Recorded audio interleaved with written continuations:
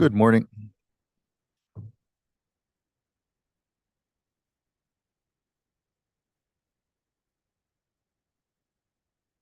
Uh, Good morning, everyone. Hold on. You may be able to hear me on the platform. And if so, just letting folks know that at this point, because of some traffic issues, we're probably going to wait 10 or 15 minutes and start at about 9:10 or 9:15 to allow folks to come through.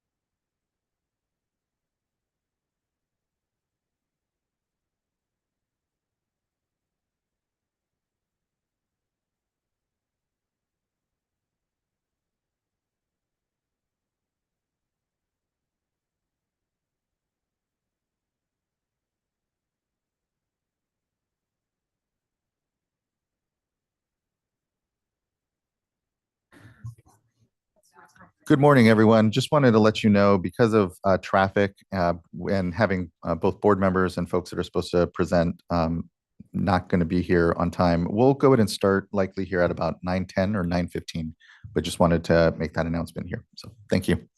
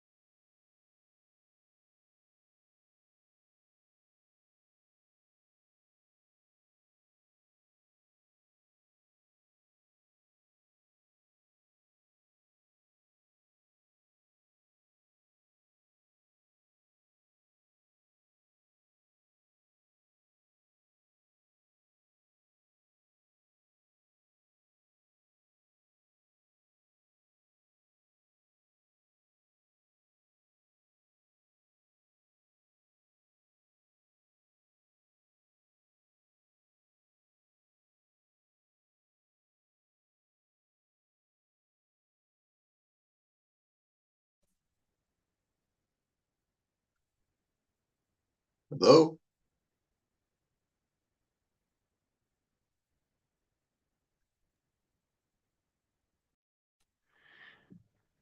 Yes, we can hear you. Just so you know, the board is delayed in starting, and the meeting will begin in approximately 4 minutes.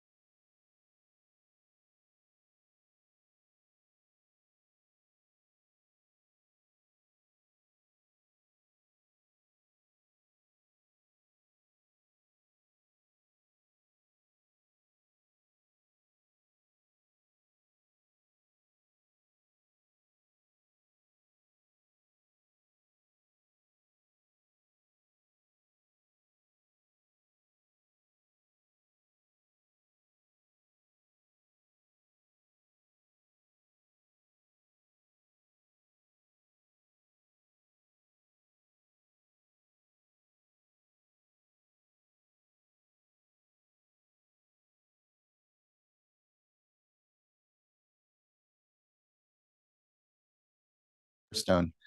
As you can see, and additionally, we have with us this morning our Executive Director, Eric Oppenheimer, our Chief Deputy, Jonathan Bishop.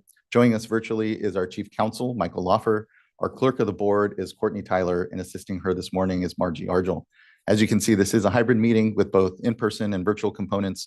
For those of you joining us virtually, you're either viewing us through our customary webcast on the Cali PA website or YouTube Live. But if you intend on commenting on any of today's items, you need to be on the Zoom platform.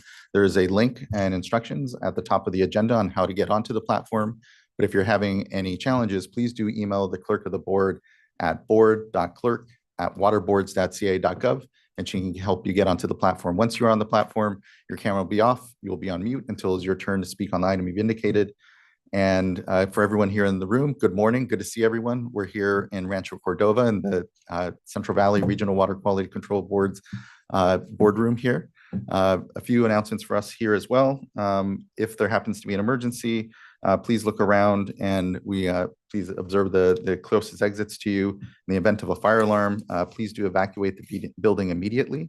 Please exit through the lobby, returning through the doors that you entered, and proceed to the designated assembly area on the north side of the parking lot and await further instructions for emergency. Also, if you intend on commenting on today's item or for public forum, you need to sign up to do so. Please do just kind of see the Clerk of the Board if you aren't already signed up. Also, please do introduce yourself, any affiliation you have at the mic. And so as to have an uninterrupted discussion this morning, please silence your phones. This morning, we do have a Superior Accomplishment Award. We're still waiting on Eric Ekdahl to get here to present it. So what I'll do is go ahead and move into public forum first. And then would like to call up, I believe, as we customarily do any electeds, we move up ahead in the line here. And so as I understand, Assembly Member Jasmeet Bains is joining us this morning. And so would like to welcome the Assembly Member to provide comment this morning. Good morning. Good morning. Can you guys hear me okay? We can. Thank you so much for joining us, Assembly Member. Thank you, guys. I just wanted to take a moment and wish everybody a very warm, happy, healthy, safe holidays and Merry Christmas. I am here today to provide public comment in regards to an issue that's happening in McFarland. This is an issue that's been happening for a little bit of time, over a year, but one of the main components that we're advocating for is the funding for the temporary reverse osmosis treatment system for the Browning Road well, and then reinstating McFarland on the priority list for the wastewater expansion project. McFarland, as you know, is a very rural community in my district. I work as a physician servicing the area through my urgent care in Delano as well as being the assemblywoman for the area. And I really worry about access to water, especially for rural communities, especially in McFarland, where most of the community are farm workers, hardworking people that definitely need access to drinking water. What's happening in McFarland right now that really needs to be done urgently is approval of the city's urgent drinking water needs application for funding to continue operating the temporary reverse osmosis treatment system at Browning Road well, and then reinstatement of McFarland on the priority list for the wastewater expansion project. As I said, McFarland is a very rural area of the state, in my district, but also in the state. My district, 8035, is the third poorest district in the state of California. So this is really, really urgent that we put as many eyes and ears to anything that happens, as oftentimes rural cities don't have anywhere else to go. And I really worry about, the impact to kids and families if they lose access to drinking water. So I'm here today just to advocate for McFarland. My office is available for, and as am I, for any questions that might come up. But if we can really roll up our sleeves and help out the situation in McFarland, that would be really great for that community and for my district as well. Thank you. Thank you so much for your advocacy, Assemblywoman, and joining us this morning. And agree, this is an important project. I know Board Member Nicole Morgan and I had the pleasure of visiting McFarland when we were down for the Kern Sustainable Groundwater Management Act community meeting, and really just appreciated being able to connect. I did want to make sure an update. I know that on September 20th, the funding, $463,000 for the O&M on that reverse osmosis treatment system was approved. So that was on September 20th. And then the funding agreement was executed then. And then on October 14th, an $8.5 million funding agreement was executed for the new well and for the more permanent work that the reverse osmosis treatment is currently doing at the Browning well. So those funding agreements have been executed, and just appreciate though your advocacy, Assemblywoman, and the continued connection. I know Mayor Saul Aoun is trying to attend this morning as well. I think he's caught up in the traffic, and so look forward to hearing his comments here. And just thank you again for your advocacy for this work. I know it's been a continued priority. Yeah, they did tell me that money was allocated. However, they need that money as soon as possible. Word from their city managers, if they don't get the money, any help by the end of this month, it's going to cause a critical impact to their water supply. Yeah, appreciate that. Yeah, certainly an urgency around it. So we'll, here looking to Joe Karkowski, our head of the Division of Financial Assistance. He's listening in here as well. So really appreciate it. I know there's urgency. Thank you so much. I appreciate you guys. Happy holidays. Thank you. Next, I believe we have on public forum is Mary Wood.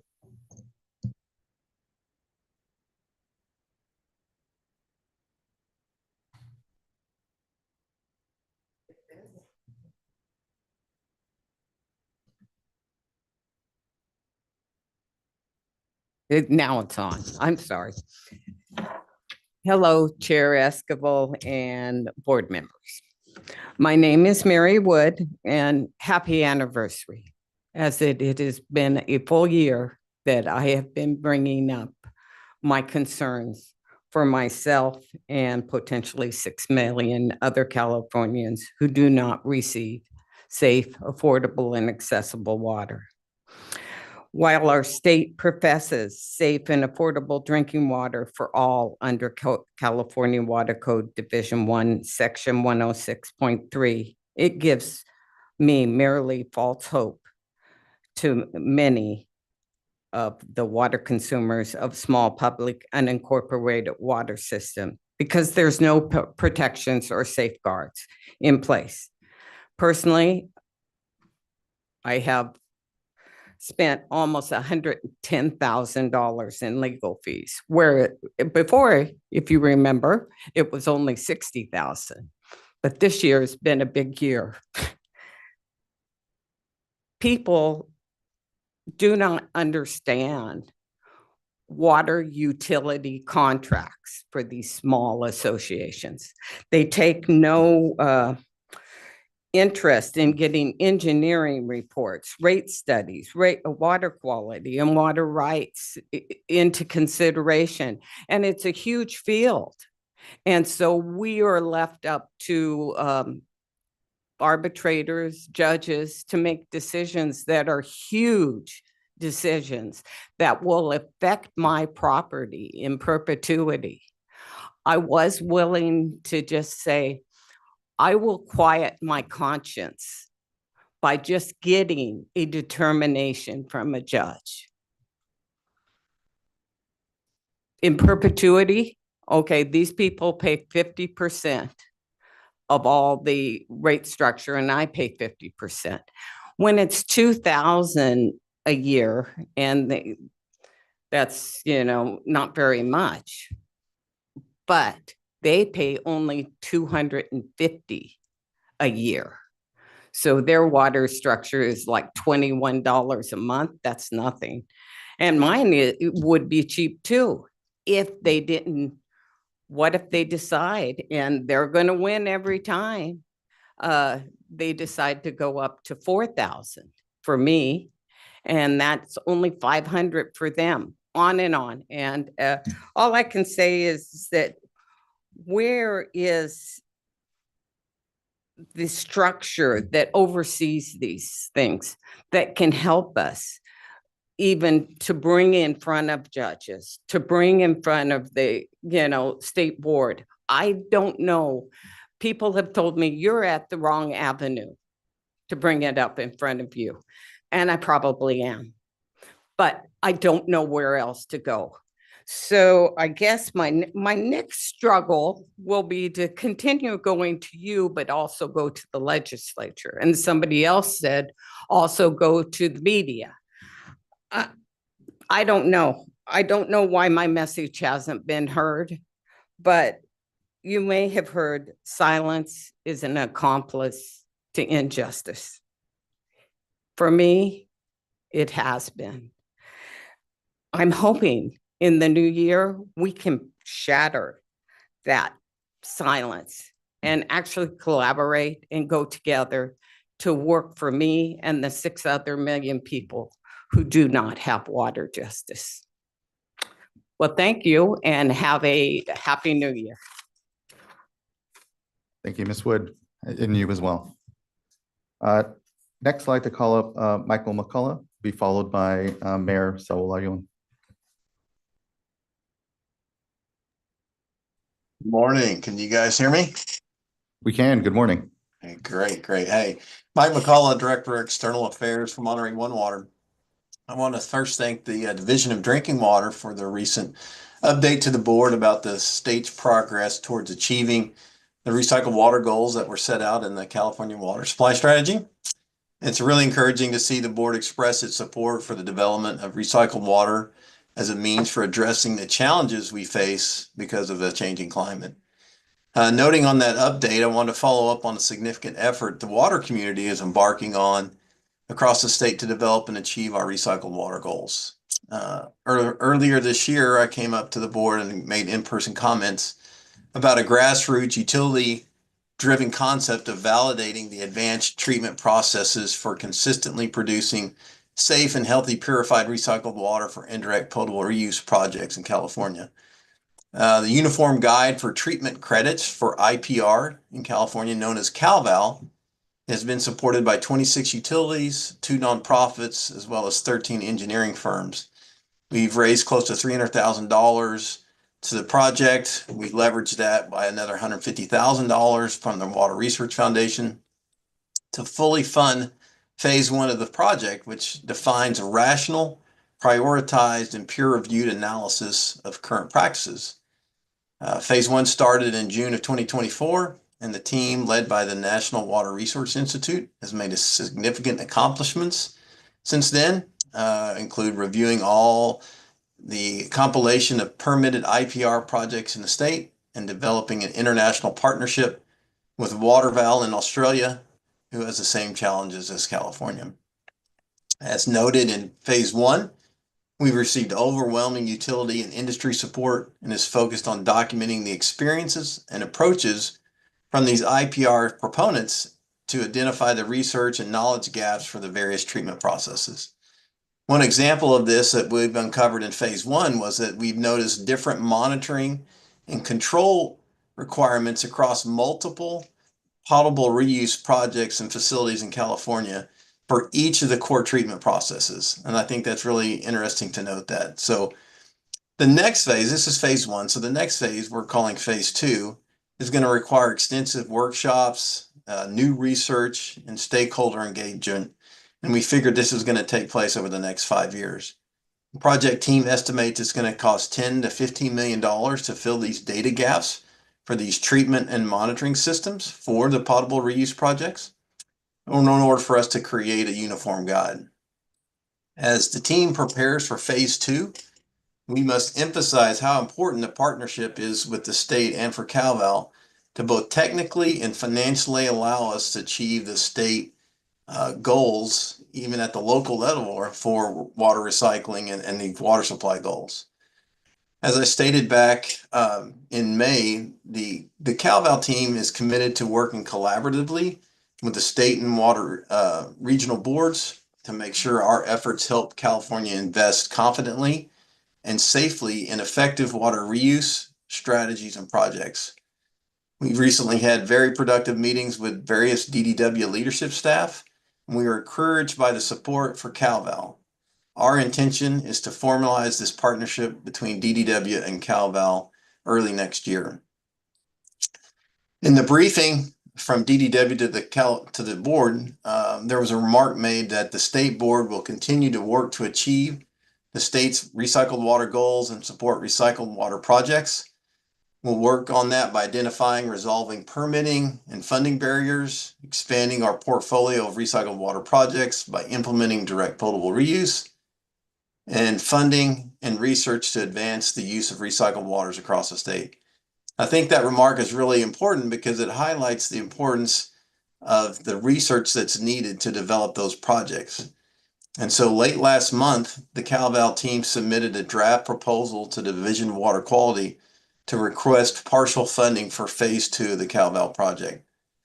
As I stated earlier, we estimate the cost to complete this due diligence for these various treatment technologies to be between 10 to 15 million.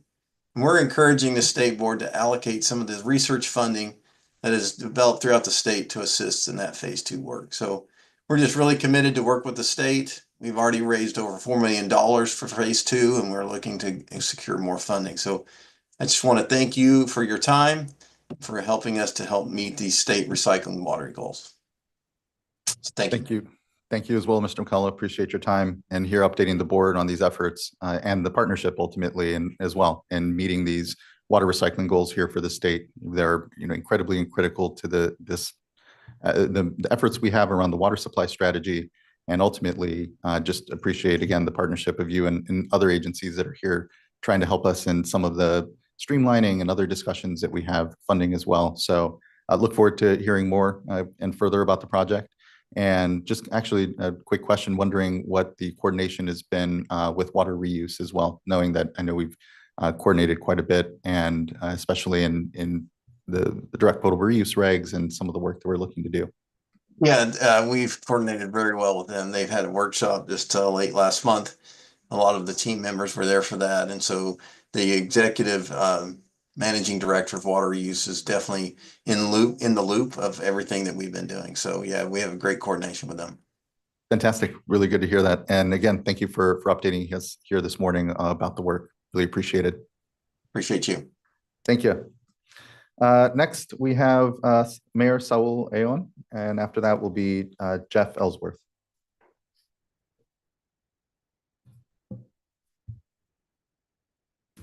Good morning, Mayor. It's traffic, not used to it. I applaud everyone that lives in around these communities. We don't have that kind of traffic down to 99, or at least in the Central Valley. Good morning, Chair Escobar and board members and staff. Thank you for your opportunity to speak today and the continued attention you've given McFarland. I want to begin to express my sincere gratitude to Chair Escobar, Board Member Morgan,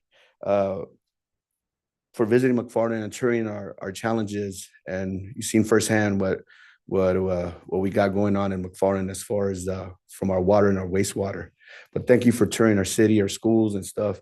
You got firsthand. I mean, we're fixing to do a McFarland 2.0 pretty soon.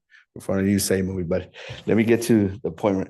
As I often say, we have a lot of people want to say it's an urgency, but what I call is an emergency. McFarland is a small, rural, underserved community. Many of our families are low-income, hardworking individuals who rely on agriculture for their livelihoods. Yet, despite the efforts that are burdened by the challenges and our failing infrastructure, our children, who deserve nothing less than safe, clean water, are being directly impacted by these issues. Over the past several months, the city of McFarland has made every effort to secure funding for these critical projects. We have reached out to the county, the state, federal representatives, even representatives that don't represent us. I still call and text. If you give them a call, they'll say this guy bugs too much. As well as organizations as self-help enterprises. We try to pass a measure for our obviously for the water rates and it failed. And that's the last resort. What I do is tax the low-income individuals, especially working in the agriculture industry. So we just need that lifeline. But every time we're referred back to the State Water Resource Control Board, and I think this is my 4th or 5th time being here, and I don't mind seeing you guys at all. The drive is good. And, and here we are again, asking for help on behalf of our residents, and most importantly, our children.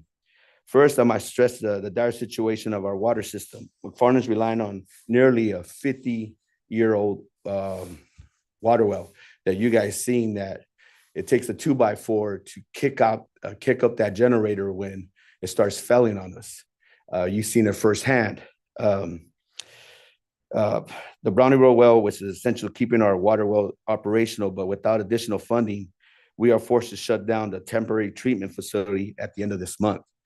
The system we installed earlier this year with the support of the Water Board has been critical to removing the nitrate contamination and also the TCP. But it's costing us about $100,000 a month, and it's 1.2 million annually. And I know we were funded for a new water well, but it takes about 16 to 18 months, and that's being aggressive. The well is essential keeping our water system operational, but without additional funding, we are forced to shut down the temporary treatment facility by the end of the month, like I stated. For a small and underserved community, I don't really like using that disadvantage because it's underserved. We cannot afford to sustain the cost without help. I asked the board to approve our urgent drinking water needs application to keep this facility running until the replacement well is completed. Without this funding, the consequences will be devastating for our community. At the same time, I need to turn another attention to another critical matter. It's our McFarland wastewater expansion project. Our wastewater treatment plant is nearing its permitted capacity and struggling to meet compliance requirements.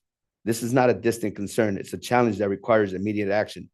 Just recently, we faced an emergency at the plant, requiring the removal of 6 feet of solids from one lagoon to another. The efforts cost our city over $361,000. It took staff nearly a month to complete the project. The expansion project will allow us to handle increased flows, manage solids more efficiently, and ensure compliance with the regulatory requirements. This is not about preparing for the future. It's addressing a critical and crucial need. The expansion project will reduce the need for costly emergency interventions and provide much needed stability for our wastewater system. Unfortunately, McFarland was recently removed from the Water Board's priority list for this project. I urge the board to reconsider that decision. We're at the tipping point. If we don't act now, the consequences could be tragic, not just for our city infrastructure, but the health and safety of our families. Let me remind you one thing. When McFarland receives funding, we deliver results. Earlier this year, funds were awarded for the Brownie Road treatment facility. We had it installed and operational less than 3 months. We are small, but we're efficient, and we know how to get the job done. I respectfully ask the board to approve our urgent drinking water needs application to keep the Brownie Road well operational and to place McFarland's wastewater expansion project back on the priority list. Our residents are counting on us. Our children are counting on us. This project are the lifelines of our community, and without them, the consequences will be devastating. We might be a small community, but the needs of our residents are just as important as any other community. Like I often say, it's not an emergency, it's an emergency. And before we get to that point, without your support, with your support, we can protect the health and safety and future of the McFarland families. I just want to finish off with the story. This is my winter break. Obviously, I'm an educator at the high school, and the number one question all my students, I have about 132 students at the high school, and the number one, not concerned, but they always say, "Hey, is it okay to drink our water?" And it's funny. I was telling the staff that during my break, I take my water mug and I go to the sink and I fill it up, and they're looking at me, and I get a group of kids looking at me. And I'm like, "What?" They're like, "You're gonna drink that?" I'm like, "Oh yeah." I start drinking. I said, "I've been drinking it for 45 years. We're good." And then they're like, then I get teachers around me, and I'm like, I'm gonna drink that. I said, we have the oversight. The state is managing our water, because you all know with the reliable reporter we have in Bakersfield with that story that was not very accurate. I'm still feeling those questions from a year ago, 2 years ago, that our water was contaminated. And so we still have those pressing issues. But, you know, just to go off the story, it's just our council, our staff is having the oversight and making sure that if we're awarded this funding, we deliver, and we deliver for our residents. So if you have any questions, concerns, comments, I'm here to answer them. Lastly, I want to thank all the staff members, all the board. Thank you for all the work you do. I know you usually get I don't want to say attack, but question and this and that, but it's a thankless job, but we do it because we care and we love our communities. And I want you guys to have an enjoyable holidays, and I appreciate everything you do for our community. So thank you so much. And thank you for your leadership, Mayor. Really appreciate it. It's been great to be able to work with the city here. I know there are monthly meetings going on between our staff and the city staff. I believe we're meeting today. And so we'll make sure, again, the funding agreement for that, the interim solution here was executed in late September. So it's been agreed to. We'll just make sure today in your meeting that folks understand how soon, you know, the funds will be actually hitting your accounts and able to ensure that the reverse osmosis treatment is continuing on. Absolutely, because that second well that you've seen where we actually kicked, with the 2x4, we're having some problems with it now. And then it's the winter time and got to make a critical decision, either shut it down, lose pressure and stuff like that, like I did last year. And fortunately, we're fine. I just don't want to go through sleepless nights again. I hear you. So thank you so much. Thank you. Really appreciate your voice. And yeah, Board Member Firestone. Thanks. Thank you, and thanks for the leadership of the chair and Board Member Morgan and staff and working with McFarland, and for your leadership and everyone at the city. And I really appreciate the need here and the priority and importance of making sure the community has drinking water and wastewater services. Obviously, it's top priority across the state, and McFarland is one of a good example of a community that really needs and deserves the investment.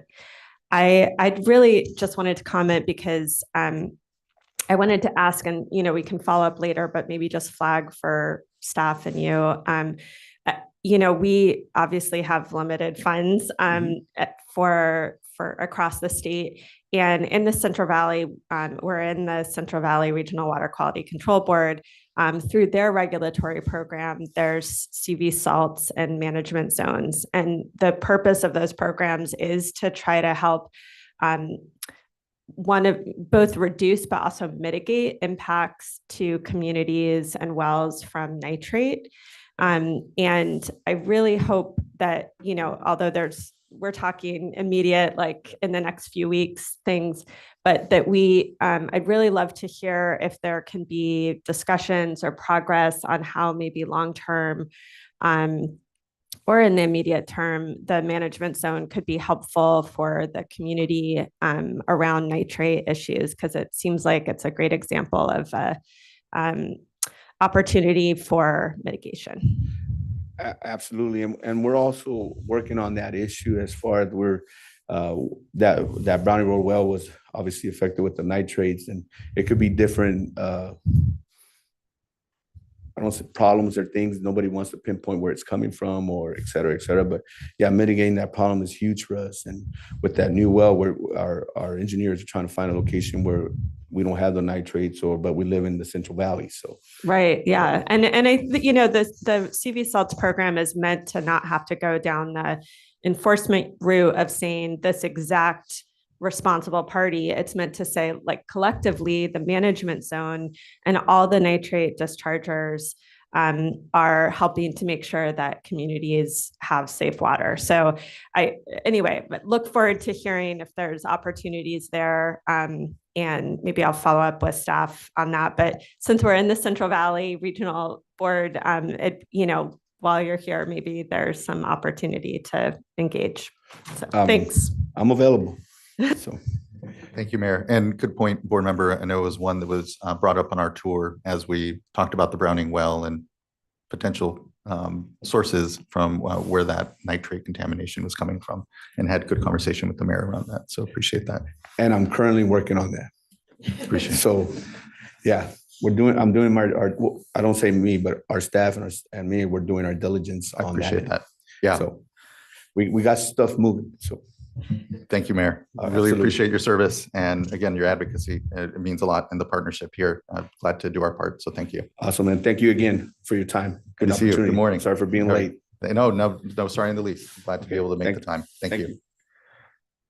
Okay, next, I would like to call up Jeff Ellsworth, to be followed by Juan Carlos Martir, and then Ray Tahir and David Couch. And I think that'll be our final public commenter.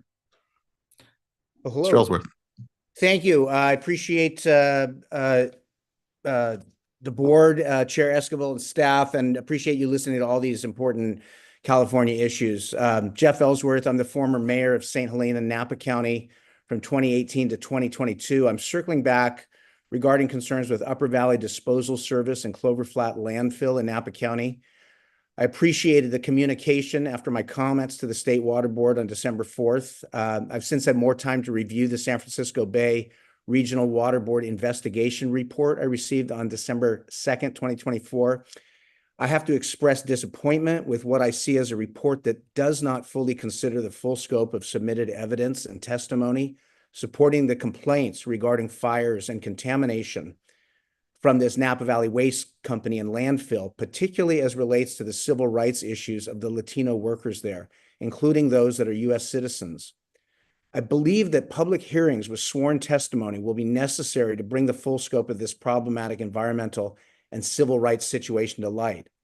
If the Regional Water Board stands behind their report, they should not have a problem scheduling a hearing with sworn testimony. I'm submitting today to you a draft that includes comments to the San Francisco Bay Regional Board from December 11th of last week, that this is an environmental and public safety issue, as well as a civil rights issue. As a public agency, the Water Board has purview to address this through civil rights policies of California and the United States, as well as your own environmental justice policies, including related to Latino workers. What if this was happening to an exclusively Scandinavian or Jewish or African American or Japanese group in the San Francisco Bay Area, in California, in the United States? Would that be acceptable? I think not. The fact that it is occurring to a group of all Latino workers must be addressed. It does a disservice to all not to address that. Please read again the current federal level lawsuit against Upper Valley Disposal Service, or at least the summary I'll include again when I send today. And consider the claims to the practice of peonage, which is a form of servitude toward these Latino workers, put in a position of being a subservient labor force denied rights. Please look at all the facts of what has occurred here, not just a portion of the story. I'm available to meet in person or remotely with any board or staff members to discuss.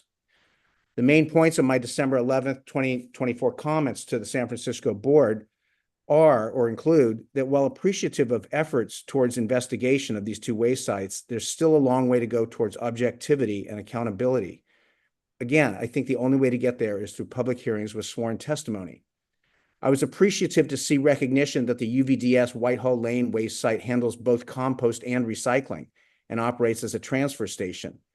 This establishes that waste is and has been hitting a tipping floor at UVDS Whitehall Lane with associated wastewater and liquid leachate. There should be quantitative analysis based on volumes of material processed over time to understand the volume of leachate, where it goes and where it went previously. It has to go and to have gone somewhere. I was pleased to see that if additional monitoring will take place, and that's a start on the right track. But so you know, there was another official complaint in the past 2 weeks by UVDS Whitehall Lane neighbors of heavy chemical smells from the waste pond the company uses to moisturize compost they claim is organic. The fire marshal report is dismissive and not comprehensive. It does not acknowledge a recent UVDS Whitehall Lane fire in June of 2024, nor does it acknowledge eyewitness accounts of a combustion incident on October 26th of 2024, both occurring in high wildfire season. I'm concerned the Water Board report only interviewed selected employees, community members, and officials rather than taking a full range of input. Over the past year, there have been continued leachate seeps and a landslide at Clover Flat Landfill. The continued downplaying of the glass fire and radioactive waste incidents is of concern. There are at least 2 potential sources of radioactivity, one well documented. Further investigation should include focus on the types of radioactive isotopes. And again, and so importantly, the report doesn't take accountability for decades of contamination impacts to the primarily Latino UVDS workforce. Again, what if this was happening to an exclusively Scandinavian or Jewish or African American or Japanese group in the San Francisco Bay Area, in California, in the United States? Again, I think the only way to get to resolution is through public hearings with sworn testimony, and that's what I'm continuing to come and ask for. And I do appreciate your time in hearing this. Thank you. Thank you for your time as well and for elevating this. We'll continue to work with the Regional Water Quality Control Board and just appreciate your advocacy here, Mr. Ellsworth. Thank you. Thank you. I appreciate it. Next, I'd like to call up Juan Carlos Martir, be followed by Ray Tahir, and then David Couch. And I believe that wraps our public forum speakers.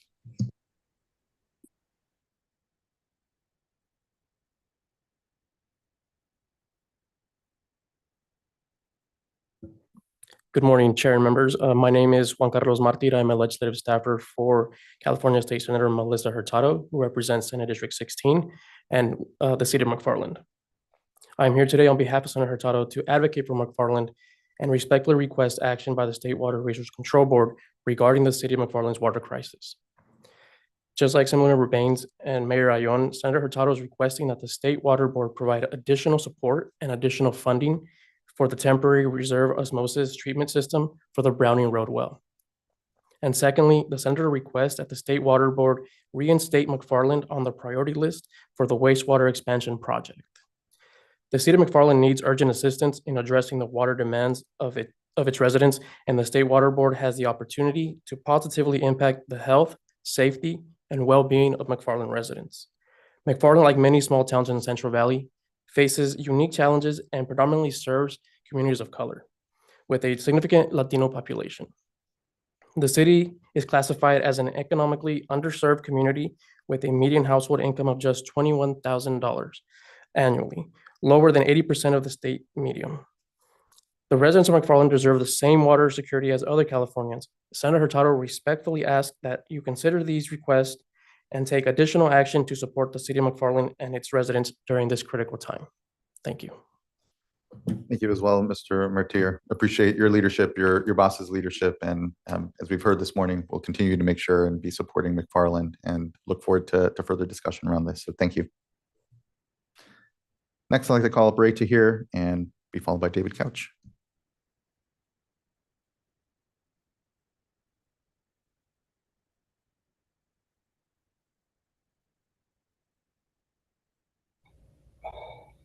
Oh, can you hear me? We can. Good morning, Mr. Tahir.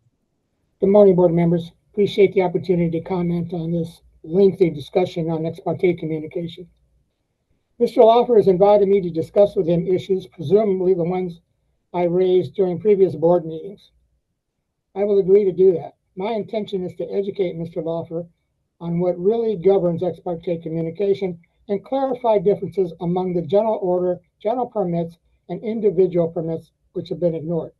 My expectation is for him to realize that regardless of pending adjudication relative to a general order, general permit, individual permit, or an enforcement matter, ex parte communication is permissible from the public to a board member or members as long as it is discussed to the other board members as decision makers.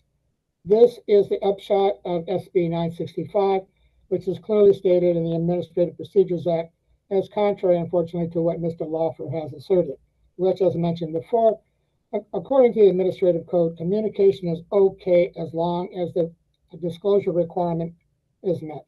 Next slide, please. Oh, I'm sorry. Next slide.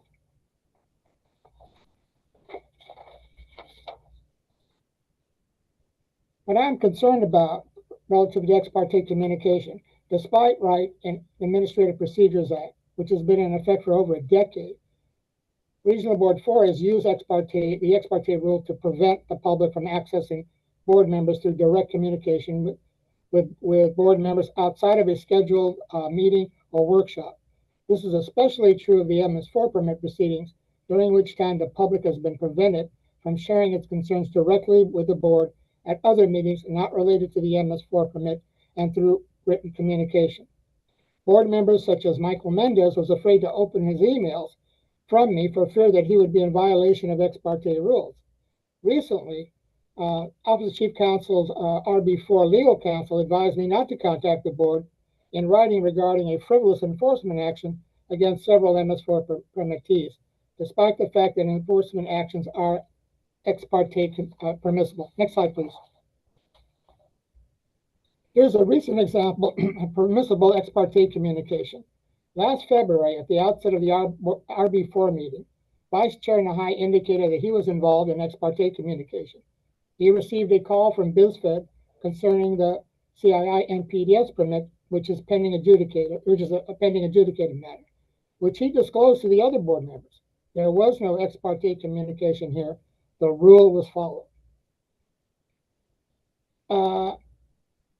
With respect to Port of Cologne 13287 issues, it provides for disclosure requirements and remedies for certain general orders. Here we have another justification for disclosure, but in this case, specifically for general orders. However, the problem is that a general order is not a general permit, and it is not clearly defined. Instead, it appears to be specific to non-NPDES waste discharge requirements, such as the dairy permit, which is clearly titled Waste Discharge Requirements, General Order Number, blah, blah, blah. For your information, if you don't already know this, a general order only applies to waters of the state and not to waters of the U.S., which applies to NPDES permits. Next slide, please. In a recent email to me, Mr. Lawfer explained that NPDES permits are federal requirements and are also an order required by the state. I definitely agree, but it is not and cannot be a general order. If that were the case, it would say so in the NPDES permits adopted by the water boards. And note that nowhere in Port of Cologne, apart from 13287, is general order mentioned. This begs the need for Port of Cologne section 13287 to be amended to specifically define general orders, general permits, and individual permits. Since this will take some time, I suggest that the Office of Chief Counsel draft an interim guidance memo to provide clarification. The guidance memo should also provide clarification to the disclosure memo issued by the Office of Chief Counsel for each regional board. For example, in the case of RB4, its 2012 disclosure memo says that the prohibition against ex parte communication no longer applies to general waste discharge requirements, including NPDES permits, general waivers, and General Clean Water Act Section 401. The obvious question is, which NPDES permits are not subject to prohibition against ex parte communication? Further, what is a general waste discharge requirement? Why is the term general even used? Next slide, please. In the interest of clarity, the guidance memo should also replace Office of Chief Counsel's 2013 ex parte communication question and answer memorandum. As one of its themes, it states, if any other adjudicated proceeding is pending or impending before a water board, ex parte communications with water board members regarding an issue in that proceeding are prohibited. However, as just mentioned, this is incorrect, as EPA makes clear. The question and answer. Mr. Tahir, yes, sir. I'm going to have to ask you to begin to wrap. I apologize. You've gone past your 5 minutes. Well, actually, I asked for 9 minutes, sir. I'm sorry. What was that, Mr. Tahir? I asked for 9 minutes, and I thought, since nobody said anything to the contrary, that I was given those minutes. Okay, well, it's okay. You can continue to just kind of wrap your points, but just want to make All sure right, and flag that you're past your time. Yeah, well, I just have a couple more minutes. Mr. Tahir, if you could wrap your points quickly here, it would be helpful. Thank you.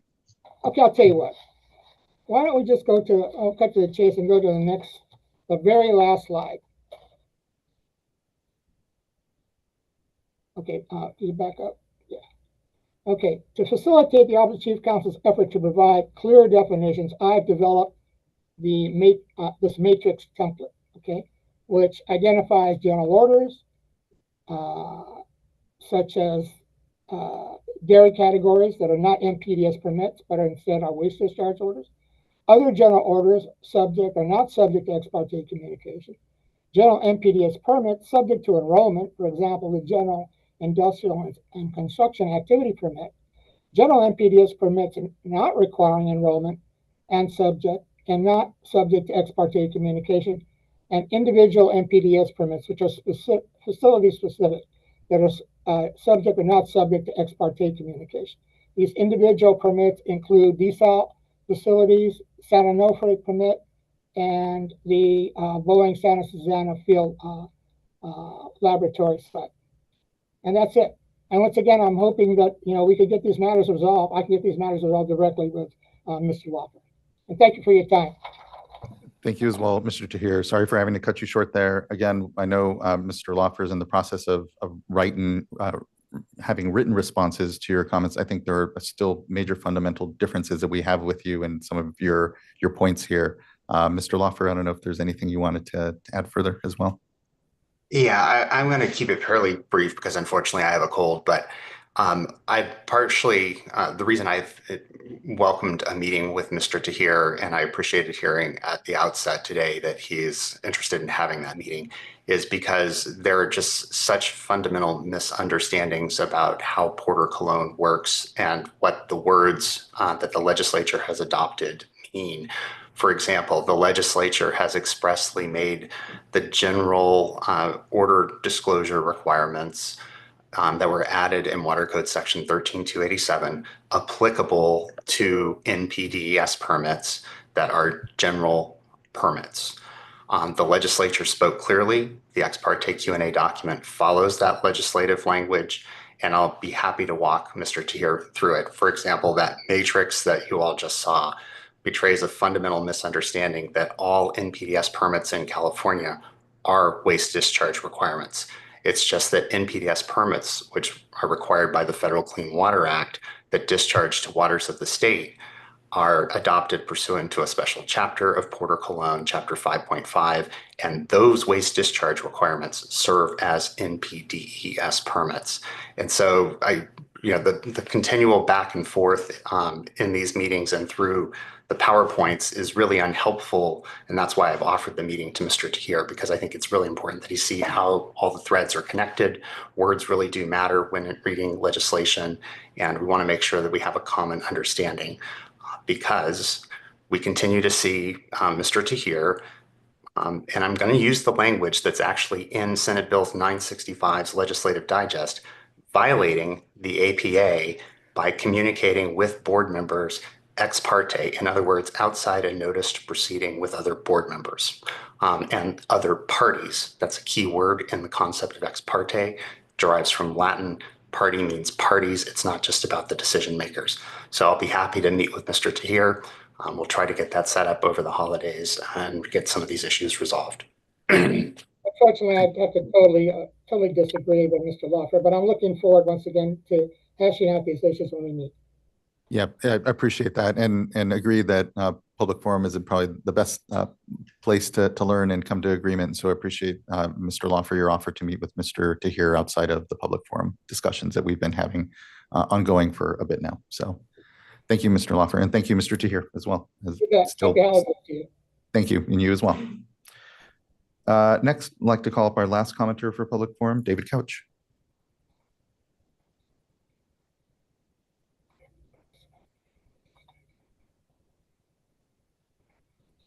Good morning. Can everyone hear me?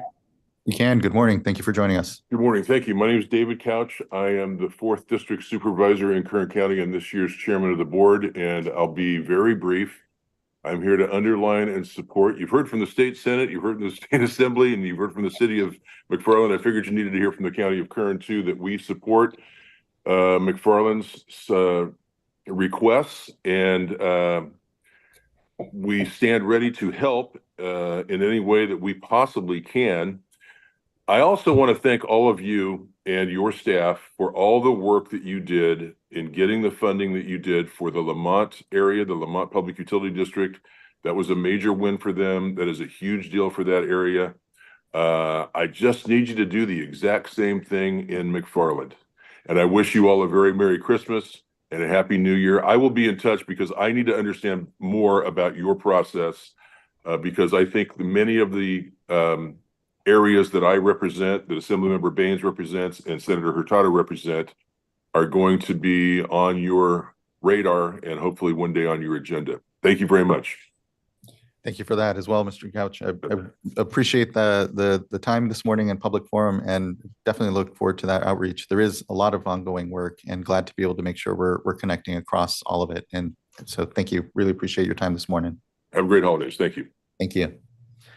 All right, that wraps up our public forum, and thanks everyone to address the board this morning in public forum. It's a really important opportunity to hear from folks on things that aren't calendared before our items. So just thank you.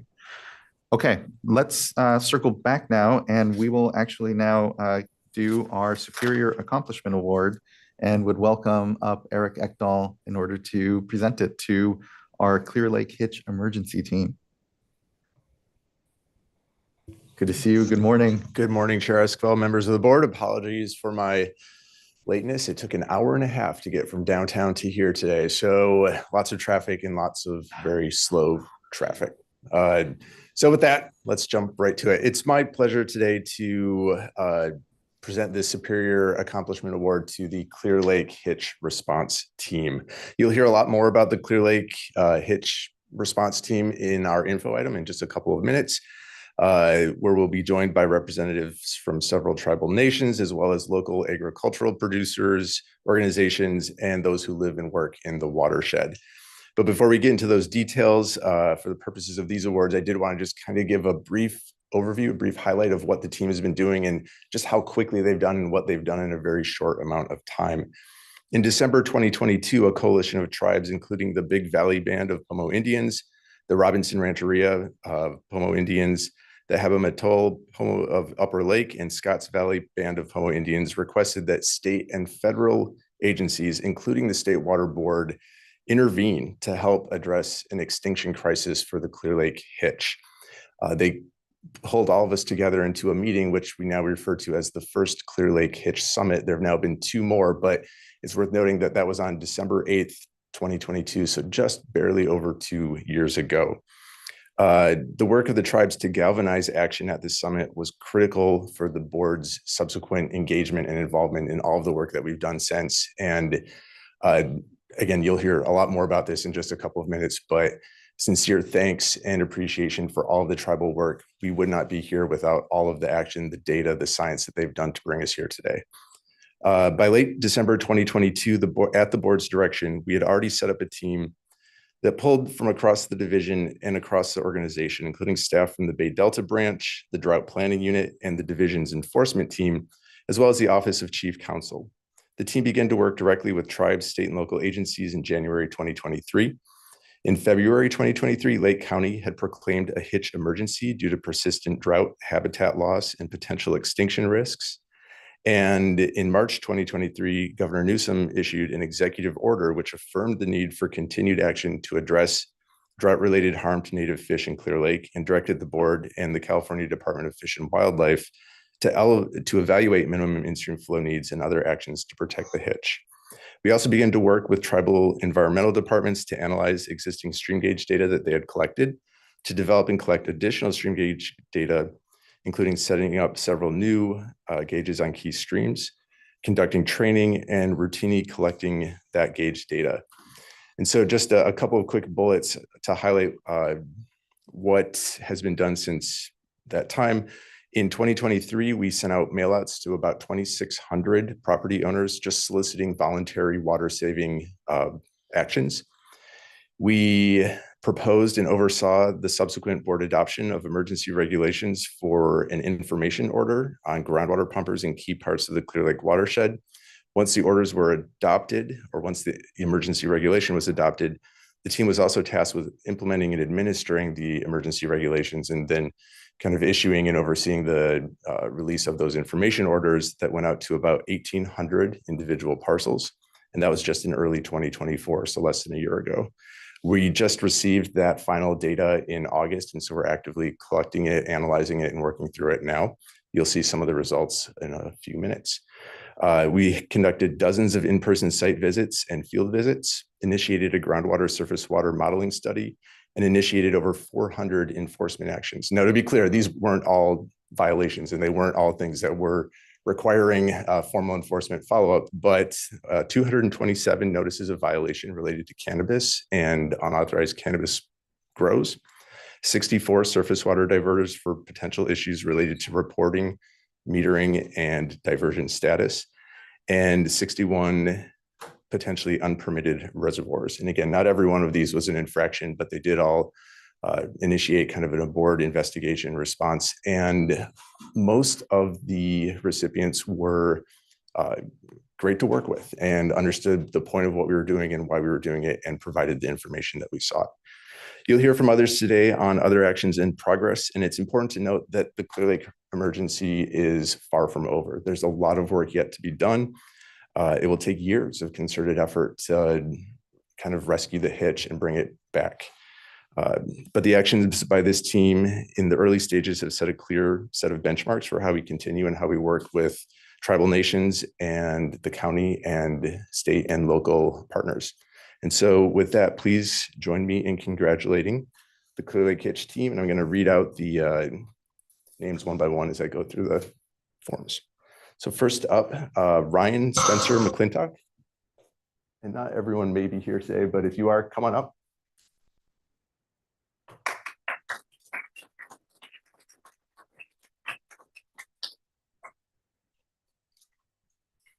Amanda Pearson. Maybe online.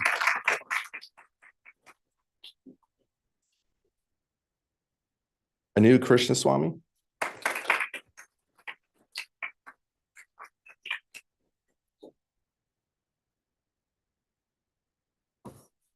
Jessica Bean.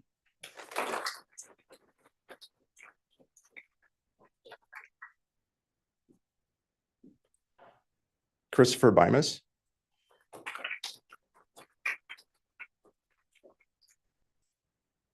Aaron Bender.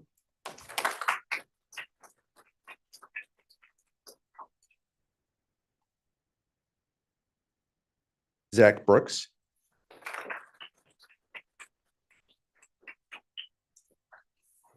Max Castle.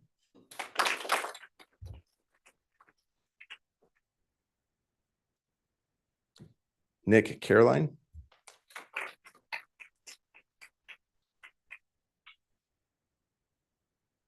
John Murphy.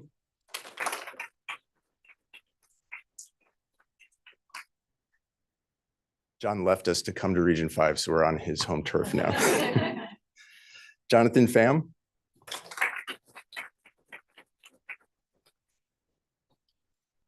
Alyssa Gray.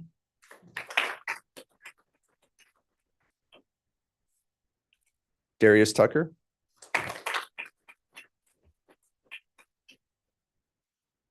Selena Vera.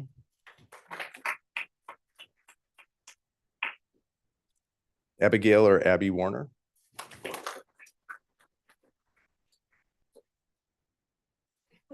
She's on crutches. Sean Wendell.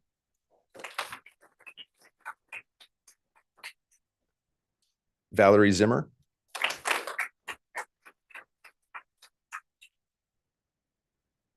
Chris Van de Wingard.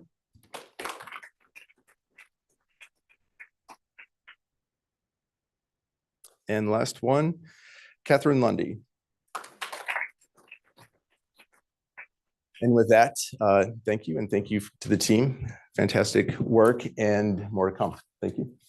Well, and huge thanks to you, Mr. Ekdahl, for elevating the team's work here, and congratulations to the team. I completely agree with you that it was a real nimble effort ultimately, and one with the right touch. I know, water rights can certainly be a contentious space, but the good work that was done, the amount of communication and collaboration, I feel has strengthened the watershed, given us more data certainly to be able to understand how best we can address the Clear Lake the hitch emergency, but also just for the long term, setting up the types of relationships and discussions that we really need to be having.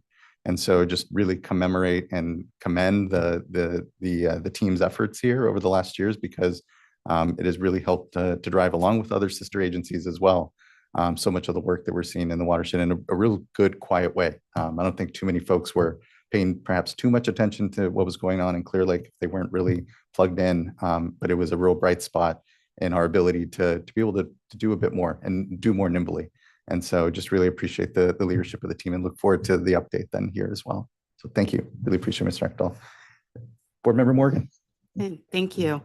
I also just want to extend a thank you to all the staff and just their, a large amount of work, a lot of time gone into this. And so really thank you. Also want to thank Mr. Ekdahl for going above and beyond at this last summit. At our first atmospheric river came through. And on the evening after the summit coming home, there was a rock slide where the Region 5 executive officer, assistant executive officer, and a board member were caught in that rock slide. One car was totaled. Eric came back and it provided assistance to Region 5 staff. And so just really want to thank you for turning around, coming back, assisting the executive staff of Region 5. I want to express gratitude from them. I'm sure they have expressed a lot of gratitude, and you will always be remembered for coming back and assisting aid in their great time of need there. So really, thank you. The car was totaled. Apparently it got a little airborne. It hit a big rock, but no, happy to drive back. My part was easy. Truly above and beyond. Thank you.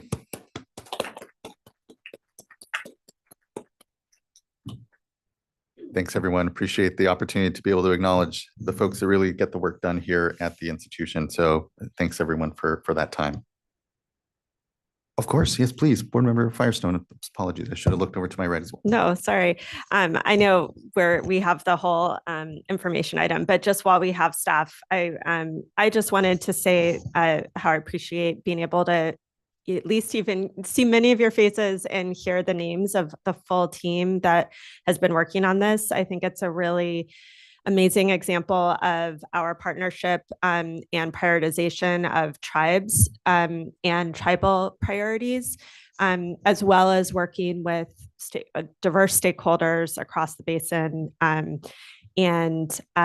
taking really kind of holistic and collaborative approaches. And I just think the staff here have really been models of what we all, hope to see in how the water board works with people on the ground and approaches the work. So I really appreciate that. And I look forward to the info item to talk more about the work. Here. Completely agree. Thank you, board member. Okay, now let's move on to our first item of board business, and that's consideration of adoption of the December 4th board meeting minutes. Look to fellow board colleagues if there's a motion. I'll move to adopt. Second. Thank you both. Ms. Tyler, can you please call roll call vote? Excuse me, Board Member Firestone. Aye. Board Member McGuire. Aye. Board Member Morgan. Aye. Vice Chair Diadamo and Chair Esquivel.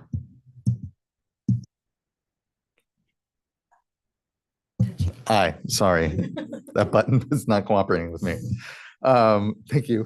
Board meeting minutes are adopted. Now, next, that brings us to our uncontested item, which is here. First, looking to fellow board colleagues, is there a request to remove?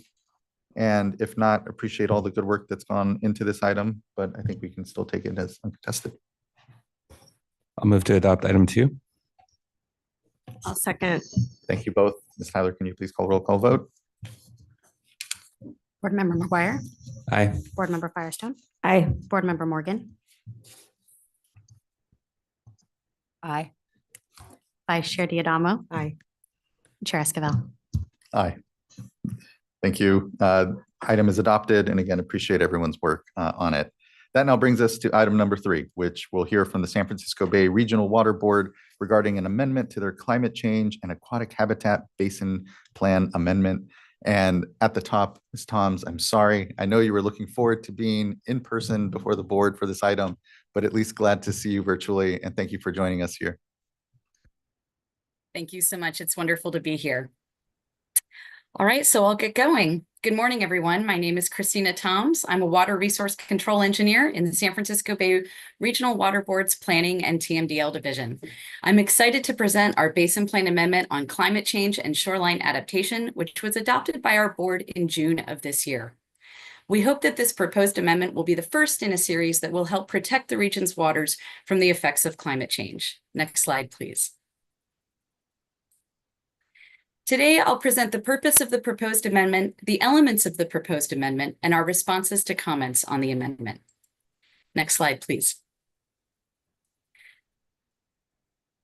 The purpose of the proposed non-regulatory amendment is twofold. First, it will update the basin plan to include information on how climate change impacts water quality.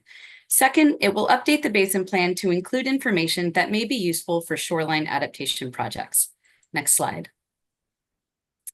It's important to emphasize that the proposed basin plan amendment is non-regulatory and does not promulgate any new policies or requirements. We have pursued this path for multiple reasons. First, the proposed amendment furthers our collaborative efforts with the regulated community and partner agencies on permitting shoreline projects, especially climate change adaptation projects. Moving forward, we want to use the information we gather to further inform the need for a potential future regulatory basin plan amendment. Second, it supports our goal of being a transparent regulatory agency by documenting information that we already provide to project proponents. Third, the proposed amendment is meant to be informative and adds information to the basin plan that may be useful for permitting. Next slide, please. The San Francisco Bay Basin Plan does not currently contain any information describing climate change. Our changes to the Basin Plan include a new section in Chapter 1, the introduction, that describes the influence of our changing climate on the environment through increases in global temperatures, sea levels, and the timing, frequency, and intensity, frequency, and duration of extreme weather and climate events. These changes impact water quality through multiple mechanisms, including through droughts and heat waves that can desiccate streams, catastrophic wildfires that change patterns of sediment delivery in watersheds, extreme storms that cause more severe floods, especially in areas where tidal drainage is limited by rising sea levels, and harmful algal blooms that result in fish kills and shift the composition of aquatic species communities. Next slide, please. The heart of our Basin Plan Amendment is a new section on climate change and aquatic habitat protection, management, and restoration.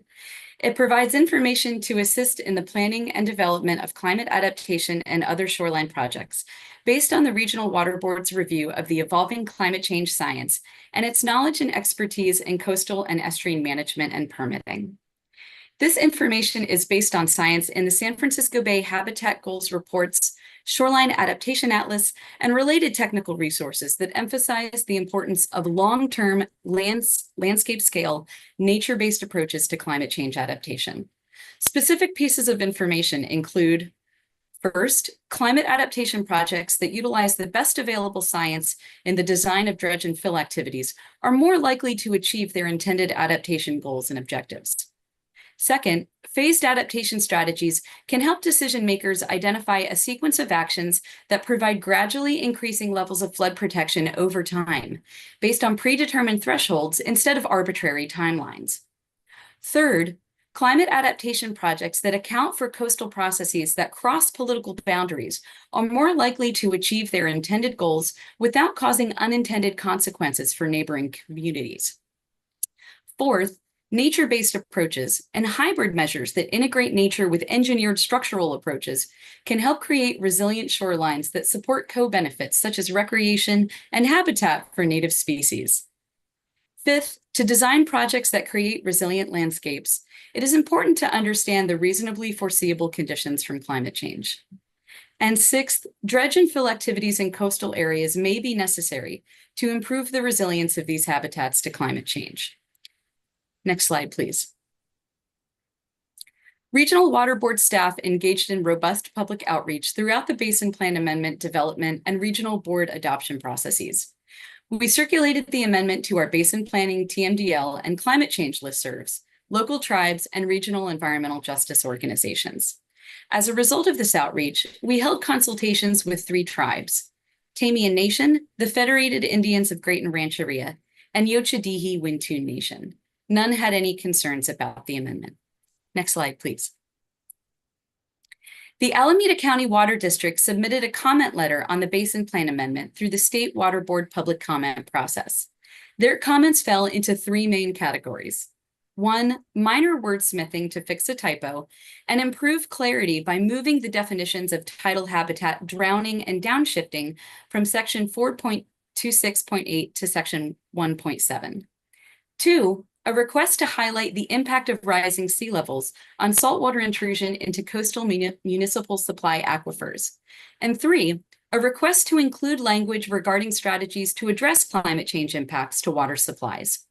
Regional board staff revised the basin plan to address the comments in category 1. We did not incorporate the comments in categories 2 and 3 because they're better suited for inclusion in future regulatory basin plan amendments. Next slide, please. Thank you for your time, and I'm happy to answer any questions. Thank you, Ms. Toms. Really appreciate this work and the innovation that continues to go on in the San Francisco Bay Regional Water Quality Control Board around some of these discussions around climate change and the multiple impacts. Actually, do just have one question, and perhaps don't have too much to say now, but just wondering on those follow-on sort of potential regulatory then future actions. What are some of the flavor of some of those? But again, if it's maybe not the best place now to kind of enumerate them, but just wondering if there's a sort of a preview as to what further work may be coming from the data information that has been put into the basin plan here. Sure, I'll pass this along to my division chief, Javier Fernandez. You're on mute, Javier.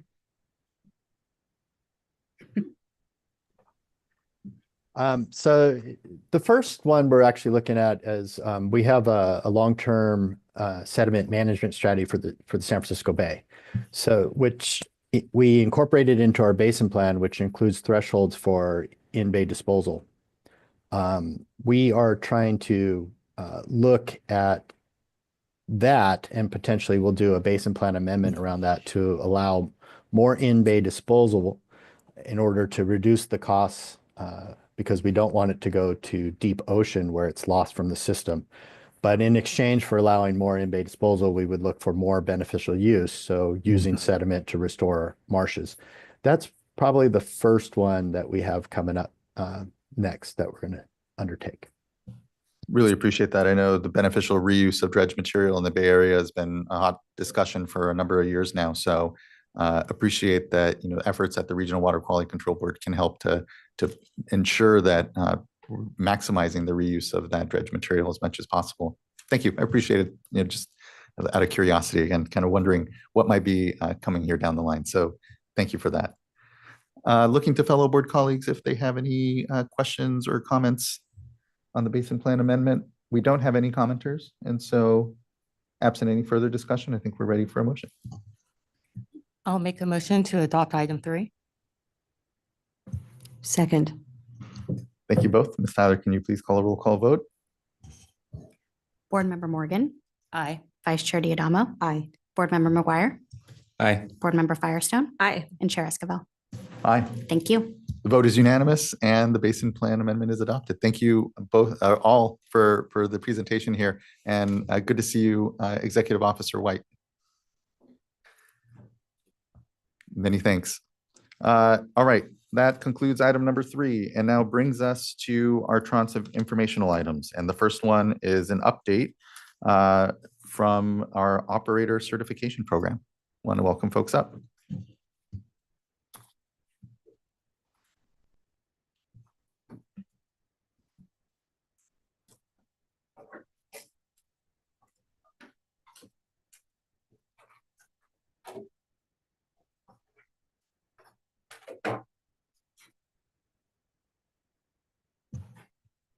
Good to see you this morning. Good morning, still. Right. Good morning, Chair Esquivel and members of the board. My name is Keisha Kelly, Program Manager of the Office of Operator Certification Program in the Division of Financial Assistance. With me today is Josh Zees, the Assistant Deputy Director over the program, and Julie Osborne, who is the program's legal counsel. Next slide, please.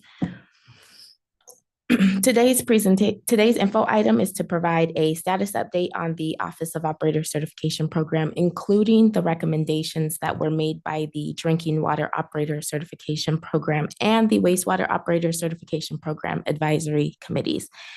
and the State Water Resources Control Board staff responses to those recommendations. The State Water Board is responsible for administering the Drinking Water Operator Certification Program and the Wastewater Operator Certification Program. The Drinking Water Operator Certification Program certifies drinking water distribution operators and drinking water treatment operators. The Wastewater Operator Certification Program certifies wastewater treatment plant operators, classifies the wastewater treatment plants, and registers contract operators. Both programs are governed by statutes and regulation. Next slide, please. The next two slides highlight the progress made on the development of the online applications. Next slide. In coordination with the Division of Information Technology, the Office of Operator Certification has continued development of an interactive online application portal that allows applicants the ability to submit applications electronically, review and resolve application deficiencies online, and track their application statuses. Last fiscal year, the Division of Information Technology launched the first phase 1 of the portal, which allowed applicants to submit examination applications for grades 1 and 2 examinations for both the drinking water and the wastewater operator certification programs electronically. This fiscal year, the Division of Information Technology launched the ability for applicants to submit examination applications for grade 3 examinations electronically. The ability for applicants to submit examination applications for grade 4 examinations electronically is anticipated to be launched this coming January, very soon. Subsequent launches will integrate grade 5 examinations and more complex certification and renewal applications as the portal is developed. Next slide, please. Since the launch of the online application submittal portal on September 19th of 2023 through November 25th of 2024, there have been 690 wastewater treatment examination applications that have been submitted electronically. There have been 1,753 drinking water treatment examination applications that have been submitted electronically, and 2,771 drinking water distribution examination applications that have been submitted electronically. Next slide, please. The next 4 slides provide a general overview of the rulemaking process and a status update on the program's progress on making regulatory updates. Next slide. The key milestones in the rulemaking process include scoping and drafting, public notice, board adoption, and submittal to the Office of Administrative Law. Since May 2024, the Office of Operator Certification staff have been conducting frequent internal meetings to scope the regulatory updates necessary for each program.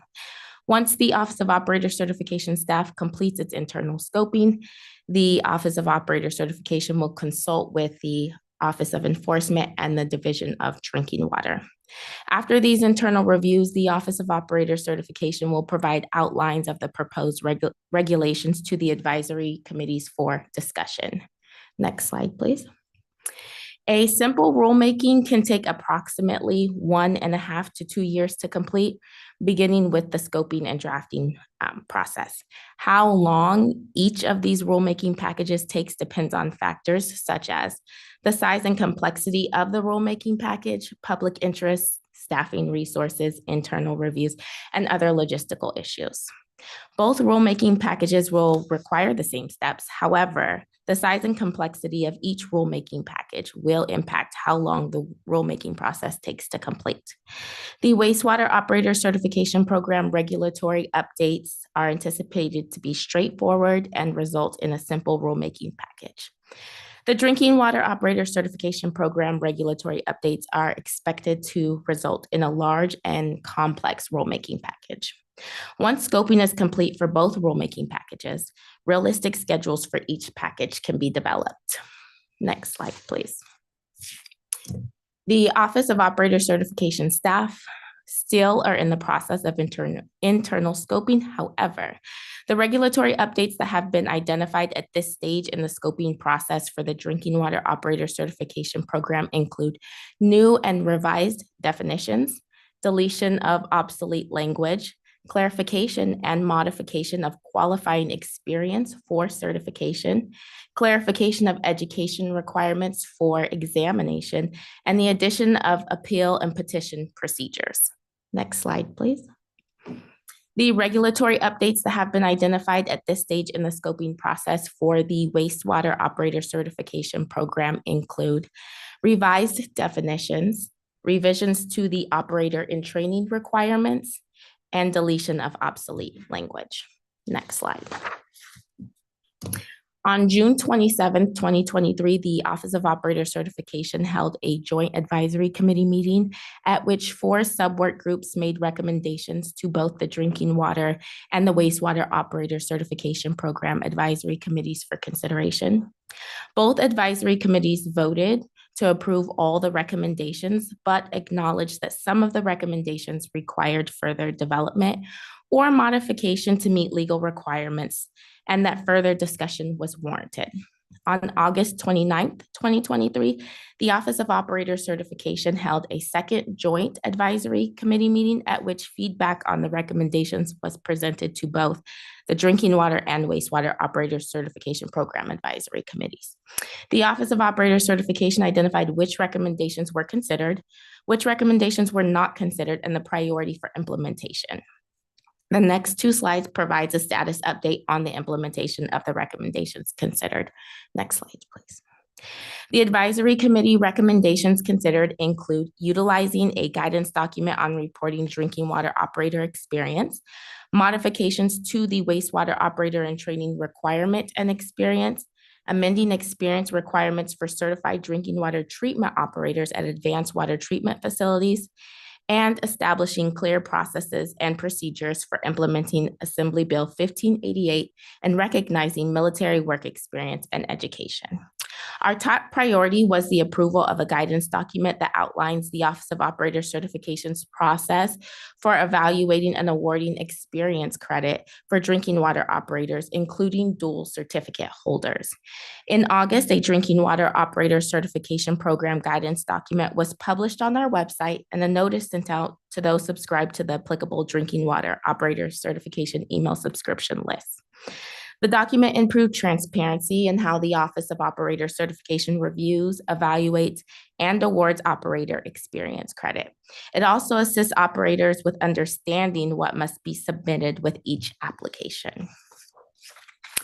The second recommendation considered was modifying the operator in training education requirement so that the required 6 education points may be earned after the operator in training certificate is obtained, but prior to expiration of the certificate. Implementation of this recommendation requires changes to the program's regulations and will be addressed in the wastewater operator certification program's regulatory updates. The third recommendation considered was modifying the drinking water experience requirement to include experience at advanced water treatment facilities for certified drinking water treatment operators. Implementation of this recommendation also requires changes to the program's regulations. The Office of Operator Certification plans to address this in the Drinking Water Certification Program's regulatory updates following consultation with stakeholders, the Office of Enforcement, and the Division of Drinking Water during the regulatory update scoping process. The fourth recommendation considered is assessing the feasibility of providing reciprocity or an examination waiver to individuals with military experience in the operation of drinking water and wastewater treatment plants. The Office of Operator Certification has been actively assessing feasibility and the regulatory updates required to implement, including how other governmental organizations such as the Department of Consumer Affairs addresses similar issues. Next slide. The Office of Operator Certification continues to meet with each advisory committee twice a year at a minimum. And in addition, the Office of Operator Certification Management continues to meet regularly with California Nevada section of the American Water Works Association and the California Water Environmental Association to discuss action plans to address issues and concerns. Next slide, please. The following 2 slides highlight the Office of Operator Certification's top priorities, which are in addition to its regular workload of processing applications within 30 to 45 days of receipt. In no particular order, the program's priorities are the electronic online application submittal portal, the renewal of the computer-based testing contract, review of fees, regulatory updates, examination validation, and continued discussions regarding the T5 oral examination. Next slide. In coordination with the Division of Information Technology, the Office of Operator Certification will continue development of the electronic online application submittal portal. Continued development of the portal requires weekly meetings between the Office of Operator Certification staff and the Division of Information Technology, as well as dedicated time in between meetings for staff to test the applications and provide feedback in advance of each weekly meeting with the Division of Information Technology. Next slide. The renewal of the computer-based testing contract. The current computer-based testing contract expires at the end of this fiscal year. However, we may renew it for 2 additional years. Office of Operator Certification staff have begun drafting the necessary documents, working with the current computer-based testing vendor and contract services section in the Division of Administrative Services to process the contract renewal. And review of fees pursuant to subdivision D of Health and Safety Code section 106890 and subdivision E of Water Code section 13628. The State Water Board is required to review the Drinking Water Operator Certification Program and the Wastewater Operator Certification Program fees each fiscal year to ensure that the fees collected provide sufficient revenue to recover the costs of the programs and to compensate for past over-collection or under-collection of revenue. On July 16, 2024, the board adopted a resolution approving emergency regulations to increase the wastewater operator certification fees by 35% for all fee categories except for the fees for provisional operators to cover expenditures and begin bringing revenues back in line with expenditures, with the understanding that the wastewater operator certifications program's expenditures would continue to exceed revenues and that future fee increases would be necessary to completely close the gap between expenditures and revenues and achieve a prudent fund reserve. Analysis of the drinking water and the wastewater operator certification fees will be completed in spring 2025. For conducting regulatory updates, Office of Operator Certification staff will continue scoping, discussing, and then begin the drafting of necessary regulatory updates for both programs, including the regulatory updates planned to address the advisory committee recommendations. In March of 2024, a small subwork group comprised of 3 advisory committee members and Office of Operator Certification staff began meeting regularly to validate the wastewater operator certification examinations to ensure that the questions are clear, accurate, and appropriate for each grade level. After completing validation of the wastewater examinations, the Office of Operator Certification will start the examination validation process for the Drinking Water Operator Certification Program's examination. And lastly, T5 oral examination recommendation. Recently at the fall 2024 Drinking Water Operator Certification Advisory Committee meeting, a recommendation was made by an advisory committee member to convert the program's grade 5 treatment examination from an oral examination to computer-based. There is no legal requirement that this examination must be an oral exam. During the discussion, agreement amongst the advisory committee was not reached. Continued discussion at future advisory committee meetings is warranted. Next slide, please. To close out the presentation, I will provide a few program statistics on certifications and examinations. Next slide. Here is a snapshot of the number of drinking water and wastewater operator certificate holders by grade and type as of June 30th, 2024. As of June 30th, there were over 6,000 valid wastewater certificate holders, including operator and training certificates. and a combined total of over 34,000 valid drinking water treatment and distribution certificate holders. The wastewater total is consistent with the total presented last year, but the drinking water combined total has increased by approximately 1,000. Next slide. Here is a snapshot of cumulative computer-based testing pass rates from the inception of computer-based testing in February 2021 through June 2024. I want to highlight that treatment grade 5 examination is an oral examination and not conducted via computer-based testing. The far right column contains historical pass percentages of paper and pencil examinations conducted prior to the implementation of computer-based testing. The computer-based testing pass rates are consistent with historical pass rates. Next slide. This concludes the presentation. However, before we proceed with taking questions, I'd like to acknowledge all of my staff in the program and express my appreciation for all their diligent and hard work over this past year. And I would also like to acknowledge and extend gratitude to our stakeholders, all of the subwork groups and our advisory committee members for their time, participation, and continued contributions. And thank you, and we're happy to answer any questions. Thank you for those acknowledgements, and thank you for your leadership, Ms. Kelly. It's been just really rewarding to see these last years, just all the improvements that have gone on to the operator certifications, both in drinking water and wastewater.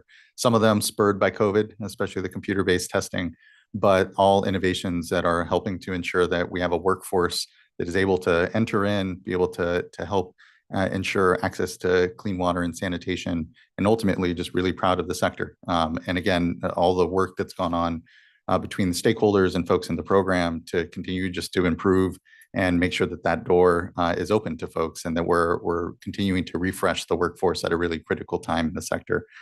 So just thanks for that review. It's really helpful. I know it doesn't get as much attention, the operator certification program, but it's one of our most important, and it's certainly the most visited when it comes to our website. More people come to that site and to ensure their operator certifications than a lot of other purposes as well. Just a couple of quick questions, and one, first, thank you for prioritizing the resources and working with DIT to create a web portal for applications. I think that's really critical in being able to even manage on our side the amount of workflow that comes in on those requests.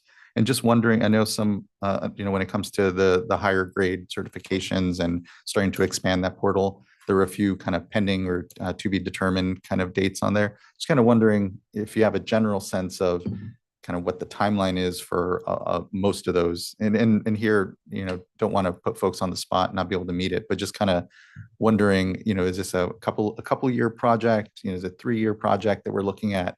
Kind of wondering what things are being scoped out. And I know it partly depends on what we have the budget and resources for, but just wondering if there's any finer grain on that. Yeah, that's a hard one to put a number on. This project was underway when I initially came to the program, and I will say that what was projected, timelines that were projected, we haven't met them. There have been other priorities, or things have taken a little bit longer, some kinks to work out. Sometimes they program things and it doesn't exactly work how we anticipated for it to work, or other unexpected issues along the way.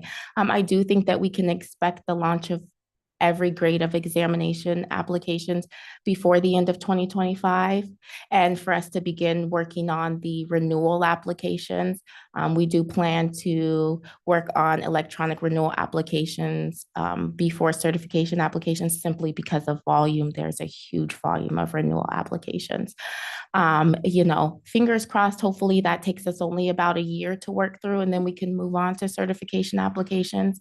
I do anticipate that certification applications are probably going to be the most complex and complicated application type to convert to an electronic application, but there will have been plenty of lessons learned along the way to help us when it comes to that one. And so if I had to kind of give like a brief timeline of what we can expect with that, we also have to consider other priorities that DIT has that sometimes takes them away from working on our portal project, but they've been pretty diligent and dedicated to working with us consistently and mitigating any delays and any other priorities, communicating those to us ahead of time so that we can expect and anticipate that. Fantastic. Really appreciate that. And just thank you again, incredibly. The other question was just when it comes to the regulatory updates between the wastewater and drinking water certification programs, are you all thinking of lumping those together, or will one kind of go before the other probably then? And just wondering which one might, if it's kind of, seemed the wastewater had the sort of lighter touch on the amount of work. So wondering if that's probably going to go first before the drinking water operator certification. Yeah, we do plan for separate packages simply because we don't want for one to hold up the other. And we do anticipate that the wastewater package is going to be simple. So we expect that the wastewater regulatory update package will move a lot faster and smoother than the drinking water one will. And we intend to do our best to not let one impact the other's timeline as much as possible. So that's our plan for that. Fantastic. And just last comment, just plus up on renewing the computer-based testing contract. I'm sure there's, a lot of lessons learned as we implemented those first years here. And so, as we go to renew, just definitely plus it up, but, leave it all to your discretion and wise guidance here as to, what that looks like and for how long. And, if there's other vendors potentially out there as well, knowing that kind of did what we had to do quickly to be able to keep the program running during the COVID time. So just plus that up and just really depend on your leadership and discretion, which has been incredible. So thank you. Absolutely. Thank you. Looking to fellow board colleagues, we don't have any commenters on this item. And so it's here, Board Member Firestone and then Board Member Morgan. Sorry. Thank you so much. That was really great update. And really clear, a huge amount of work, huge improvements, and also roadmap for the big lift ahead. So thank you for that. And thanks to the advisory group members and other folks that have been putting in the time to help us chart this. And I do really appreciate that format of being able to work with the different stakeholders and echo, this is such a huge priority for just being able to have a functioning drinking water and wastewater sector and ensure that that's safe. So huge appreciation. And I think I really just wanted to be able to flag one of the things that I think keeps not falling squarely in any particular bucket within our organization is around workforce development and equity. And we have in our racial equity action plan one item, I know we'll get an update later in the new year, but around sort of, I think it's framed as around integration with SAFER and workforce equity. And have, since SAFER began, I remember we've talked about having a workforce development strategy around as a component of that. And I know at the last update, there was some discussion of work through if there's some language access work that can be done to help support bilingual education and work with some of the other organizations that are doing work in the workforce development space around equity. So I think I really just wanted to put a plug in that I do want to make sure that we, you have so much on your plate that is very clear. If we have, thinking about maybe structurally, are there people on the advisory groups that have some particular expertise in workforce diversity, equity, inclusion work? And, our SAFER staff that, including in OPITA, that have been working on thinking about work with the Workforce Development Board. If there's a way we can at least chart forward a strategy that we think is realistic. I mean, I'm not expecting us to take on a huge new area of work. This is a huge amount of priorities that we're being very realistic about. But I think I think we should have some kind of strategy that helps us chart forward with the industry partners, how we're working with the other agencies or associations this office and our safer group to just be able to support that. I know it's a priority, across the industry and our agency. And so look forward to hopefully hearing how we might approach that work given everyone's resource constraints and priorities. So thanks. Thank you, Board Member. Board Member Morgan. Thank you.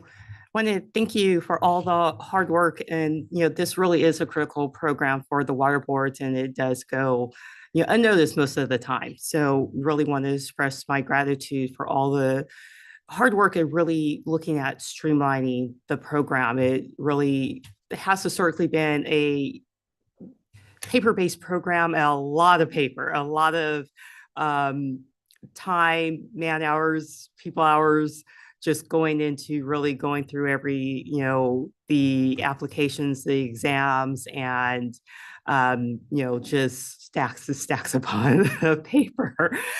So it's really exciting just to see the continued streamlining and improvements that have occurred to the program over the last few years. And so really, impressed with just the online application submittal, and really want to, see that continue moving forward.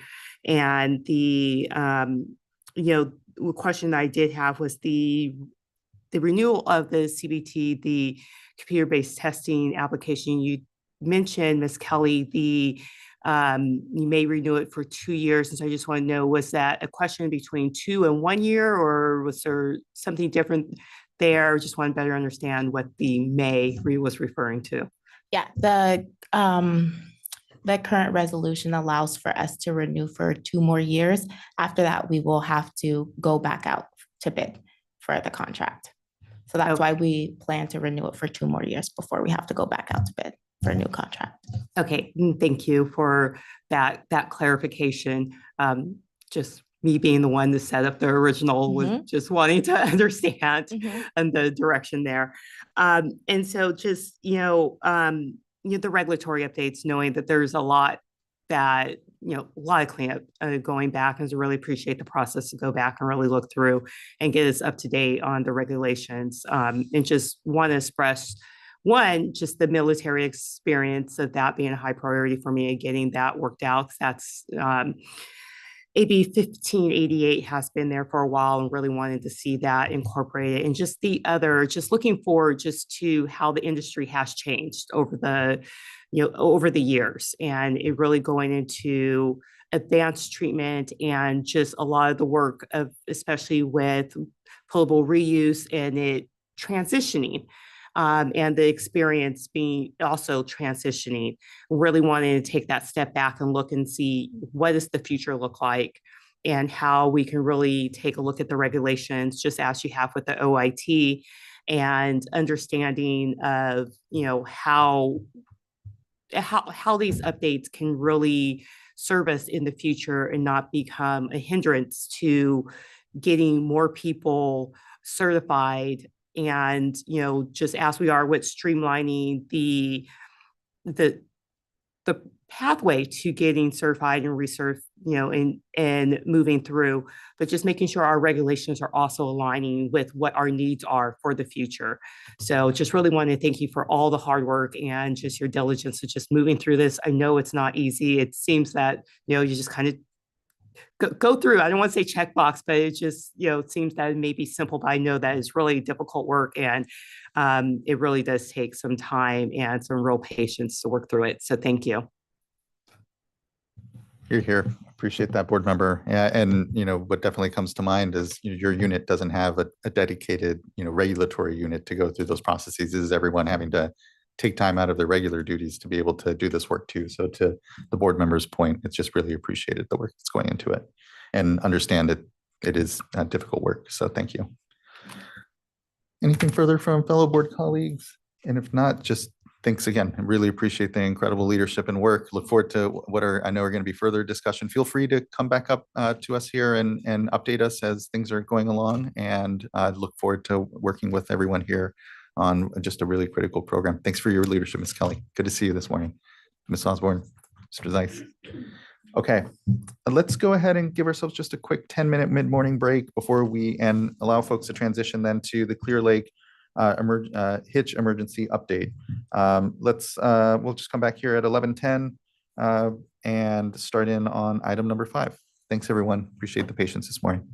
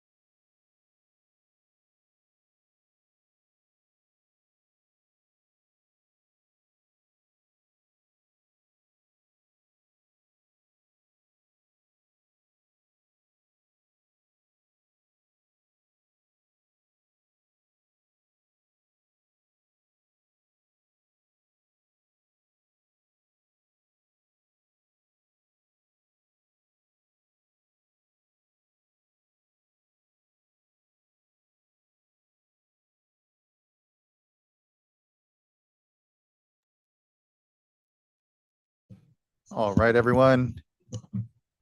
It is 11:10 and we can bring ourselves back. I want to thank everyone for joining us and hand things over, I think, over to Ms. Jessica Bean.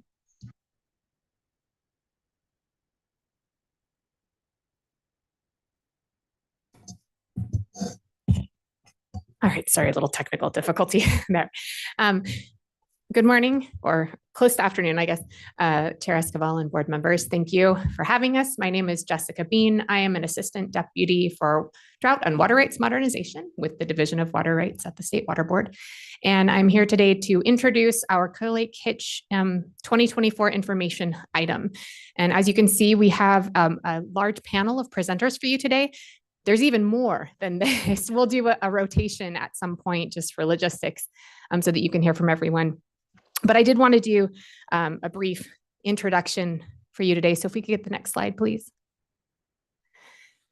Eric Ekdahl was up here earlier and talked a little bit about the timeline, but just as a bit of a grounding to remind folks kind of how we got here, we have our hitch emergency timeline here. And as we know, the hitch population has been declining for decades. So that in and of itself is not new. This has been a longer term problem. And in 2014, California designated the hitch as threatened. And that is when CDFW and a lot of the tribes went into action doing hitch rescues, starting to do some surveys and gather information. But around 2017, we saw a huge plummet in, after 2017, in the juvenile recruitment. And that was a huge concern in terms of, having future generations of the hitch, and posed a lot of problems.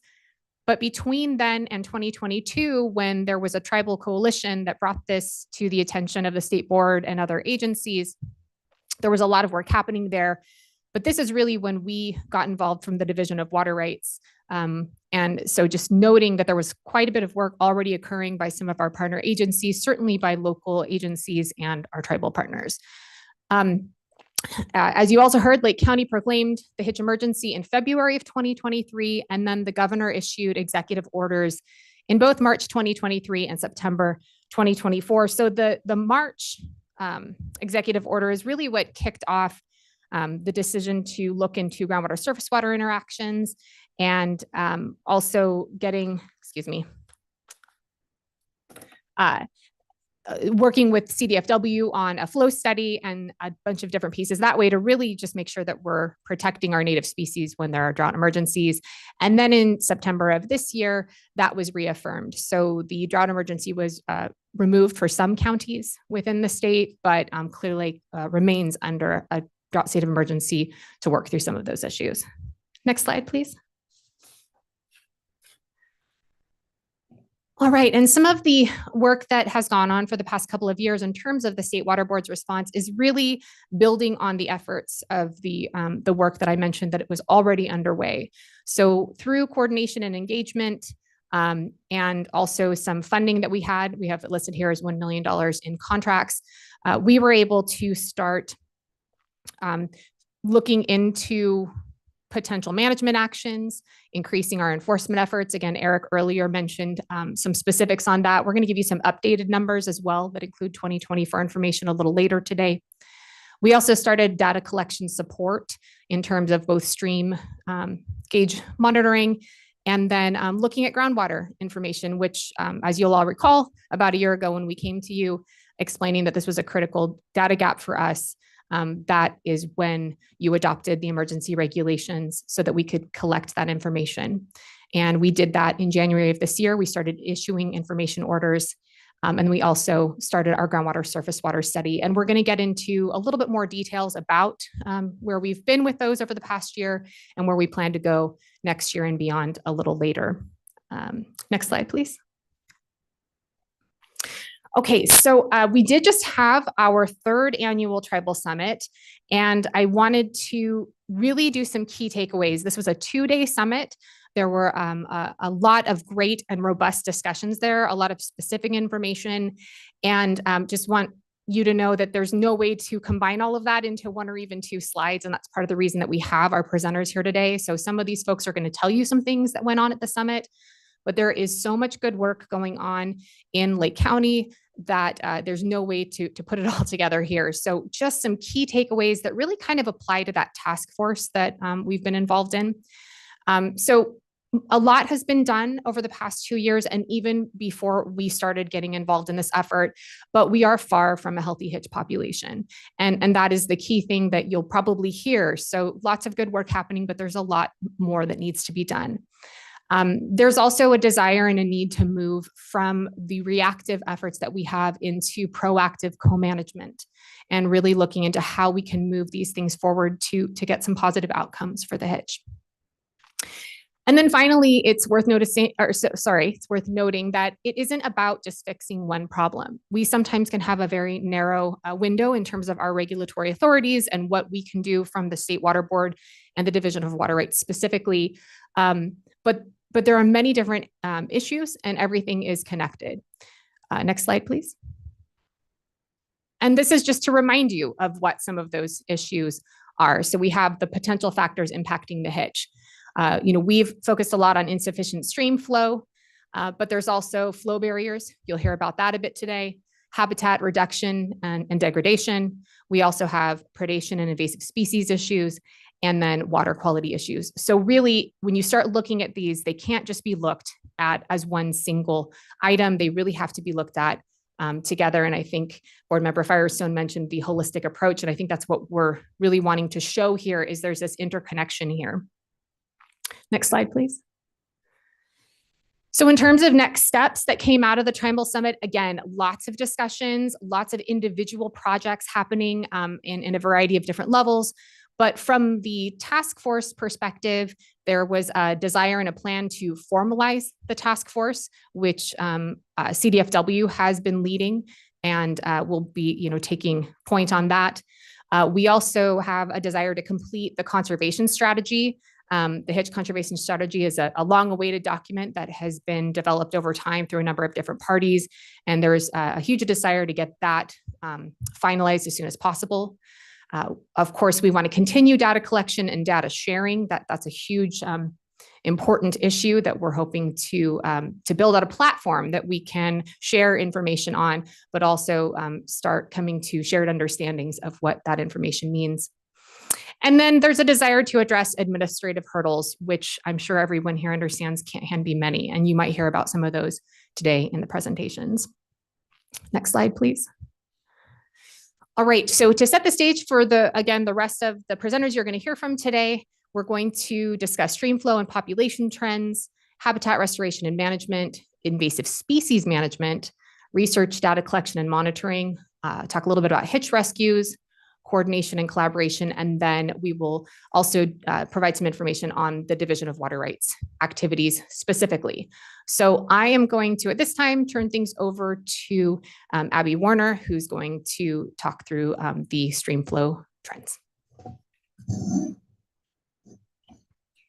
Thank you. Good morning, board members. And next slide, please. Today, I'll be walking through some precipitation and stream flow trends in the Clear Lake watershed for several key wet and dry years. So this graph that is shown on the slide now represents the annual accumulated precipitation in the upper Cache Creek watershed, which contains Clear Lake and drains into the Delta. So I'll walk through a little bit about what we're seeing here. The shaded blue area is the average annual accumulated precipitation. The red line, which you can see almost at the bottom, represents the 2015 water year, which was a critically dry year and was included on this graph as a point of comparison. In that year, the precipitation was 81% of the average. Looking at the green line next, which is below the red line, you may remember that in the 2021 through 2022 water year, we had a very strong start, but we ended with only 75% of average annual precipitation. This was also the year when the first Tribal Hitch Summit happened. The next two water years, 2023 and 2024, jumped above the average to 125% and 110% of average, respectively, and are shown by the blue and yellow lines on this chart. So you can see those above the average. Let's look at a few examples of how this shows up in stream flow. So next slide, please. And you could click through 2 more times, please. Okay, so on this slide, we have shared this one previously, so I won't linger too long on it, but I just wanted to point out a few different takeaways. So the map on the left-hand side of the slide shows Kelsey Creek and a few other creeks. Kelsey Creek is shown on the right-hand third of the map, and there's 2 gauges that are labeled along it. Kelsey Creek starts up in the mountainous foothills, it goes through Big Valley, and then it drains into Clear Lake. There are 2 gauges located along Kelsey Creek. So the USGS has a gauge upstream and DWR has a gauge that is downstream, which is shown in red. So if you are looking at the chart to the right, you can see that the red line, which is the downstream gauge, for 2024, there was water in the creek until around June of that year. 2024, like I just showed, was an above average year in terms of precipitation. Max flows in the creek were around 250 CFS. And there's also labels on the graph to indicate when the stream was gaining water and then losing water later in the season. But I won't go into more depth on that today. Next slide, please. So then this is showing Kelsey Creek in 2023, 1 year previous. This was another above average year in terms of precipitation. So you can see again, flows are going downstream into June, and there was another max of around 250 CFS. And again, the stream was gaining until sometime in May and then switched to become a losing stream around that point. Next slide, please. And if you could click 4 more times, just to jump ahead. Thank you. So looking at the 2 drought years that I mentioned earlier, water years 2015 and 2022, the stream flow at the downstream gauge disappears much earlier when compared to those above average wet years. So in 2015, Kelsey Creek dried up at the end of May and max flows were only around 50 CFS. In 2022, the creek only had flow at the downstream gauge during precipitation events, and it was dry the entire rest of the time. Both of these drought years, the stream was losing and not gaining during this entire spring season. As you know, when there isn't water in the creeks, the hitch are not able to use them to spawn and rear juveniles. So this is very important to our discussion today. The dynamics at play here in the creeks are part of what we are exploring in the groundwater surface water study that's going to be covered later in the presentation. But for now, I will pass it off to Felipe Laluz to talk about the hitch population trends and highlight the other work being done by CDFW.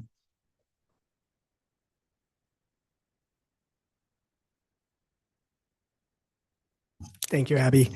Next slide, please. My name is Felipe Laluz. I'm a senior environmental scientist with the California Department of Fish and Wildlife Native Fish Conservation and Management Program. Grateful to be here in front of the board again, and just want to thank you for recognizing all the effort that the Division of Water Rights and Enforcement Division has put into it. We at the department are really grateful for their leadership and expertise. Next slide, please.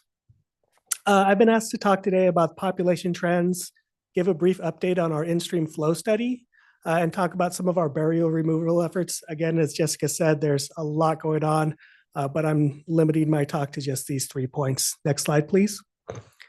Diving right into the population, we have 3 kind of long-term, well, relatively long-term indices that we use to monitor the population. These are not absolute population counts. Rather, they're more useful as long-term to observe long-term trends. They only sample juveniles and adults hatched in previous years. So a survey conducted in a specific year doesn't show the larval fish that were born that year. They're just not vulnerable to the gear that we use. They do use standardized methods that we can share and others can replicate. And all of these started after the species was listed. So after the population had been in decline for quite some time. At CDFW, we use a visual survey and an e-fishing survey, so electrofishing. The visual survey is a point count of adults moving into tributaries in the Big Valley Basin. And the e-fishing survey samples shallow water within the lake to about a depth of 2 meters along fixed transects in the northern arm of the lake. The visual survey started in 2014. The electrofishing started in 2019. In addition to the CDFW surveys, USGS Center for Watershed Sciences, or for California Water Science, does a gillnet survey that started in 2017.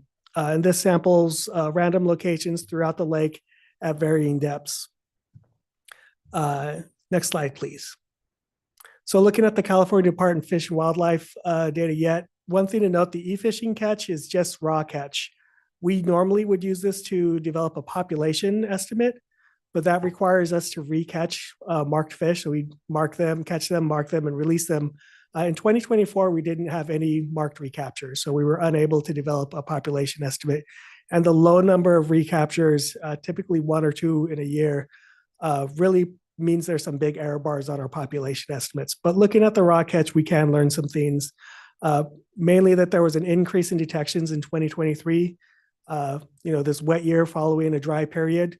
But again, these are not larval fish. These are juveniles and adults. So these fish were spawned in 2022 and before. That's, was their birth year. But we did see a relatively high catch in 2024 also. Looking at the visual survey count, of course, 2021 and 2022, very dry years, had very low counts, partially because these tributaries were dry. There was no water, so the fish could not access them. Again, a increase in detections in 2023, had a lot of water. For those of us in the county, they were showing up in people's yards and in ditches everywhere. Wherever there's water, these hitch will go in the springtime. Next slide, please. Now looking at the USGS data, so this is updated figures that you all have seen before. Again, 2022, that really scary year where only 6 fish were collected in that survey. And then looking at 2023, again, we see this peak in age 1 fish, so juveniles, and then some adults. And it really raised some questions of like, where are these fish coming from? And then 2024 catch did decline. So again, some variability in detectability and in the population going on there. But looking at the figure to the left, this is broken up into adults and juveniles. The number of fish caught in 2023 is still substantially lower than 2017 and 2018, which were the highest numbers detected. And again, this is after a substantial population decline from what we historically know the population was. So just to drive home that the population is still at a very low level. Next slide, please. Just some take-home messages, just to reiterate, the increase in detections in 1 year does not equate a population rebound. It did raise some questions about how we're sampling and where these fish are coming from. Some things that we want to look at are assessing in-lake survival and habitat use. We know that low dissolved oxygen impacts the volume of habitat that hitch can inhabit and can lead to direct mortality. We see fish kills frequently in Clear Lake. We want to look more into the role of harmful algal blooms, particularly the sublethal effects. So just because a harmful algal bloom doesn't immediately kill a fish, it does still affect either the food web or the hitch's health themselves. And looking at predation at all life stages.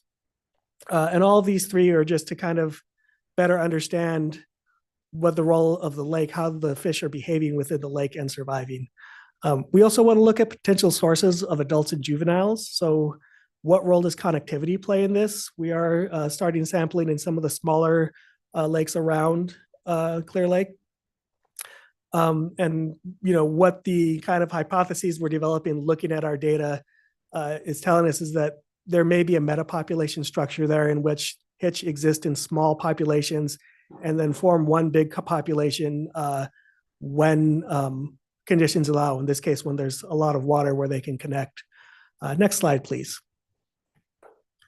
So on that connectivity theme, there are kind of 3 barriers that we think about. The flow-related barriers, of course, if the stream's dry, that's a barrier, and what we call soft barriers, such as debris and vegetation that we see in this picture on the right, as well as hard barriers like this road crossing that we were able to put a small fish ladder that the hitch have been able to successfully use.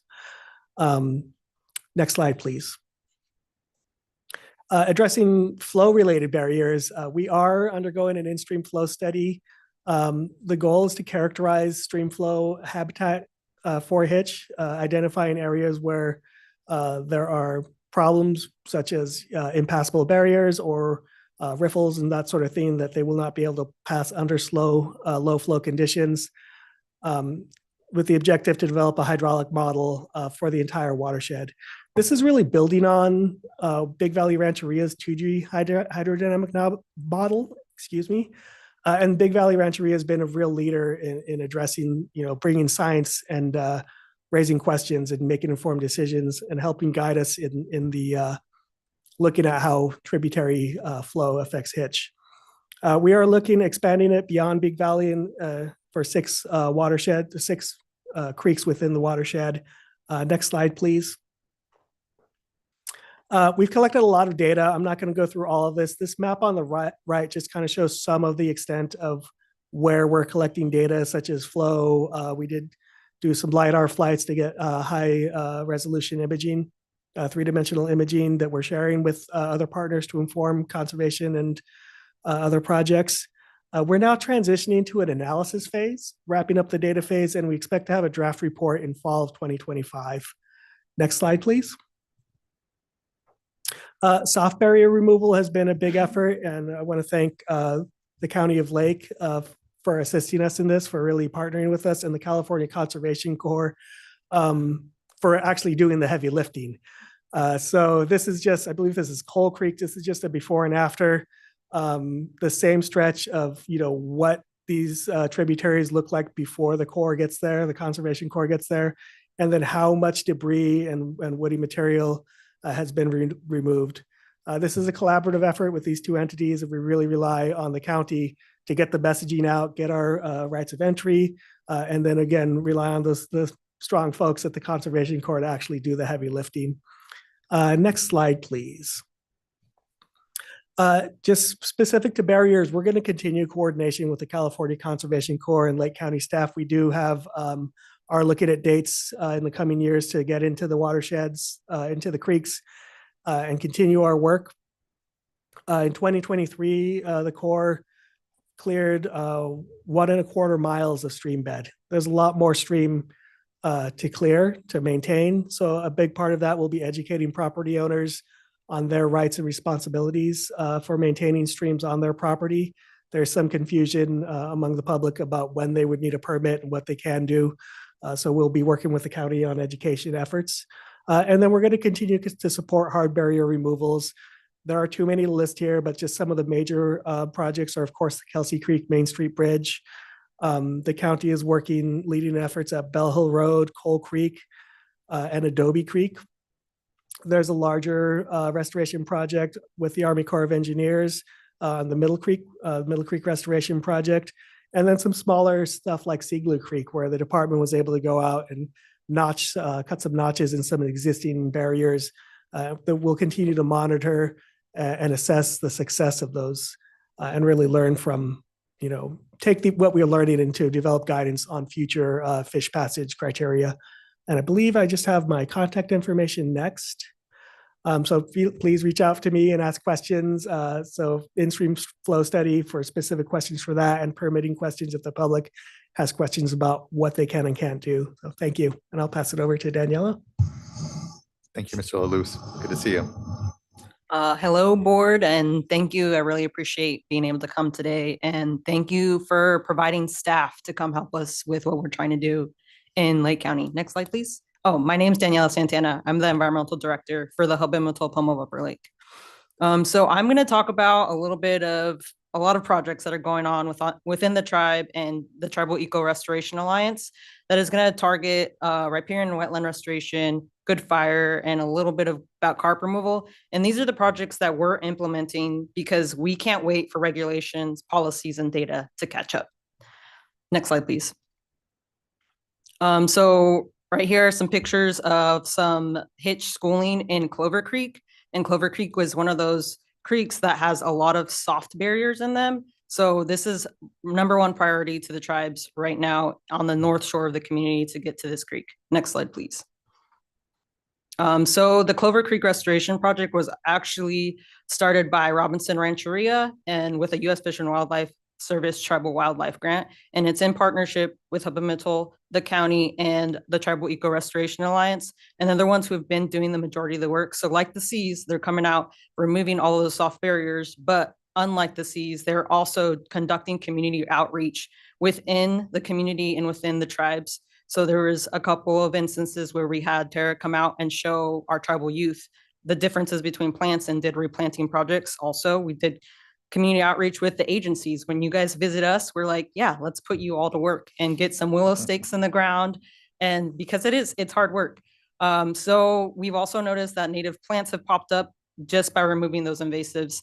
And this creek is critical when we're doing any sort of flood rescue events because they continue to go back into ditches. So without relocating them away from the lake, they're going to continue to go into those. So we need spots that we can easily move them to. Next slide, please. So these are just some before and after photos. Work started in fall 2023 and then winter 2023, you can see, and now current, because this is a consistent, we need to get in there and manage that vegetation and hopefully the natives will come back by themselves. And if not, we'll go ahead and replant some.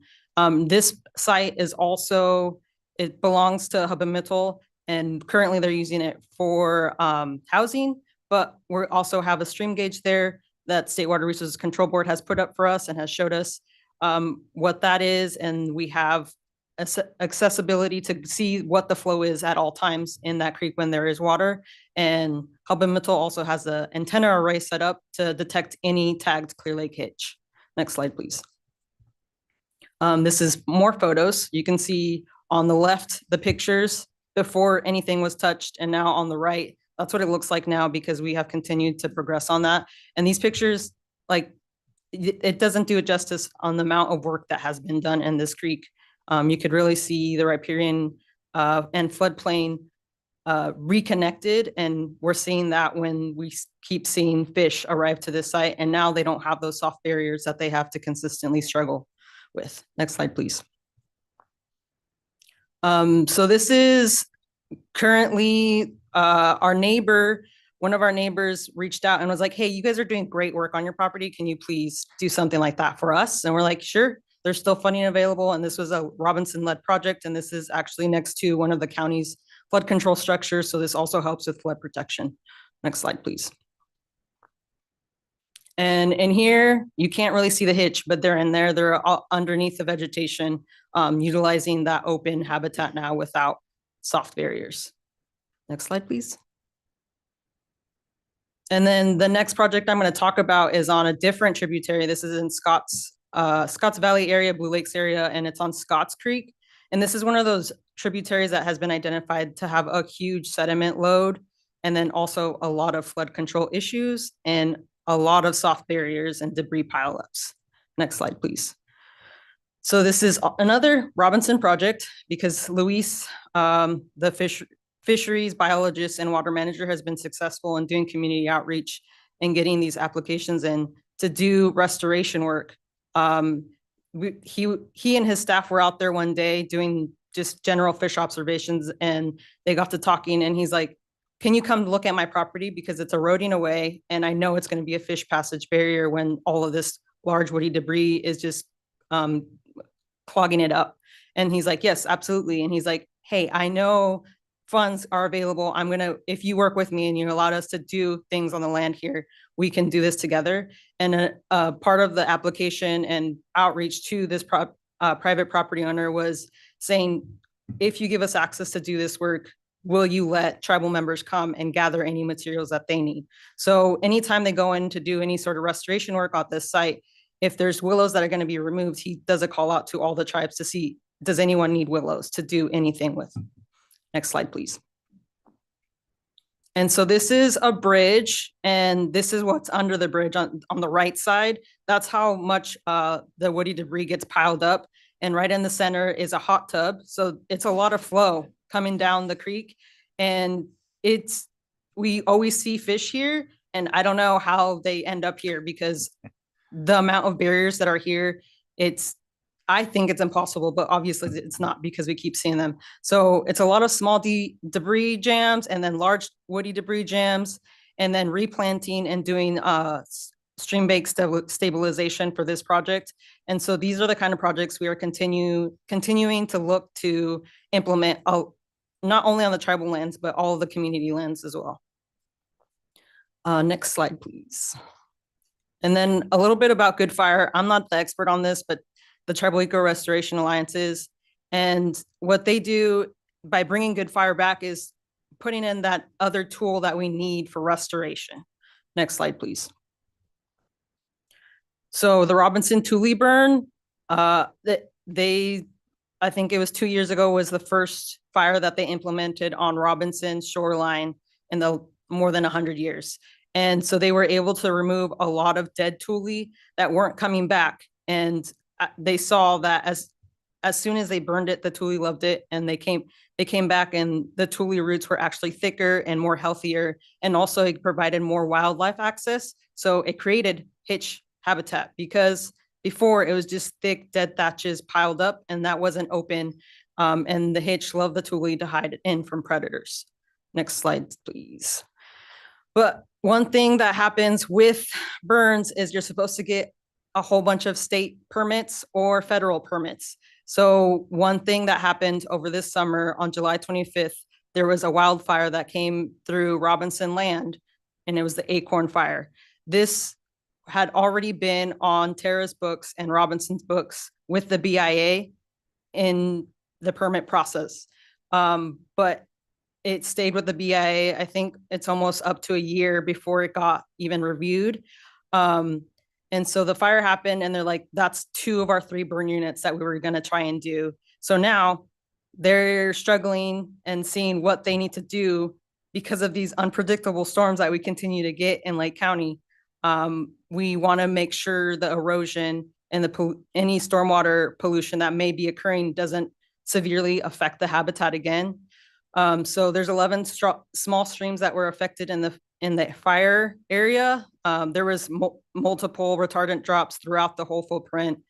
Erosion is going to be highly likely. So we're trying to focus on the prevention of pollution, and not only on Clear Lake, but also on 2 ponds on Robinson land. Next slide, please. So Robinson is implementing some beaver dam analogs along all of their land where they can. So this is kind of some photos of a training that they coordinated with Tara and the Occidental College to come out and teach tribal members and Tara how to build beaver dam analogs to slow the water, to reduce erosion, and to hopefully stop stormwater pollution from further spreading throughout the basin. Next slide, please. And so these are just some befores and afters. So this is November 21st, 2024 is during that big atmospheric river during the summit. So we're like, oh, we got those BDAs in just in time. And then on the left, you see December 11, 2024, they held up. And this is only people cutting down some trees that needed to be felled anyways. And I think they did multiple structures on this site, and they're going to continue to do this throughout the watershed, not only on Robinson land. Next slide, please. So managing invasive species, it's the historical cultural uses of native vegetation. I can't explain that. That's not my culture, not my tradition, but gathering materials for basketry also helps with restoration. Gathering materials for regalia helps with restoration, because it's that symbiotic relationship that the tribes have with the environment. Next slide, please. And then a little bit about the CARP project. It's well underway. It's going. Their major barrier and obstacle is what do they do with these CARP once they get them out of the system. It's going to be like 8 semi-truckloads that they want to get out, but where can they change? Where can they take those to? Next slide, please.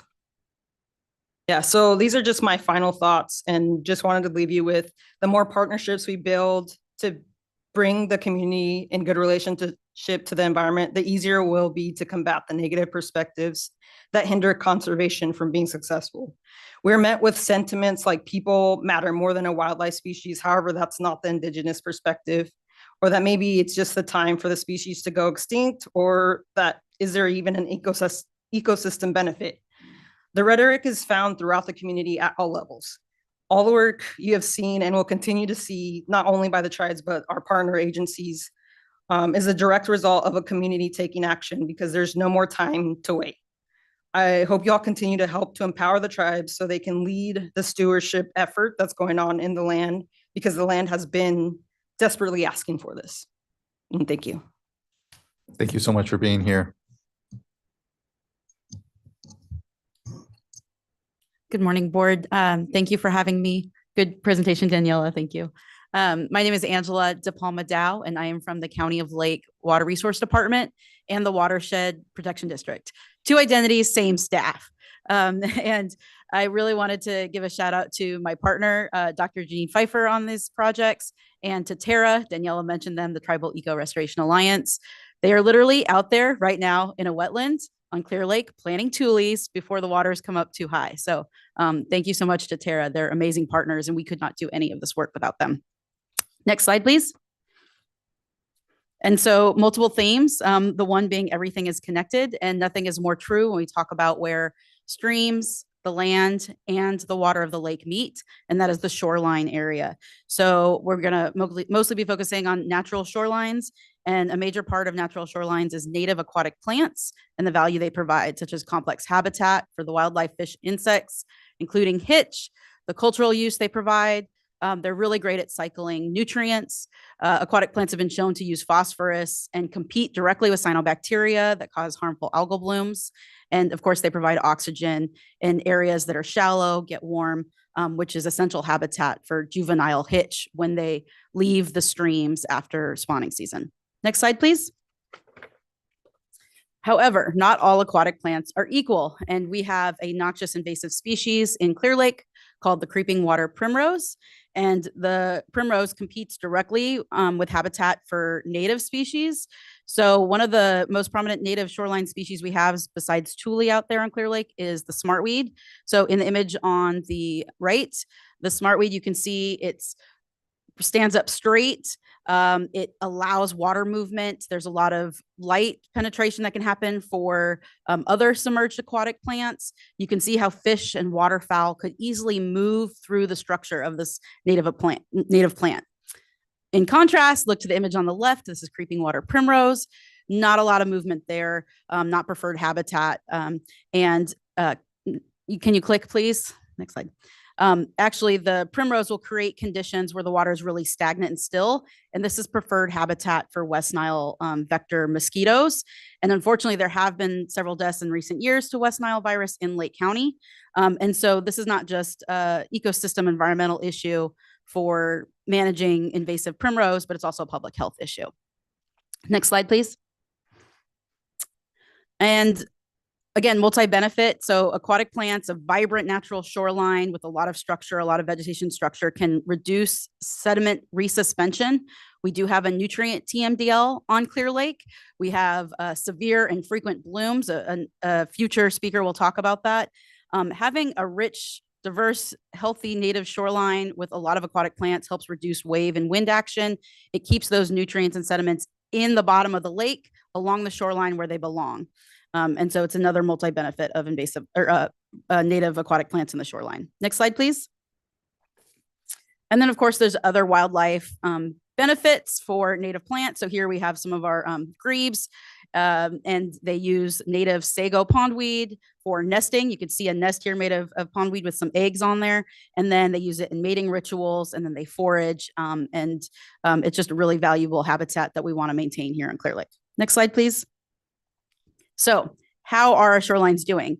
How do we go about restoring and improving if we don't know where we are and what the current status is? And we really want to have some kind of quantified value so then we can have some metrics as we go forward and doing this restoration work within the shorelines on Clear Lake. Next slide, please.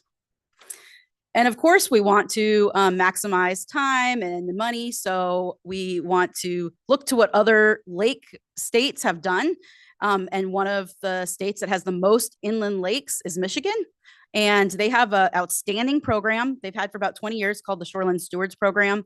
And we used a method that was created by the Michigan Clean Water Corps, or MyCorps, for scoring the shore. So it's how do you take a snapshot of or a slice of shoreline as shown here in the graphic and be able to put that all into some numerical value. And how do you do that around a whole lake? And so we looked to them and their leaders, and we modified the survey a little bit and used it on all 120 miles of shoreline in Clear Lake. Next slide, please. So these are some of our results. So when you look at Clear Lake and the shoreline, you want to notice where the green sections are. These are 1,000-foot segments. In green, the score when it's closer to 100 or green is considered a healthier, a better shoreline, more features of a natural shoreline, versus red or orange. Those are closer to 0 scores. And that's what you would be considered like a poor shoreline, where I guess room for improvement for that. And you can see there's a varied distribution of scores. There are some trends, some areas we can see. And generally, we see more harmful algal bloom outbreaks and severe frequent blooms in areas of the 2 lower arms. So the Oaks arm is the arm on the bottom, on the top right, and then the lower arm is the arm on the bottom right. And you can see there's more areas of red and orange there. And next slide, please. So here's some of the data for that. So we do have a lot of healthy shorelines, as evidenced by the number of transects in the score range that you see on the bottom that are more in the green or closer to the 100 score. However, the average is about 63.9, which is a D-D. So that's not a passing grade for most of our shorelines here in Clear Lake. We have a lot of work to do. We have a lot of great shoreline areas, but we do have to do some work. Next slide, please. Now, through the survey, we do a whole bunch of evaluation on these 1,000-foot segments, and there's some data in there we can extract. So we can visualize specific information such as the areas where there are abundant, like tule or native plants communities, or where there's bedrock. So you can't, you can never plant a plant in hard rock. You're not gonna be able to do that. So those areas are considered natural shoreline. So the larger dots represent areas where there's very vibrant, healthy, almost the whole length of tules, native tule beds, or rock. And this really helps us as lake managers prioritize our funding and our effort so we can target areas that need the most restoration. The other thing I'll mention is the majority of Clear Lake is private property, and it is severely disadvantaged communities or disadvantaged communities. So even if we wanted to go and do restoration on shoreline, we have a private property there. So what are some things we can do to kind of address that? And that's what this program is for. Next slide, please. So we have to have a holistic shoreline stewardship program that'll address some of the areas where we know we need to do work, and then some of our barriers that'll have a benefit for shoreline health. So next slide. And we've identified 4 phases for improving shorelines on Clear Lake, with the overall goal is to manage the invasive species such as primrose, and then following with native plant restoration. So phase 1 is low-hanging fruit. Get those public properties first. Let's get rid of primrose on public properties and get some tules and smartweed out there on the public properties that we have jurisdiction over. And then phase 2 is we can offer private properties incentives, make it real easy and really shiny for them to be able to participate in this program and get primrose out of their shoreline and native plants planted. And then we can also provide some technical and financial assistance as part of those incentives. Phase 3 is giving these private property owners and commercial business owners the tools they need to recognize what a good shoreline is and how they can promote those native and healthy shorelines, and what they can do to provide for more habitat for hitch and other fish species. And this is like a shoreline stewardship aspect of the program. And then phase 4 is actually kind of workforce development and kind of getting local contractors involved in being certified so they can do some of the heavy lifting on the shoreline and actually really transform some of these seawall shorelines into these healthy native plant communities. Next slide, please. So some of the funding sources, we have this program going. We have some in progress portions, and we have some plans that have been approved for funding. So these are the 3 major funding sources we have. We have a grant through Department of Pesticide Regulation, Blue Ribbon Committee for the Rehabilitation of Clear Lake, and then some annual tax revenue funds from Lake County Department of Agriculture. Next slide, please. One of the really great things that we got and learned from the Department of Pesticide Regulation Alliance Grant Program is the formation of Alliance team. And these are active and involved collaborators involved in every aspect of planning where we do restoration, who's involved, who do we inform, who do we include, and then actually doing the physical work on the ground. And this is a model I'm going to keep throughout the rest of this program, even outside of that grant, because it's such a great way to tackle issues like this. And these are just some of the partners that were involved in this first program step with those funding. Next slide, please.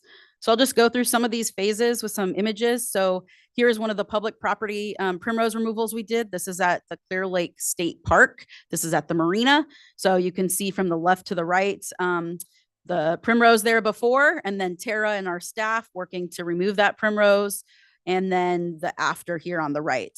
On the left side of this boat ramp and marina, we had a primrose removal a few years ago, and primrose has not come back in that area. So it's a really positive feedback, this program in this area particularly. And marinas are high impact areas in general because boats are constantly coming and going and can drag and move all invasive plants around. Next slide, please. Again, public property, this is the winter tule planting or restoration. And we pair this with a lot of education. And so we'll have Tara and cultural monitors and other partners of the Alliance team out and helping us plant tules and provide some education during that process. And it's really fun. Next slide. So private property incentives, and we're grateful to the Clear Lake Campground for being one of our beta testers for this. They have a campground right next to Cache Creek, right there at the mouth at the outflow of Clear Lake. And we are able to set up like an application process. So property owners can go online, fill out an application, and then we can determine which properties can get priority for going out. And actually we do the removal of the primrose for them, with the obligation that we come back in the winter and plant native plants. And then we'll have a monitoring agreement with them. So they have to, if they have to do supplemental watering, if it's a low water year, they agree to do that. And then we're allowed to come back and do some upkeep for them. Next slide, please. Phase 3 is recruiting shoreline stewards and providing some resources and education for people to manage their shoreline. And we've developed some of these recruitment tools into the program. And this winter, one of our jobs with our grant is to actually develop like a booklet, a manual, and a guideline for private property owners that enroll in this program.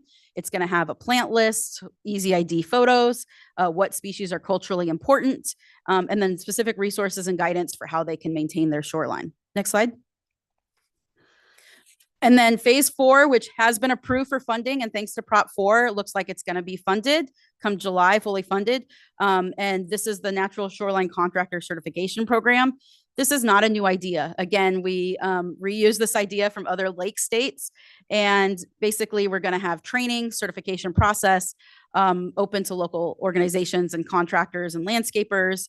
So they can do some real, shoreline improvements like bioengineering and large scale aquatic plant and shoreline plantings.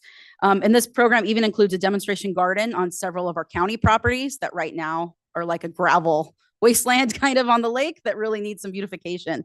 So we're really excited about this program and hope to report back to the board about the success of this in the near future.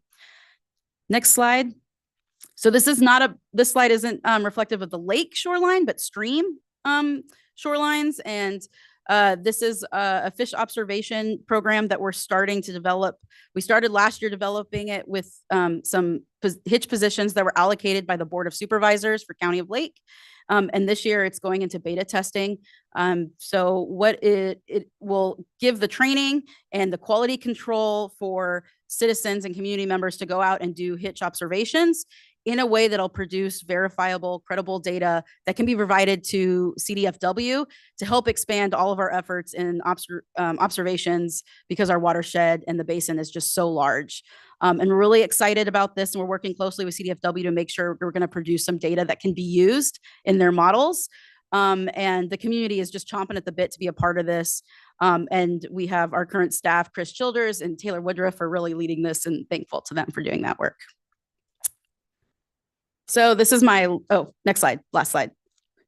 So far the progress for this is we've removed about 40,000 square feet, which is only about an acre of primrose. But if you come out and just remove a square foot of primrose, you're already sweating. So it's pretty good. We've planted about 800 tules. Of course, today, I think they're going to add another 100 in there. And then we've enrolled 23 private properties in our Shoreline Stewards program. And 4 of them this year, we've completed the technical and financial assistance for the primrose removal on their property. And then we're going to go plant some tulies this winter also for them. And again, really indebted to Tara, and they're our most valued partner, and really appreciate their work on this project. And the next slide is just my contact information if anybody has any questions for me or want to be a part of our stewards program.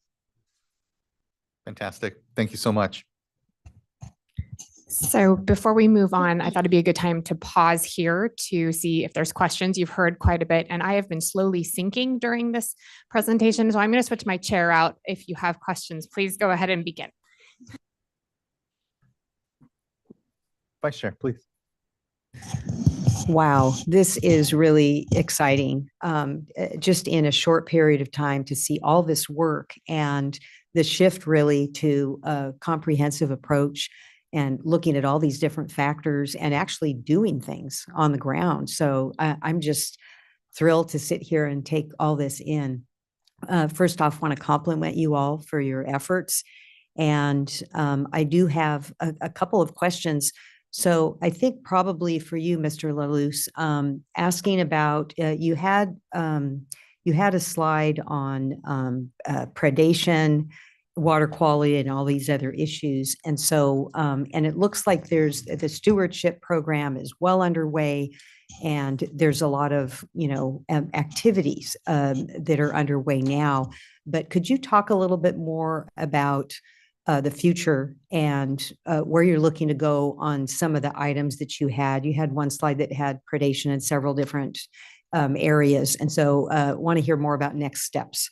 Yeah, so we are currently supporting a study by Robinson Rancheria. We got, provided some grant funding for Robinson Rancheria to investigate predation. So they're going to start collecting stomach contents from some of the predators in the area. That's just an initial step. So we would like to continue to expand on that and look at predation. Robinson has really been leading the effort. Of course, with the carp management program, one of the benefits of the carp management program is that carps prey on eggs and even small hitch, up to an inch in size. So this will kind of complement that effort. Their study will complement that effort in looking at the role of bass, catfish, and other predators on larger hitch. I would be hesitant to recommend like a large predation study because it's a real data hungry effort to develop a life cycle model with predation. And that would require, a decade of data collection that we really don't have. So by funding these smaller studies, we can make some progress and learn as we go, take a more adaptive management approach and not let the pursuit of perfection stand in the way of progress. But so we'll continue to work with our district biologist, Ben Ewing, works closely with Luis Santana at Robinson Rancheria and the rest of the group. So providing input on scientific studies and just really supporting that. Prop 4 was mentioned. In the task force, we're going to be developing a priorities project list, like what studies we want to apply for. So as those funding streams become available, we'll be ready to just jump on them. That speaks to the more proactive approach as opposed to reactive. I know when CDFW first provided drought funds for the tribes, it was kind of hurry up and answer these questions for us and get these proposals. So we want to work with the tribes in the county and other entities to make sure the proposals are developed and in place so that as funding opportunities come up, we can work on them. Great, thank you. And then Ms. DePalma Dow, the training for surveys. Just want to compliment you on that. This is an area that I know the first time I was out on site, just really feeling a little frustrated that there was a lot of interest in doing this work, but then, maybe some of the citizens that were wanting to get out and be involved in counting, and then getting frustrated that their efforts, weren't being actually utilized because of the incorrect methods. So just want to hear a little bit more about that program, how widespread it is, and what sort of interest are you seeing in the training? Thank you for that. So the training module has not been fully developed yet. We want to make sure that we're on the same page with CDFW, that the data outputs it'll produce are aligned with what they need. And then we can we can shape the training around that. But you also have a balance of, there's some folks there that have, they have a stream that backs up to, or they have a house that backs up to a stream. Maybe they're a former fish biologist. They know what a hitch looks like. They know the hitch are there. We want to attract those folks, but we also want to attract a Girl Scout group, that can go out and have a site. So how do you create a training that can cover both of those bases, keep them both engaged and recruit year after year? We are going to include annual trainings. We're going to have probably a lengthier module, for online. Shows you photos of a hitch as if you're standing above a bridge. Is it a blackfish? Is it a hitch? Is it a sucker, right? These are all things that we have some really good photos of and videos from our staff and partners. And then we'll also have annual training refreshers that are a little quicker.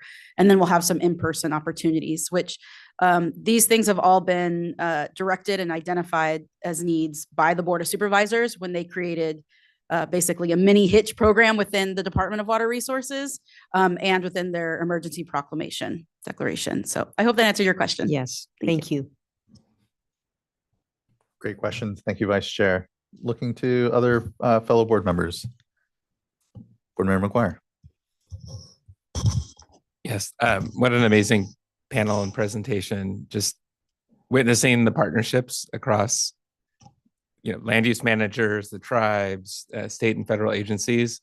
I really think I'm starting to think this is a great example and a model really for other watersheds that are seeing some similar struggles. So just witnessing the fact that this has all come together, or much of this has come together just within the past few years, is really commendable. So thank you for all your individual works and efforts. And I'm also reflecting on my last site visit and seeing some of these projects move forward, and especially on the invasive plants and species management efforts.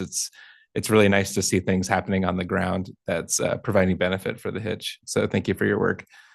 I also have a question for Mr. Laluz when it comes to your slides on the population indices. You talked about some of the limitations in counting the fish, and it's clearly a big lake. There's many tributaries that flow into it.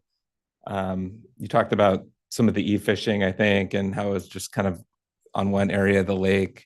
Are there plans for updating this procedure in the future in terms of the overall population indices and getting a better sense for how many hitch are actually there?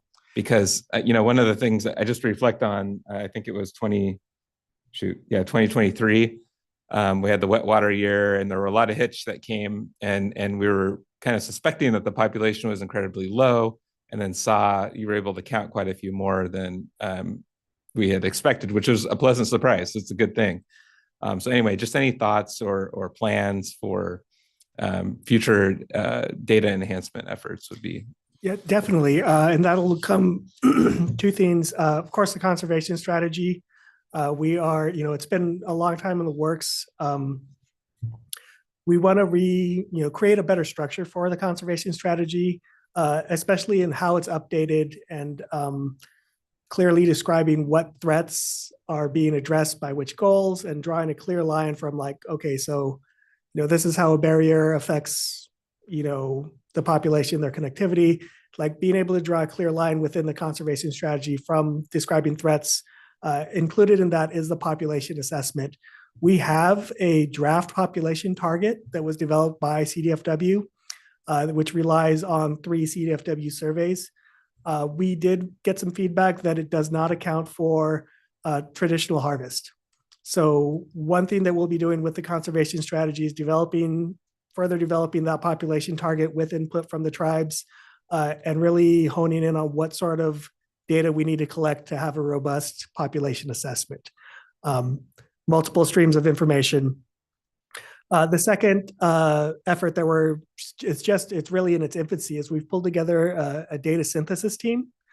Part of that will be standardizing methods across surveys. So for example, the citizen science effort that the county is developing, can be looped into there just to make sure that we're all using consistent methods and that our data sets can talk to each other. And then another big aspect of that is really pulling and aggregating all of our data into one place. The tribes have a lot of great data that exists in databases. There's, the USGS data, there's CDFW data. And so part of that data synthesis team effort will be to develop either an EDI package or some sort of repository for all the data so everybody can access it and can use it holistically. Again, so we're not looking at little bits and pieces. And so it's difficult to take all these different studies and surveys and really tell one story with them. I want to caution against, looking at the numbers in 2023 and saying that was a good year, because us as agencies don't know what a good year looks like. The tribes know what a good year used to look like. So we're still looking to the tribes to tell us like when the population is good, because we're really monitoring a depressed population that's on the verge of collapse. So just one point to keep in mind. But we have those two efforts. Of course, the conservation strategies is going to be a big lift in this winter, and so we're restarting the meetings in January with a more structured approach and a more structured document. Thank you. Really helpful. Appreciate that. Yeah, thank you for that, Mr. Laluz, and thank you, board member, for the questions. Speen. All right, so I think we'll do a little shift here if I could thank these presenters and if you wouldn't mind switching out with our other presenters who know who they are. But we have someone on the Zoom too remotely. We have Sarah Ryan. So I'd like to invite Sarah Ryan to start her presentation. So good to see you, Ms. Ryan. Thanks for joining us. Good afternoon. Thank you. I have a short presentation today about basically our fish rescues and some of our observations. As you know, the Big Valley Band of Pomo Indians primarily does their work within what's called the Big Valley area. There's a number of creeks within this area where we have noted over the years that the creeks go dry well before the chai have made it back into the lake. As I think everyone knows, the chai or the Clear Lake hitch go up the streams from Clear Lake, and they go up the streams to spawn. They lay their eggs. The adults head back down to the lake, to Clear Lake. The eggs take a certain amount of time to hatch, perhaps a week, a little bit more. And then you have larvae, which are hanging out, getting larger, ultimately eating and, becoming fry, which you can see in just this cover photo, are not very large. This is a 5-gallon bucket, picture of a 5-gallon bucket with some fish rescue, with chai rescues. We are out there when we start to see the creeks go down in terms of flow. For a number of years at Big Valley, since at least 2011 formally, but also earlier, we've been, the tribe's environmental department has been doing creek monitoring, which is basically water chemistry and velocity, which is data that we submit to the Water Quality Exchange of US EPA Region 9 and other agencies that submit into there and support that. And so we are looking at water chemistry, and really primarily started that because of the chai, and knowing that they arrive at they become visible and arrive at a certain time when the temperature is warm enough and the turbidity is low enough to be able to start their spawning. There's a lot of things that tribal members in the tribal community identify when they know that the chai are running, including seeing a lot of birds of prey in the creeks, but as well as a few other items that are known to the tribes. And so, during a regular hitch run or chai run, the adults are going back into the lake, and the fry will continue to grow and then make it back into the lake. And that is something that now that we've started an intensive program of observations along with some of the other tribes, and thanks to funding from CDFW for 2 years now, and we really appreciate that. We've been able to go out to many creeks and to multiple locations, and I'll show you some maps in just a moment. But we identify that there are a number of locations where the creeks are no longer flowing, and so that's why we end up having to we watch those areas where the pools have formed, these disconnected areas, and when the temperature warms up enough in the disconnected pools, or the dissolved oxygen level drops enough, we notify CDFW and the other tribes and request assistance as needed and start to do rescues. So if you move to the next slide, please.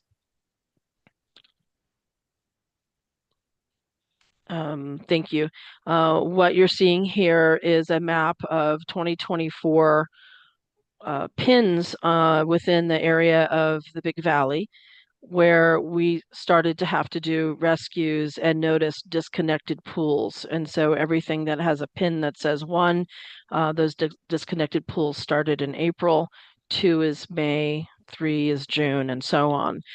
And there's only a small number of creeks that we're monitoring this information, but what happens over time is if the hitch have gone upstream and have laid their eggs, spawned and laid their eggs, and now we've got these disconnects downstream, those hitch are stranded. And one of the things that we note and identify is, is there any upcoming precipitation that's being, that is in the forecast? If so, we, hold off with the hopes that the stranded chai in each of those areas are going to be able to make it downstream, but that's not normally the case. And so the reason why I'm bringing this up is because, and it was mentioned earlier that when there's enough water in the creeks, which starts with precipitation, of course, but also we all know that there is use of that water for many beneficial uses that are, allowed and legal. However, when there isn't enough water in these creeks or in the groundwater of that area, then these disconnected pools will happen, and unfortunately, the chai will get stranded. So yes, I'm bringing this up because and wanted to show you what some of our observations were leading to is to show that disconnects happen early, they happen in multiple locations, and ultimately it leads to rescues having to occur. If you move to the next slide. There's a series of photos that show the same location on Adobe Creek from August 8th to August 20th. And, of course, no precipitation is happening at that time. We're in the summertime. And this is, later in the year. Normally, in years past, I think just from like a Western science point of view, most of us would have been like, well, the chai are already back in the lake, and this is just yes, of course, creeks go dry. However, as has been noted with Robinson Rancheria's rescues that they did on, I believe, Cooper Creek in August of perhaps 2022, I can't remember the exact year, it was really eye-opening, like, wow, there's still chai that are stranded in places, along creeks that are private property. We can't access them. So there's an unknown number of chai that get stranded. So, but you could see in this photo that very clearly, just within a really short period of time, that a pool that is obviously not part of the flowing creek because it has since dried, but because of the topography of the creek, we see that there are areas that pool, and unfortunately the fry did not make it back down to the lake, and so now they're stuck. And it happens pretty quickly. Now this is a later one in August, but within the 2-week period, it goes from being a pretty nice sized puddle, and that was relatively deep, to being completely dry. And this is what we've noted throughout the season. As I mentioned, when we go, when our fisheries program does the observations of the creeks within the Big Valley area, they are doing water chemistry collection, as well as fish observations, and additional, just review of the environmental conditions of the area, basically a short habitat assessment. If you move to the next slide, in the bottom right corner is an example of some of the data that we're collecting that also is part of the fish rescues. But there's are a number of fish that are also in the creeks that we end up rescuing as well if we see them. And ultimately, because there's not enough water in the creeks, and this is something that we've noted every year, pretty much every year that we've been monitoring, that we conducted over 60 or 65 rescues of over 24,500 chai, and most of them were fry, so they were within that first year of their lives. In the upper left corner, you can see that we have divvied it up by creek, and Coal Creek, being one of the creeks within the Big Valley area, had the largest rescue. This is an area that has a lot of sedimentation that has happened because of upstream erosion, which I don't think has been fully identified. Excuse me, the causes and locations of where the erosion is occurring. And of course, we support a program that leads to, healthy landscapes where erosion is not occurring. So there are a number of every year it's slightly different where the problem areas lie. So this year it was Coal Creek, where the creek jumps the banks because of the sedimentation in the creeks. We also noted that that most of them are fry, and in some years we've had fish kills that were adults. And certainly, if you go onto Big Valley's website, bvrancheria.com/EPA, you'll see some of the reports that we've pulled together from the different fish rescues a decade or more ago that were happening with adult chai. And so that's, it's just an ongoing issue within the Big Valley area of adults and juveniles that and fry that don't make it almost every year because there's not enough water in the creeks throughout their full spawning season. We do, of course, participate and collaborate with other agencies and with the tribes, and so it's been great to work with CDFW and the Seas and the water boards with the additional water monitoring and studies that they're doing, as well as vegetation management. We're also part of several different activities that are happening to help do restoration within the Big Valley area, and also have funding from the Blue Ribbon Committee for some restoration and erosion projects, as well as a groundwater dependent ecosystem project that will be getting started pretty soon. If you move to the next slide, please. Actually, I wanted to say a couple things before we get into, finish with this. And that is that I didn't talk about HABs today, harmful algal blooms, but the Big Valley Band of Pomo Indians is 11 years into a regular cyanotoxin monitoring program on the lake, and have quite a bit of data regarding cyanotoxins in both fish tissue as well as ambient water, surface water, as well as drinking water, because of a CalWatch program that we're engaged in with Tracking California.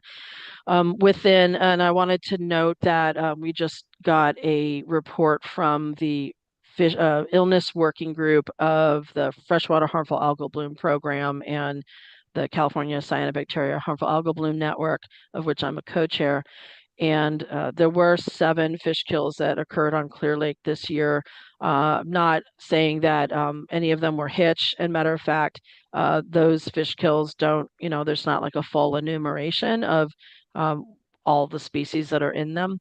However, 6 of the 7 fish kills in the lake this year were identified by the illness working group as having been caused by harmful algal blooms. And that's primarily because of the dissolved oxygen drop that happens when the harmful algal blooms are dying off. Just like any organic matter, when a die off is happening, there's a consumption of the oxygen, and so it drops. So, we do know that harmful algal blooms are affecting the fish, including the chai, in multiple ways, starting with the DO drops. So anyway, I would like to thank our fisheries program manager, Alfred Boletto, who was out this year doing many of those observations. We also had a fisheries technician, Sky Rodriguez, who was with us for quite a while. And, we are going to continue to do this work of doing measurements and monitoring within the creeks of the Big Valley area in order to ensure that the science is there and the observations are there so that we can better manage water quality and water quantity within the whole watershed. I didn't have time to go into the programs that we've had for at least 5 years in looking at the groundwater surface water interaction with pressure transducers in creeks and sonic water level indicators measuring groundwater elevation in the wells. But that is something that that we have been doing for a number of years. I believe that Felipe Laluz referred to it. And we know that, looking at the groundwater and surface water demand and, timing it in such a way that there can be enough flow and enough depth in the creeks means that during the spawning season, which obviously goes through August and has been for a number of years, we're noting that type of better water management and water quantity management will mean that there'll be enough flow and we won't have to do these many rescues. We won't, there's an unknown number of fish that die every year and has already been identified today. There are the chai, even though, we've had some surges last year in particular, the numbers are still not enough to sustain both traditional harvest as well as, a healthy population that means that the chai will exist into the future. So thank you for the opportunity to speak about water quantity during and our observations at Big Valley during the 2024 year. Thank you very much. Thank you as well, Ms. Ryan. Really appreciate your just ongoing leadership here, and I acknowledge that, and the tribe importantly, and acknowledge the harmful algal bloom work that's been going on for a number of years. I felt it was a really critical actual foundation to a lot of the work that's gone on these last years. And so just appreciate the partnership with the tribe and yourself. Leadership is really appreciated. Thank you. Ms. Bean. All right, thank you. We're going to transition a bit and have some updates from the Division of Water Rights work, and then we'll be speaking with some of our agricultural partners as well. So, Erin. Thank you. There we go. All right, so Erin Bender, Senior Scientist Specialist with the Division of Water Rights. As we've been hearing from our speakers, the challenges facing the hitch are complex and varied, and water quality issues in the lake could be a significant component to hitch survival. The Central Valley Regional Water Board has been doing important work in addressing water quality issues. In addition to the nutrient TMDL management program for non-point discharges into the lake, they have also been supporting Big Valley tribes in doing their holiday HABs sampling, as well as working closely with the Blue Ribbon Committee on a HAB study, on a harmful algal bloom study. The data out of this study is actually really pretty interesting. What it's indicating is that external loading is not the only issue in the lake, that internal loading in combination with low dissolved oxygen and column mixing, water column mixing because of wave action and wind action is one of the primary drivers of harmful algal blooms in the lake. So next step in these studies is some genetic typing to identify the type of cyanobacteria that's driving these harmful algal blooms, and pilot studies to start evaluating potential management strategies. Other activities the regional board is taking on is the ongoing ILRP monitoring and compliance, and evaluating low threat MPDS permits for stream flow augmentation. So when the streams do go dry, which we hear they do, and the hitch gets stranded, property owners would be able to release water into the streams to help stabilize low DO and temperature until crews can get out there and conduct necessary fish rescues. So we're looking into, or the regional board is looking into, that as an option, as well as ongoing coordination with DTSC and EPA on the Sulphur Bank Mercury Mine coordination. Next slide, please. So let's get into the emergency information order regulations. As a reminder, they were adopted this time last year, and they became effective in January of this year. The purpose of these emergency regulations and the information order was to gather information to better understand how groundwater pumping and surface water diversions could affect creek flows critical for the Clear Lake Hitch, with the desired outcome of developing a groundwater surface water study and model. It's helpful to note that the emergency order regulations are set to expire next month, and at this time, staff are not recommending readoption. And we'll talk more about that later in the presentation. Next slide, please. Staff needed, the Clear Lake watershed is over 300,000 acres, and staff needed a framework to identify which parcels were going to provide data that would be meaningful and helpful for the groundwater surface water study. And so after much research, they determined that parcels within the Big Valley groundwater basin would be helpful, and that data collected would help inform the GSB. They also identified parcels within 1,000 feet of critical hitch creeks. And we can see in this image here, those specific creeks are highlighted, and they were also outlined in the order regulations. And lastly, where preliminary data was showing that groundwater may be connected to spawning habitat, we issued orders to those parcels. The reporting timeframe was from the end of February through the end of August. And we created 2 reporting pathways, one directly to the State Water Board, and then an alternative compliance pathway with the Farm Bureau. And I'll talk more about that in just a moment. Staff ended up mailing in January of 2024 over 1,800, we mailed info orders to over 1,800 parcels. What we came to find out is that many of these parcels, especially those located in the Big Valley groundwater basin, many of these parcels were domestic water users or inactive, or they were using, they weren't using water, it was dry farming.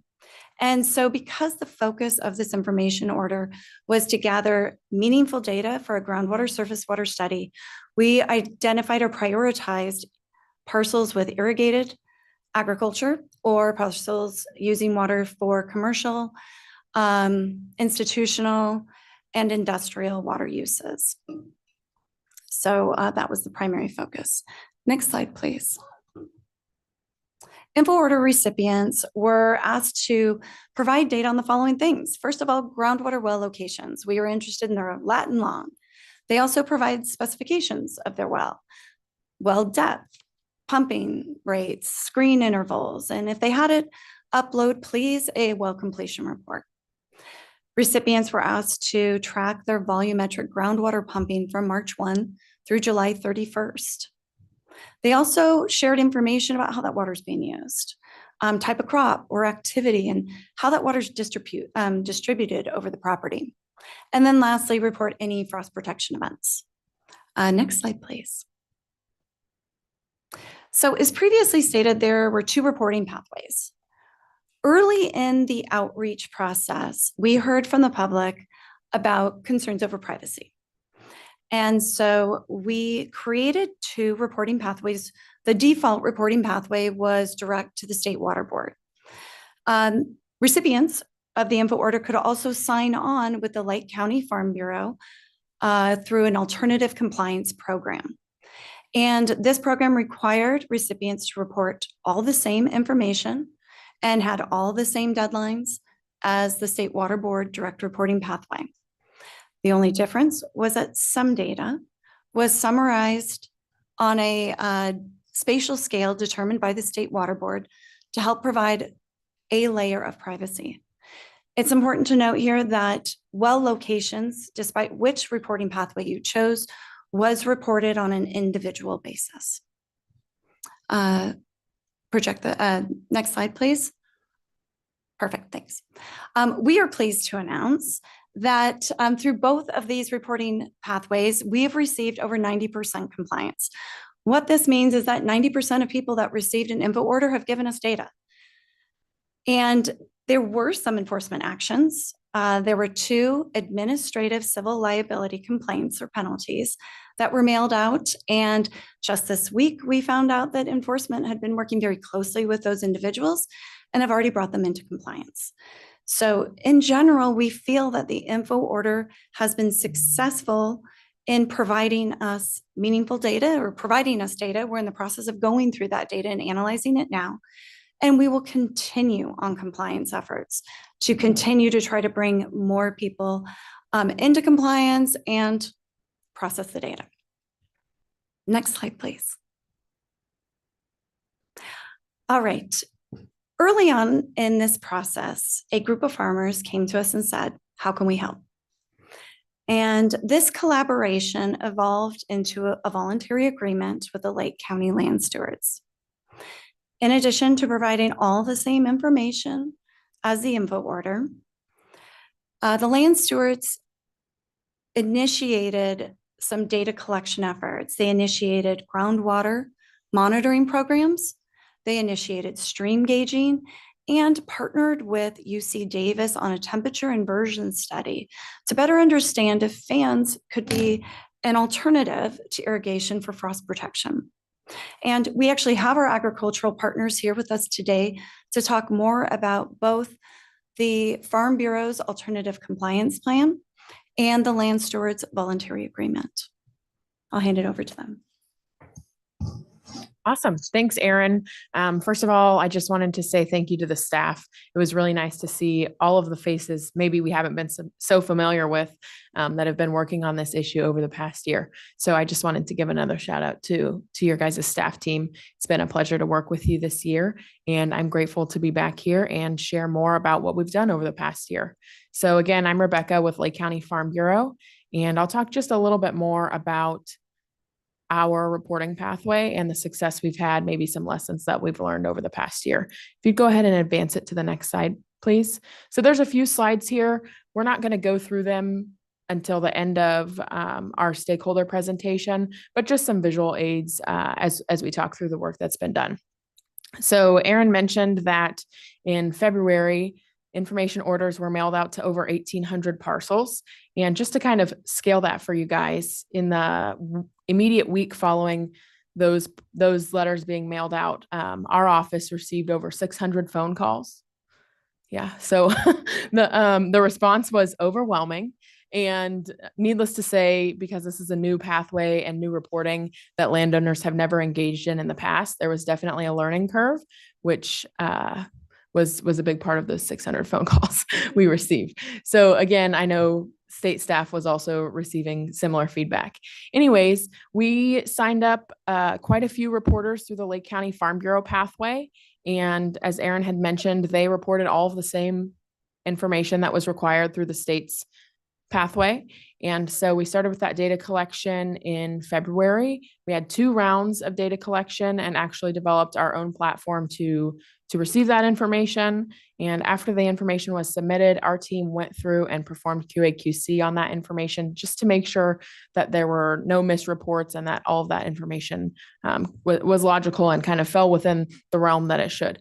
And so we did that. And then later sent it off to be analyzed by the professionals. So that was done for both the first and second round of information, which just wrapped up in August. And then we've been continuing to work with state staff to bring some folks who hadn't reported either through their pathway or through our pathway into compliance. But as Aaron mentioned, both pathways were really successful, especially for a first time reporting program. I think that's unheard of, especially with some of the other regulatory programs I work with. So again, I mean, that needs a lot of recognition that there was such a high compliance rate.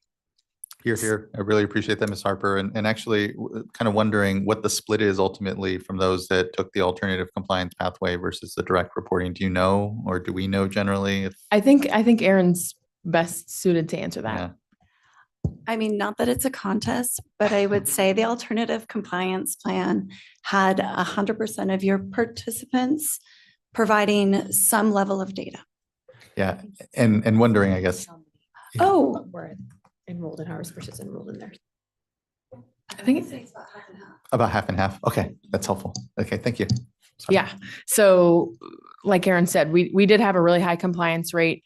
And it was split about half and half, I think, between the participants, which chose each pathway.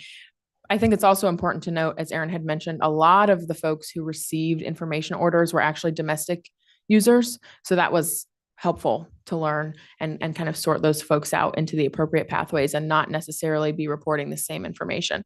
So another component of the LCFB reporting pathway included some additional data enhancement actions. And so we've been working with state staff and with local landowners to get some of those actions rolling, which include aquifer pump tests, some monitoring well installation, stream gauging, and other activities of that nature. So I know Val's been working on that, and we're just kind of starting to get those actions rolling. As you can imagine, as I know staff is aware, a lot of these things took significantly longer than we expected them to. And that's part of the lessons learned category of my little recap here. But yeah, so anyways, I just wanted to wrap up by saying it's been quite the year. We're very grateful to have been engaged with such a wonderful staff team, and also to have been engaged with the other partners throughout the county, especially Daniela Santana. She's here and gave a wonderful presentation. Her and Luis have been doing amazing work throughout the year. And so I also wanted to give them some recognition. It's been a pleasure to work with them as well. And so although we don't have a formal agreement in place moving into the future, I'm comfortable, and I hope that staff is comfortable, that we've built a really strong relationship rooted in trust and follow through. And so I'm confident that we'll be able on Farm Bureau's end to continue working as a facilitator on those voluntary enhancement actions and really any other needs that State Water Board staff has in the future, as well as continuing with the education component to not only the ag stakeholder community, but to the broader community as well. And so we do have a stakeholder engagement and community engagement forum scheduled for January, similar to the forum that we hosted earlier this year. And so we'll continue to work with staff on education and also outreach to landowners who are interested in continuing with those voluntary enhancement actions. Thanks. Thank you. And for as much thanks as you gave to others, just have to acknowledge and appreciate your leadership across this as well. I know these last years, it's been, to your point, a lot of trust building and a lot of follow through ultimately, and what we all have laid out as a vision for moving forward, and having the alternative compliance pathway was an important part of all this. Just bring folks along and see that we can all have different, use different tools and have different avenues, but have the same information together ultimately and have a better understanding of the watershed. So huge thanks to you and your leadership in working with us for that. So thank you, Ms. Harper. Good to see you. Good morning, or good afternoon, I should say. It's been a minute. Thank you, Rebecca, and others who've spoken already. I mean only to follow on and add hopefully some value.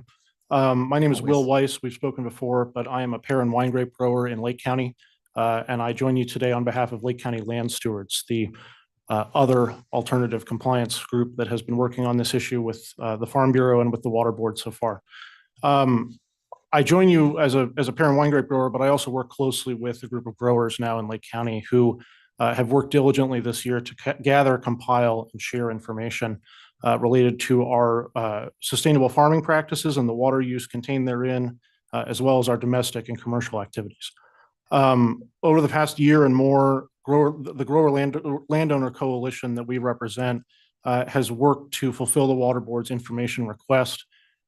Together, we've invested hundreds of thousands of dollars and dozens, if not hundreds, of human hours into the collective effort to better understand and sustain the Clear Lake hitch and its habitat. At the heart of this work is a comprehensive study of how water moves within the Clear Lake watershed.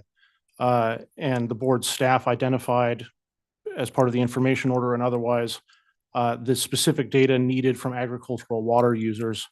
In response, we have meticulously documented and reported our calculated water use. We've purchased instruments to measure wells and streams. We have launched a countywide temperature inversion study, which Aaron mentioned, and we have been working to try and identify opportunities for water-saving alternative practices where we can. Farmers in Lake County are committed to being partners in designing sustainable solutions. Through these efforts, we've built valuable relationships with Clear Lake hitch conservation specialists. We're now engaged in an effort to work alongside these folks, assisting landowners with streamfront properties in managing vegetation, removing stream barriers, and enhancing riparian access and stewardship. We've taken these steps because we care about the hitch. We care about the Clear Lake watershed and its ecology, and we also care about the community of people who live and work in Lake County, many of them sustained by a small, healthy, but not invulnerable agriculture industry. Our work is far from over, and I think everyone in this room understands that. But a lasting commitment to collaboration can only be achieved if we continue to build mutual trust. We need more information about the behavior of wells, streams, and fish in order to manage water resources effectively, but we can't get there without landowner participation. The United States Fish and Wildlife Service notes that 2/3 of federally listed species have habitat on private land. I'm sure you all know this very well. This underscores the need for voluntary programs that incentivize landowners to engage in species and habitat protection. Regulation alone cannot provide the solutions we need. Landowner involvement is critical to achieving our collective goals. From a pragmatic standpoint, we also need to pace ourselves. Rebecca and her team, along with mine, put, as I said, huge amounts of time and effort into reporting this information to your staff. We need options and resources to bolster these efforts if they are to be sustainable. It is also important to recognize the financial burden that my members and others have taken on in the course of doing this. Over the last 2 years, we've paid out of pocket for voluntary actions, even as market conditions have become challenging and margins have grown even tighter. This financial strain cannot be ignored, and I bring this concern to you today alongside a summary of our efforts. While we understand the board's limited role in directly funding this kind of work, its influence over other agencies studying and protecting the hitch is significant, and we respectfully request that you would guide your staff in helping us to work toward gaining more resources to support this work. More than anything, we appreciate the board's confidence in us and are grateful for the opportunity to work collaboratively on this issue. As always, I'm happy to answer questions for you, and if it would be useful, we can pan to some of the succeeding slides where Rebecca and I compiled a few images. Next, please, demonstrating some of the work that I'm alluding to here, that we've alluded to. So this is essentially the upstart of our temperature inversion study. We have, just under 30 towers, each of them with 2 sensors on them, recording every 10 minutes temperature readings from top and bottom, essentially indicating whether or not there's an inversion layer that we could utilize for frost protection with wind as opposed to water. There you see in the left-hand image, one of the sensors shielded with PVC pipe. These are crude instruments, but they work. And these aluminum towers we had built specially for the purpose. Next slide, please. Here, just a demonstration of what our frost protection options might look like. And then in the center there, these images are a little bit of a combination, but in the center we have the installation of one of our well level monitoring pieces of equipment. This is a pressure transducer that was that reads off of that blue tube there. Next slide again, please. Rebecca would have alluded to this more than I, but we have certainly been involved in hitch rescues over the course of the last couple of years. These photographs are of those efforts, and we've done that, of course, in partnership where possible with our friends in the tribal community who are very, very involved in this effort, of course. I believe the final slide is next. And this again is again, some combined images here, but we have again a well that is being monitored every 15 minutes with a telemetry equipped piece of equipment. So we have a continuous reading on the depth of water in certain wells. And then if these other images are of stream gauge monitoring. We have also paid for and installed this type of equipment with the assistance of approved professional consult. That's everything I have, but please, any questions? Just a lot of thanks. Really appreciate your leadership as well, Mr. Weiss, and working with your fellow colleagues and landowners and putting together this program ultimately and for the long term. And that's what I really appreciate. And your comment around funding needs is definitely acknowledged, and we'll definitely be working with our sister agencies to continue to make sure that there is funding to support this, but appreciate the significant investment folks are making for the long term ultimately and the relationships. So just much appreciated. Thank you. Thank you. Oh, I beg your pardon. One final speaker on behalf of Lake County Land Stewards, Mr. Phil Williams. Always a pleasure and welcome to have Mr. Williams here. So good to see you. Maybe should have waited till after you've made your comments, but good to see you, Mr. Williams. Good to see you, pleasure. sir. It's always a pleasure. It's been a pleasure once again to see the State Water Board provide key ingredients to avoid conflict over water. Vision, leadership, words, sir, that you used in a different context in the Russian River a couple of years ago. But we must remember that this began with drought emergency regulations to regulate groundwater to protect a federally unlisted species. So we have drought emergency regulations in a year where I had over 49 inches of rain in my gauge in 2024, following a year in 2023 where I had over 44 inches of rain in my gauge. That we were or are in anything approximating a drought is satire. That is respectfully, I suggest, beneath this body and violates principles of equity embedded in democratic government. And second, regulating groundwater through a reliance on the public trust doctrine on at least some lands that implicate the Treaty of Guadalupe Hidalgo. So second risk. And then the third risk, importantly, also Clear Lake Hitch is not yet federally listed. We're eagerly anticipating a listing decision, I think, at the end of the year. But we have to acknowledge there's a lot that we don't know about the hitch. And I think some of those questions are fair. And this is in no way to denigrate its particular value to our neighbors in Lake County or the value to landowners in Lake County. But there are questions that we simply don't know. So this was fertile ground for conflict, ladies and gentlemen. We hear people talk about water wars. Alluded to this before. This is dangerous rhetoric. It sets us up for playing the zero-sum game of the battlefield. One person wins and one person must lose. I'm a student of warfare, and our challenges over water, I'll observe, are nothing like warfare. I understand there may be those who would have you do more and would have you do it more quickly, and who may perhaps suggest that the ends justify the means. And we can understand that impulse, an impulse that in all of human nature. But we know as a leader's job is not in the face of exigency to simply do something, right? But it's to do the right thing. That's much harder. Reinhold Niebuhr, in his book, Moral Man and Amoral Society, reminds us that a devotion to particular principle, however noble at the individual level, when applied to policy, quote, shuts the gates of mercy on our neighbors. This is not the path that we chose. It's not the path that you carved out. So we can detect a pattern of a better path forward, but I would counsel us not to overlearn the lesson of too quickly employing emergency powers, even if to lever parties into cooperation. It's a gamble and it risks aggravating very real elements in human nature, especially on facts like these. It's better to appeal to our better angels, which have expressed themselves yet again here. We in Lake County are walking the better path toward constructive and enduring solutions that we have every confidence will advance not only a better understanding of the hydrology and geology and biology in our area, but a better understanding of each other and how to walk the better path. This was not, I want to emphasize, some sort of Pollyannish exercise where we held hands and sang kumbaya. It was hard work. And as you heard from Mr. Weiss, landowners in Lake County have invested a tremendous amount of time and energy into this effort. The learning curve was very steep. This was not easy. It was not easy for any of us. I want to particularly acknowledge the hard work, vision, patience, professionalism, and leadership of Ms. Bean, Ms. Bender, and Ms. Warren.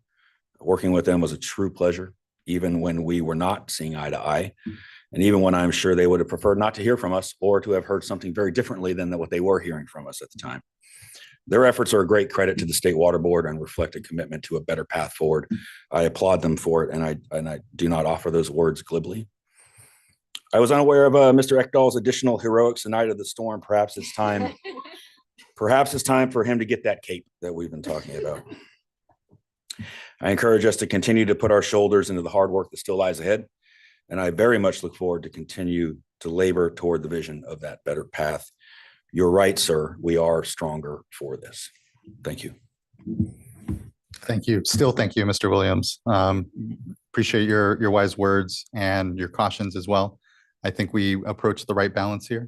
Certainly the trust in this institution, in this body, in this decision-making, not to overreach and not to use authorities unnecessarily or in a way that's disruptive is dear to me, obviously. And so just appreciate the words and agree that it's certainly a balance and that it is hard work. It has been hard work. This isn't a kumbaya moment for sure, but I feel there's been a lot of trust that's been built, and hopefully we continue to maintain that trust, live up to it, and do right within the watershed. So I appreciate the warnings, the ultimately contributions to all of this. It is much appreciated. So thank you, Mr. Williams. Ms. Bean. And with that, we're going to move into discussing enforcement, which feels a little odd, but we do have our authorities for enforcement, and we wanted to update you on those. We'll also talk a bit about our groundwater surface water study and then be wrapping things up. So Erin, go ahead. Thanks. All right.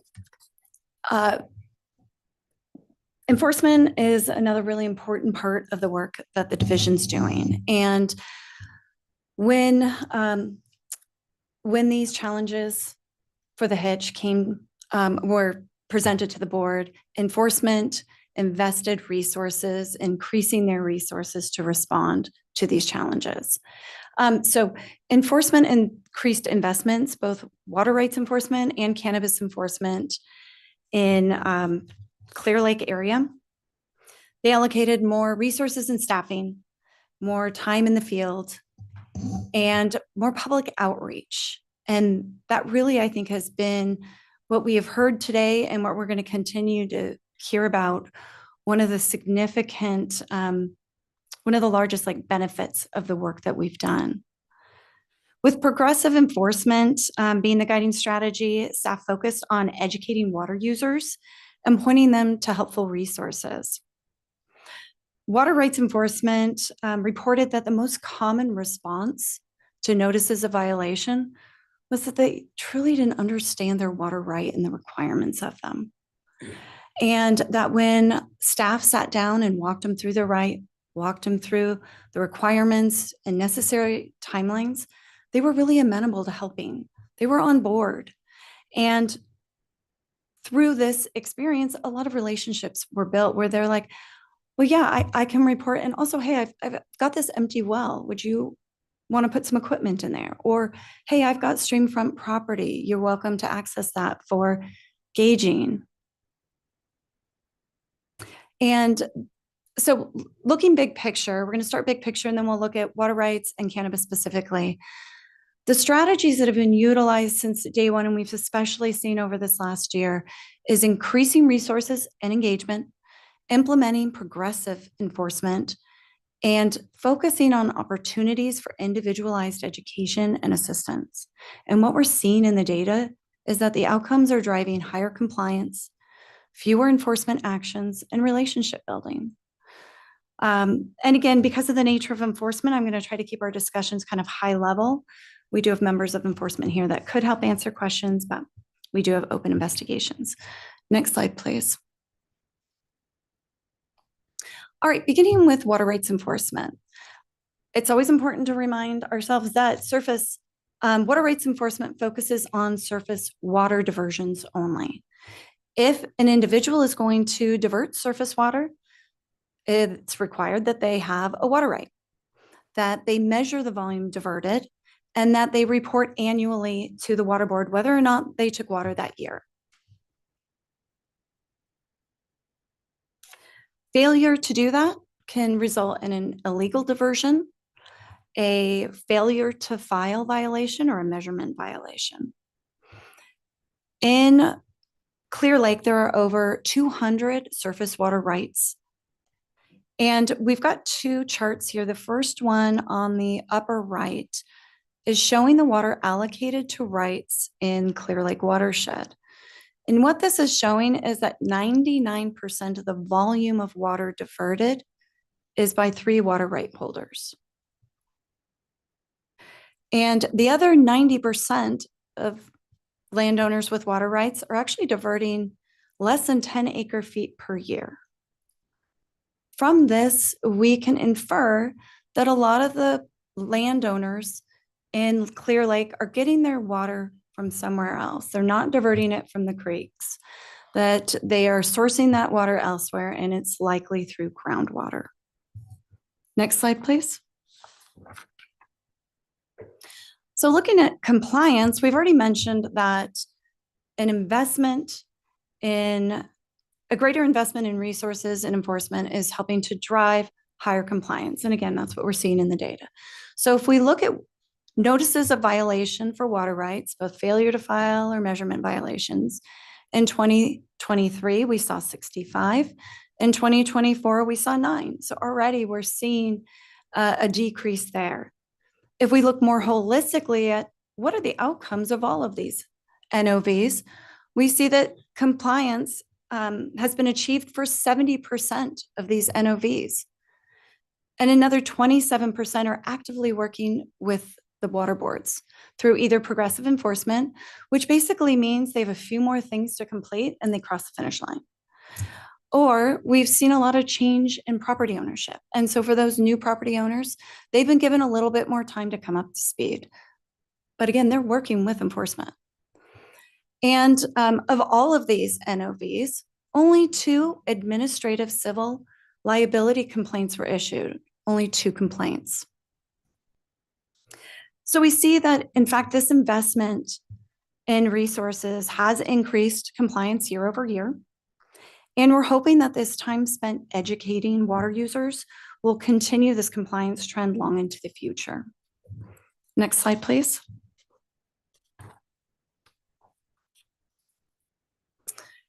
All right, so like water rights enforcement, cannabis enforcement section has also increased resources allocated to identifying illegal surface water diversions for cannabis. They are also responsible for ensuring that there are no diversions allowed during or no diversions happening during the dry season or the forbearance period.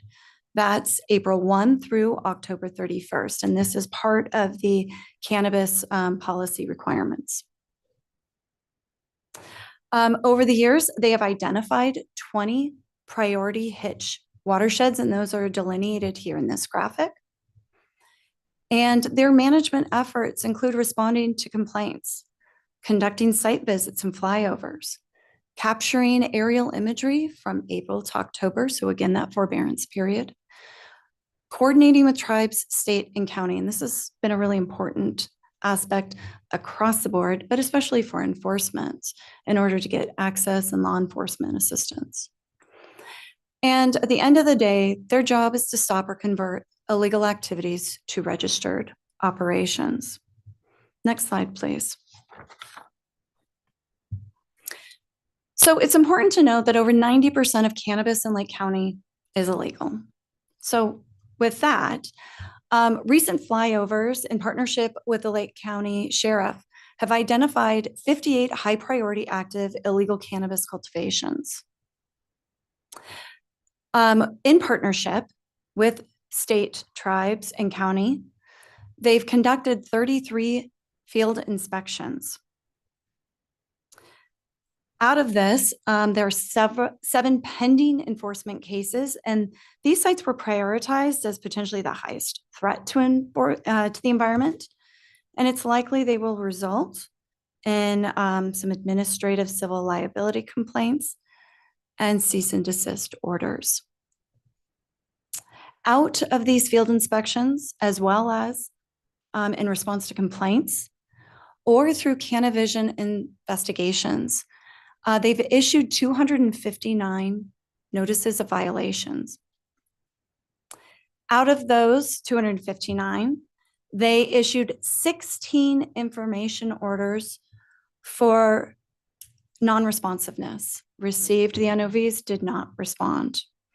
They've already received a 60% response rate on those orders. And for the remaining, they've issued enforcement actions, some ACLCs, and they are working through those. For those 259 NOVs, they will continue working through the compliance for those into 2025. And here we see in this graphic on the side, those are all of the identified cannabis operations over the years from 2022, I believe, through 2023, and that will soon be updated with the 2024.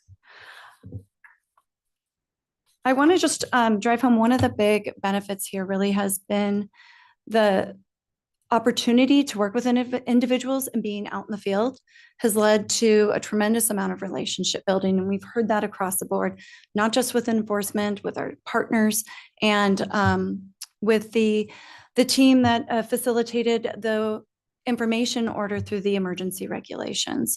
It's really helping to drive the work we're going to focus on in 2025. So with that, I'm going to kick it over to Valerie Zimmer, who's going to talk more about the groundwater surface water study. Thank you.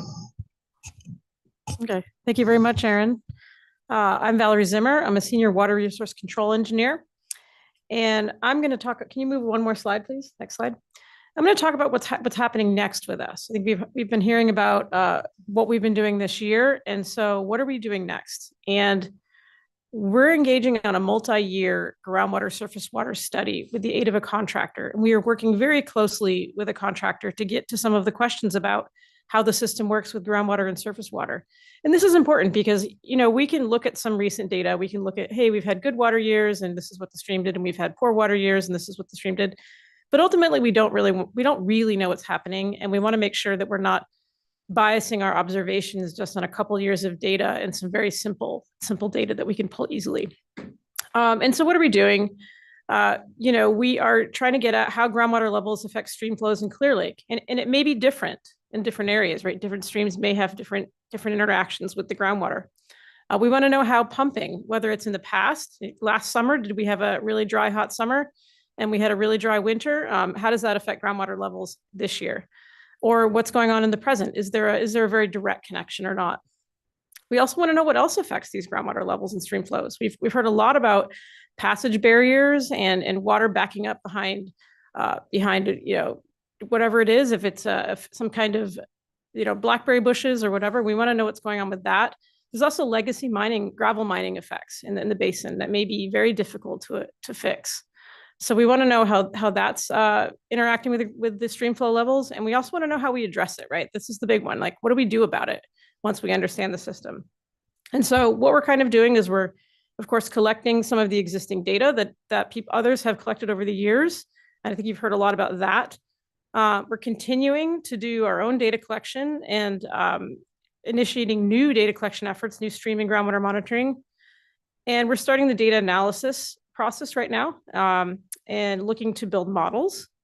And of course, we're going to be using that data from the emergency regulation and information order. And that's to help better constrain how water is being used by some of the agricultural communities. We don't want to make assumptions that are incorrect about how they're using water. Next slide, please. And so this is our timeline. Just to give you this is a multi-year project.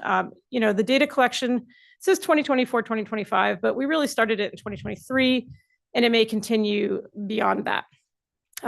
We hope to have some of our data shared with our tribal partners in 2025. Whatever we get, some of the hydrology, some of the information order as well. And that's probably not just tribal partners, but everybody as well. Again, we're starting the data analysis next year and the model development and outreach on how we're going to be modeling some of these things. We don't expect the model to be done until 2027, and that seems like a long ways out, but we'll be talking about all of these things as we go. We're not going to be doing this in a vacuum. We're going to be continuing to outreach and talk to people about what's happening throughout the entire process, as we are doing now. And of course, it's after that model is done, if additional management actions are warranted, at that point, we'll beginning to have that discussion. I do want to circle back to the data collection bullet, though, since this is where we're at right now. One of the things that I personally love about this project is that there's a lot of actions happening right now. We're not waiting for the data analysis, the modeling to be done before we try to improve conditions and do restoration. And so a lot of these other projects, these restoration, these implementation projects, they're being led by others. They're not being led by us. And I want to just acknowledge that we've had these sorts of projects you've heard today about the county, about the tribes, and even the agricultural community and their willing landowners doing some of these projects. And so some of our data collection that's happening right now, we're hoping to be in support of these other projects. It's not just the groundwater surface water model. We are looking to work with these existing implementation projects to offer, technical support, to offer instrumentation and data management where needed, where it's desired. And so, as long as this is useful and not needed, we're going to continue doing that. And it may be one of these things where it's not necessarily us doing the work. We may offer the initial support, get things going, and then hand over the data, the management of that project or that instrument to the others. So I just wanted to let you know about that. Next slide, please.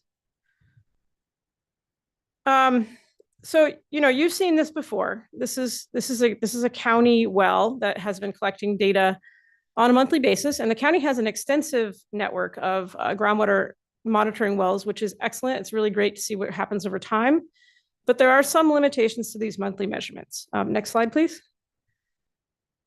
And what you can see here is that it doesn't always see everything. And I want to point out that the second data record, the one that's higher resolution, this is an instrument that is run by the Big Valley Band of Pomo Indians. Sarah Ryan talked about their monitoring program, their stream and groundwater monitoring program. This is something that came out of that.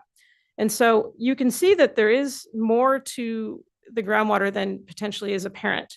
We want to do more of this. We want to have more information about what's going on in the groundwater. Is this something that is just happening in this particular area, or is it happening in other areas as well?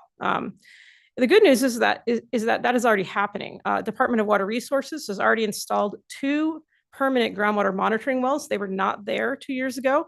And that's a direct result of this project, of the outreach that's been done by the tribes to the state agencies.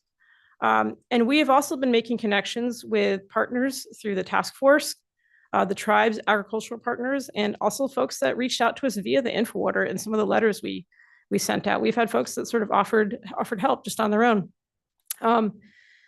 Part of the information order agreement with the land stewards and the Farm Bureau was a data collection component. And I think you heard a little bit about that already from Will Weiss and Rebecca Harper.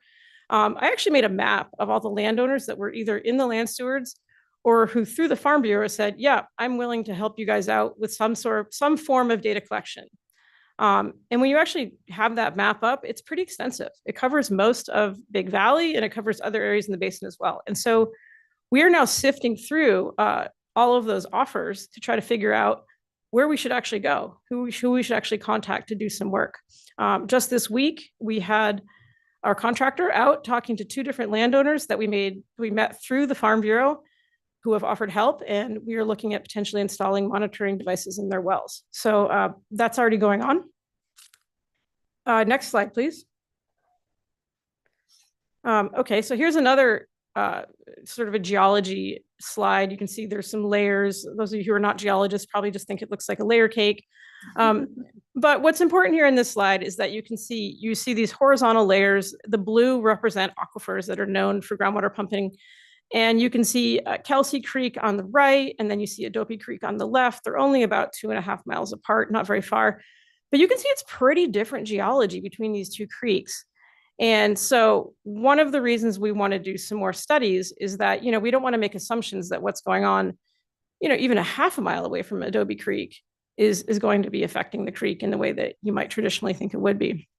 And so, one of the ways we would get at that is what we call an aquifer pump test. This is a little bit of a complicated process where we'd have to get a lot of people involved, and we have to have one well be offered as sort of the well that gets pumped for a week, and other wells around it that are being monitored so that we can see how much water drops or doesn't drop. That's something I need to get on. I'm hoping to have that going sometime this next year, and it will be a big collaborative project involving not only the landowners, but the Department of Water Resources is likely to be involved as well. So that's something that we're hoping to do. Next slide, please. And finally, we're going to continue the stream gauge monitoring. We did begin monitoring in 2023. The tribes, of course, have been doing it over 5 years, some stream gauging, and USGS and DWR have gauges in the basin as well, in the valley, or not just Big Valley Basin, but also throughout the watershed up near Upper Lake and other places that we're going to be looking at. Again, we may be installing more stream gauges to support some of these rehabilitation and restoration projects. For example, Sarah Ryan mentioned Coal Creek and the flooding and all of the fish strandings that have occurred over there. And this is not only a problem for fish, but it's a problem for landowners, right? It's annoying to have floods up to your doorstep every single year. We may be installing some stream gauging instruments to support that project, because that might be something that would help the hitch and help landowners. And if there's a desire for us to put in instruments, we'll do it. We may hand it over. And so that's another example of something that's happening right now. Next slide, please. And I guess that's all I really wanted to say, but that's kind of where we're at. There is some contact information on how to participate if you do have ideas or other folks that want to reach out. And I'm going to hand this back over to Jessica to wrap up. Thanks. So just one last slide to take us out on a lovely image of Clear Lake. Thank you very much for sitting with us today and listening to all of this. I think the water rights team here has had the pleasure of working with the folks that you're hearing from today on a pretty regular basis. And you're seeing just a very small fraction of what's happening. And so I think that's why the conservation strategy is going to be so key, because we'll be able to really document these things and start giving everyone a very clear picture or clearer picture of some of the things that are happening where there might be gaps and putting things together. But I will say that it has been a lot of hard work.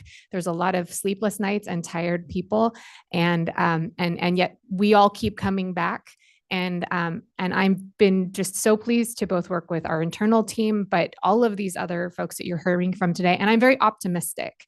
There's a lot of challenges ahead, a lot of them, but I am optimistic that we're going to move forward on these and really appreciate the board's support with allowing us to continue supporting the efforts in the watershed. So with that, if you have any final questions and thoughts for us, we're happy to hear them.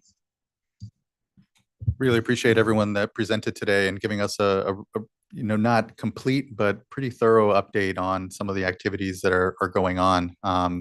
Just really have to acknowledge that we have a real opportunity and feel that this is a space that can be modeled insofar as the way we can approach some of this work. I think I want to make clear as well here for everyone that we're not looking at readopting, obviously, the information order. We gathered our information this last year, and really now about processing that information and getting back here and having it kind of circle back, if you will, in the decision making of the space at some future moment to inform what future actions this board might take. But just want to definitely make that clear, and just again thank everyone for the incredible amount of work that's gone on. And you look across the state, there's a lot of watersheds we're working in. And I feel this one in particular, we've been able to do a lot these last years with, and here there may be differences of opinion, but I feel a relatively soft approach when it comes to, some of the authorities that the board has, really making it about the information gathering, making it about communal understanding of the watershed, and helping that to lead to actions that folks can kind of obviously take under their own steam, but I think for me, it's important always that when we talk about the board's work, its authorities, that it isn't an either or, that we're really here to help actually support that local decision making. It's not, two distinct pathways when it comes to regulatory actions that the board may take or voluntary actions. They're really a continuum of just the collective actions that we can take with each other, and always looking for us at the board to make sure that we're having that right touch, because our authorities are broad, they are strong, and ultimately are there to help create the outcomes that we're all collectively trying to make. So just incredible thanks to everyone here that has come, made a presentation, even those that aren't. I know for every person that's here, there's a lot of others behind you that are doing the day-to-day work in the community, and it's just incredibly seen and appreciated. We do have one commenter, but looking to fellow board colleagues if they have question and comment here to start. Board Member Firestone and Board Member Morgan. I have a question. Just on the information orders and the data, we are, I know we're sifting through the information, so we weren't able to report on all of that yet, but it seems to me that some of the information is around well inventory and inventory of diversions and all of that. And that it sounds like we're still sifting through the information, but we got 90% compliance, at least responding, but we don't know how much yet, what the results are of having a good picture of well and diversion infrastructure yet. Or I guess the first question is, can you just speak to what we can say and what we can't say about the goal of the information order, to whether the information order has been successful, or at least, mostly in understanding the water diversion and pumping inventory? Yes, so we are still sifting through it. So yes, the 90% compliance is based off of something being reported, but we are QA/QCing a lot of that information too. And so we are able to see those things. The problem is a location for a well that is very meaningful, but some of the way that, extraction volumes, for example, apply doesn't necessarily mean anything on its own. So that's where we're having to dig in and figure those things out, and also look at that QA/QC, looking for potential errors that we can go back and follow up with folks too. I don't want to harp on this because I'm sure you've heard it a number of times, but in light of the water rights reporting system and the fact that we're working through that, we would be a case study for why that is going to be a fantastic upgrade when it's ready to go. Because if we say spreadsheets, I might actually have people faint in here right now from the amount of data that we've just been going through. And I think for a lot of us. And so I want to say that we have those insights. I believe we will have those insights by, early to mid next year. And then it's also looking for that data sharing that we talked about. It isn't necessarily just as easy as like sending something out into the world. We want to find a valid way to put these things forward. So I don't have a good answer for what it is that we're seeing right now, but we really are actively working towards getting it there. A lot of the compliance took a lot of time, a lot of the technical, just putting things together and getting it in a usable format so that both we and our contractors can use it. But we're going to be very transparent. We're going to be putting it out there as soon as we can. But I would say the bulk of the issue is really just, staff digging through information and determining what is relevant and what isn't. It's long and complicated, but we will soon. And I do wish we had more, but with it just wrapping up kind of in August, it's been a little bit limited on that. We do have a lot of the well locations though. We are pretty confident in those, getting that ready. These are things we've been talking through. Can we release data in phases, perhaps saying, hey, we can have some sort of a data set, let that go, and then move forward with other ones. And if there's problems with the data as you're combing through that are important, even without the renewal or adoption of a second or renewed information order, are we able to go back and get corrected information and follow up with folks to make sure that we really got the information that we were seeking in the order? We are. Great. And then, so that gives me a lot of comfort in terms of not needing to reissue an information order. The only thing I want to understand more in terms of not continuing an information order is on the pumping and diversion information. So diversion, I know we have water rights reporting requirements for surface water diversions. For groundwater pumping, though, if we're trying to understand, it sounds like there's a lot of really great voluntary efforts and study efforts to monitor groundwater levels. But if we don't have pumping information is for this next year, is that going to limit our ability to conduct this groundwater surface water study? Is that something that we have a way of getting or understanding without a new information order? I can take some of this. You did ask, have we learned anything already from the information order? And the answer is yes. Like when we first started to try to estimate how many wells there were that were active in the basin, especially Big Valley Basin, we had wildly divergent estimates. And so having this information order come through, we've already sort of been able to narrow down the number of wells, which was something we had a hard time with initially.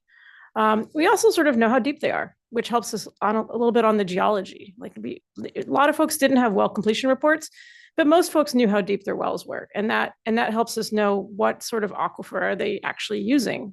We didn't know that before. So we do actually have some preliminary results. It has been challenging with the data collection efforts. And of course, we've had 3 different pathways for information. And so the data didn't come in the exact same format. And so we do want to release those data in a single package. We don't really want people to go to 3 different sources to find something out. And so that's one of the things that's ongoing is we are going to put the data in a format that's digestible and hopefully visual so that folks can see it. That's going to take a little bit more time. Again, the stuff is still trickling in. So we have learned some things already. I will say, so to your second question, can we get at the water use in Clear Lake region without reissuing the information order? And I think the answer is yes. The modelers do have ways of sort of estimating the demand, right? It's a demand side thing. Like how much does a certain crop use based on how hot it's been or how wet it's been or how windy it's been. And I don't, most of our growers are not wasting water. They can't afford to waste water, right? So most operations, I think, are pretty efficient. And some of the information order questions weren't about like, what did you pump this year? It was about like, what kind of irrigation system do you have? Is it drip irrigation? Is it flood irrigation? Is it this kind of irrigation? And so we're making some assumptions that isn't going to change a lot, right? If they had drip irrigation this year, they're probably not going to switch to flood irrigation next year unless they totally switch their crop or something really major happens. And so through the use of the information we got from the information order about what it is they're doing, what crop they have and what practices they use, combined with additional climate information and land use information. And land use information comes from the Department of Water Resources. They fly the satellites and they can figure out, is that a vineyard? Is that pears? Is that is that pasture? Is that irrigated pasture? All of that sort of land use information and evapotranspiration information, which again is coming out of the satellites, can help you nail down exactly what's going on in these watersheds. And so I think the information order has done a great job of supplementing or filling in the gaps with things that we didn't know, which was how many wells there are, how deep are they, and what are your irrigation practices? Those 3 things would have been hard to get from satellite images. And so I feel pretty confident that we can, going forward, make some pretty good estimates on what is actually happening for groundwater pumping and water use. I'd also just quickly add in that some of the folks who reported this year are starting to commit to reporting again next year, even if we don't have an information order. I don't have specifics on that right now, but it is a discussion that's underway so that we can spot check as well to make some of those comparisons. Thank you so much. That's really helpful. Yeah, that's great. Thank you for those questions, board member, and appreciate that. Board member Morgan. Thank you. I actually just wanted to thank all of the presenters today. It's really great to see just the progress that has been made, knowing that there's still a lot more to be done.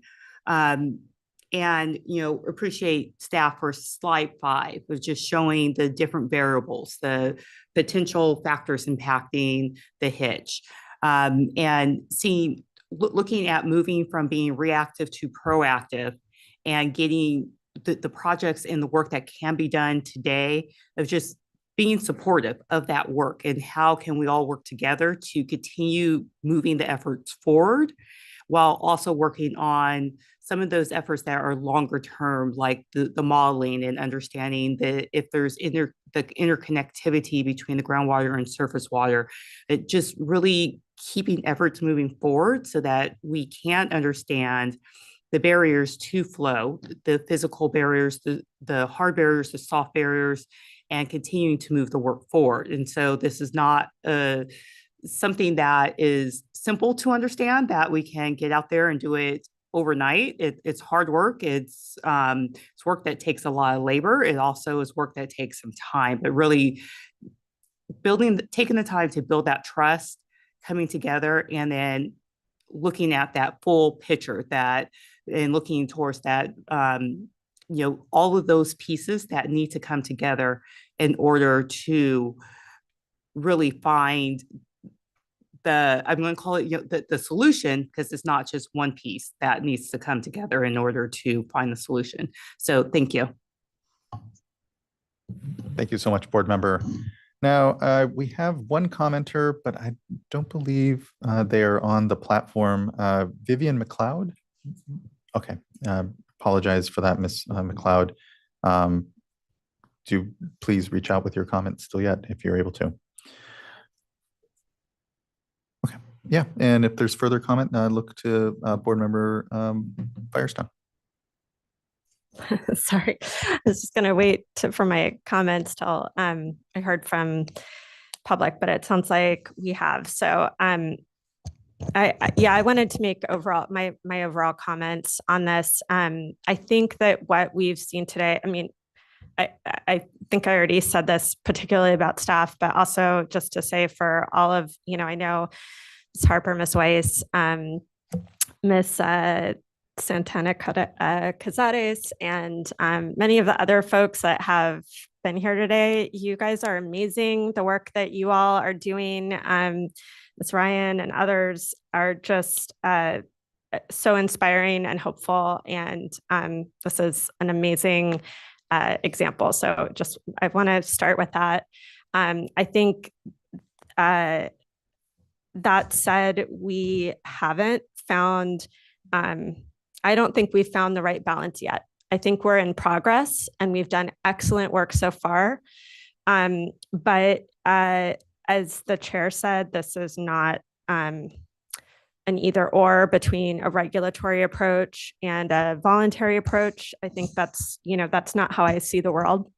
I think we have regulatory frameworks to enable collaboration. And actually the information order is a great example of that, where we set very transparent, clear, as clear as we can, guidelines and frameworks for what is the information we all need. Let's do it transparently, and let's create pathways for alternative compliance programs like the ones that Ms. Harper and Mr. Weiss have led. And that kind of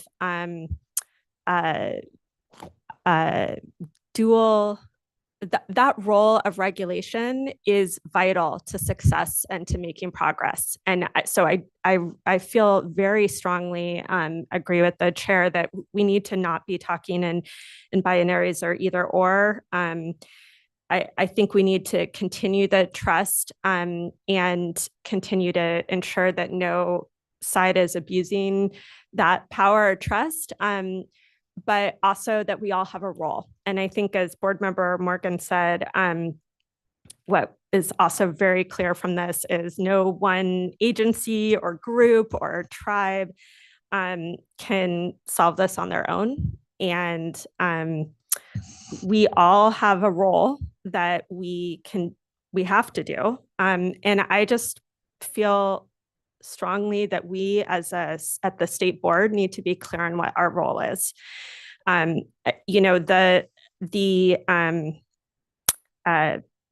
Ms. Santana Casares said at the beginning that they can't wait for regulations, policy, and data to catch up. And I think that's indicative of, we've got climate change supercharging the impacts right now. As Board Member Morgan said, we have to move from kind of reactive emergency actions. But the regulatory agencies like ourselves are designed to move really slowly to create new regulatory frameworks. To establish new regs is a really long process. And so while local leadership and our cross-agency work is able to act now, this is, I think, an example of why in order to, in the CNRA, Natural Resources Agency, and our agency, and sort of across the state, one of the things that our governor has talked about is cutting the green tape. And a lot of times that's been talked about in terms of permits. But I also think we need to be looking at that in terms of accelerating our ability to create regulatory frameworks, even if they're not perfect, even in the, in uncertainty, and allow those to adapt. And right now, our system is really broken. We are not able to move forward on adopting or implementing our water rights system and flow protections, minimum flow protections outside of emergency regulations. And that is a vital role that we need to play within all of the various partners that we've talked about today. We have to be able to create regulatory frameworks that, can enable the kind of alternative compliance cooperative efforts, but also ensure that we're going to have flow in the rivers, that we're not going to have to list species. And we're not, much less lose them. And, we're doing this right now. We're in the process in a number of different watersheds around the state. We're obviously doing a lot on Big Delta right now, Scott Shasta, Mill and Deer Creek, others, and we're trying to figure out how to make this work. This is another one that we're trying to figure out how to make this work. But I guess I just want to emphasize that we need to continue the collaboration and the science, but we also need to move forward on developing minimum in-stream flow protections and a framework to do that allows for that and complements and enables that cooperative effort and all that, I think really interconnected problem solving allows us to adapt that over time, and doesn't just do that as a reactive emergency effort. So I look forward. I know CDFW is working on flow recommendations that are supposed to come out next year. We have our own balancing of things that we'll need to consider, but I really encourage us not to wait until, I think it sounded like the groundwater surface water studies and models, realistically weren't going to be done until 2027. And if we wait till then to even start to consider regulatory actions, given the process that we have, it'll be a decade from now, I think, before we see minimum in-stream flows frameworks. And so we need to figure out a pathway to enable minimum protections without perfect information and allow that to adapt as we get more information, as there are programs, barrier removals and all these amazing programs that help us improve conditions that we can adapt to. And we're not there yet. But I really encourage us as an agency to embrace our role, because when the system we have, if there's no actions on that, has a disproportionate impact. And so we need to be able to figure out how to create a pathway within the frameworks that we have. And that means change and a different approach. And I think we're trying to work through that, here and in other watersheds as well. But I also think this is the watershed that I have the most hope for in many ways because of the local leadership and the cross-agency leadership and the cross-nation leadership with tribes. I just feel like there is a really strong leadership and vision and collaboration and problem solving. And I really appreciate the updates and the view here. I know it was a long information item and just really appreciate all of your work. Thank you, board member, and agree. I think we have a strong foundation and still a lot of work to do. And so just on that, perhaps, Ms. Bean, when will we see you all again? When's and don't need an exact date now, but would like to perhaps, and maybe it's, late next year or so, have a moment where we are circling back, getting updates further and understanding kind of where we are in some developments. Certainly. And if, more comes about sooner, then we can work to find out what makes sense for your schedule. Sounds good. Yeah. Look forward to Thank seeing you. everyone here again. And just thanks again for the incredible work and effort that's gone into this project. Look forward to further update. Thank you. All right. I think that wraps our item number 5 and brings us actually to our last item of our agenda, which is board member reports. Is there any board member who would like to take us in the lead here? Sure, I can start. Yeah, board member Morgan, please. I just have one item. I had the pleasure of filling in for Vice Chair Diadamo yesterday at the Tijuana Trash Boom ribbon cutting ceremony. So from Budget Acts of 2021 and 2022, $4.7 million was provided for a pilot project at the border. And so the Division of Financial Assistance provided a grant for RCAC to manage. There is a lot of trash that comes in from the other side of the border through the Tijuana River into the estuary and then out to the Pacific Ocean. It then causes, not only just trash into the estuary, but also microplastics impacting the water quality and also just health of the organisms. And so the trash boom is actually made from recycled plastic. So that's pretty cool. And it is, so it's there, it's installed just in time for this wet season.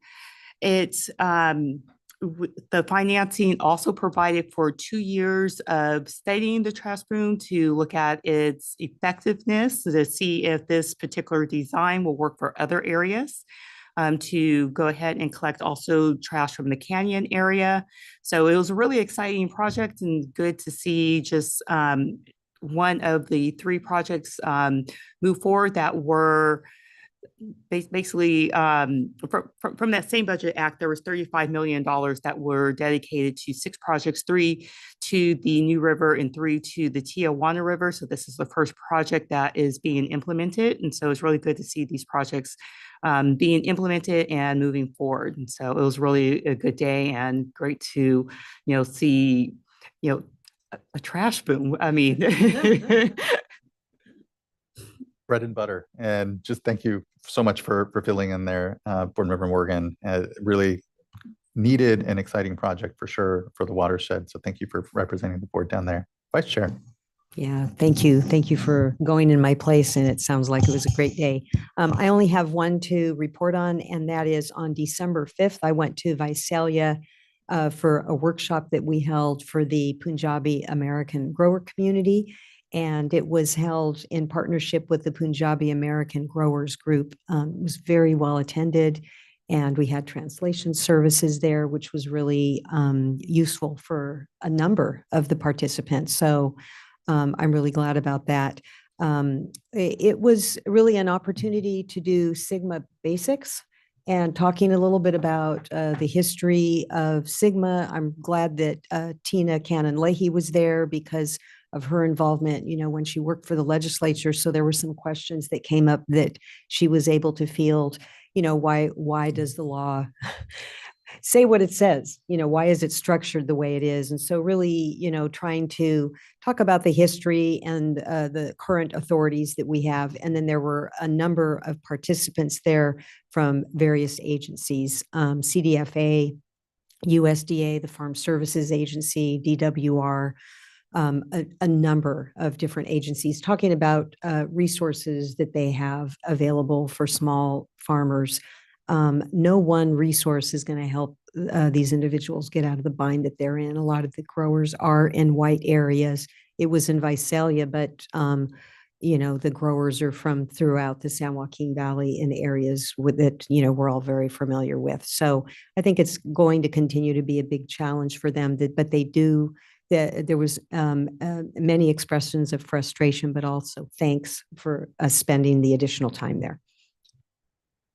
And huge thanks, Vice Chair, for you attending that. And I know it was partly an outgrowth of the Kauai Sub-Basin community meeting we had where we had members of the Punjabi community come through and weren't prepared with translation. And so really appreciated for the follow through from staff and yourself and helping to connect with folks and know that there's still a lot of work to be done to connect to the community and help them understand where they are in their processes, including working directly with the GSAs who they may reside within. So just a lot of appreciation for that.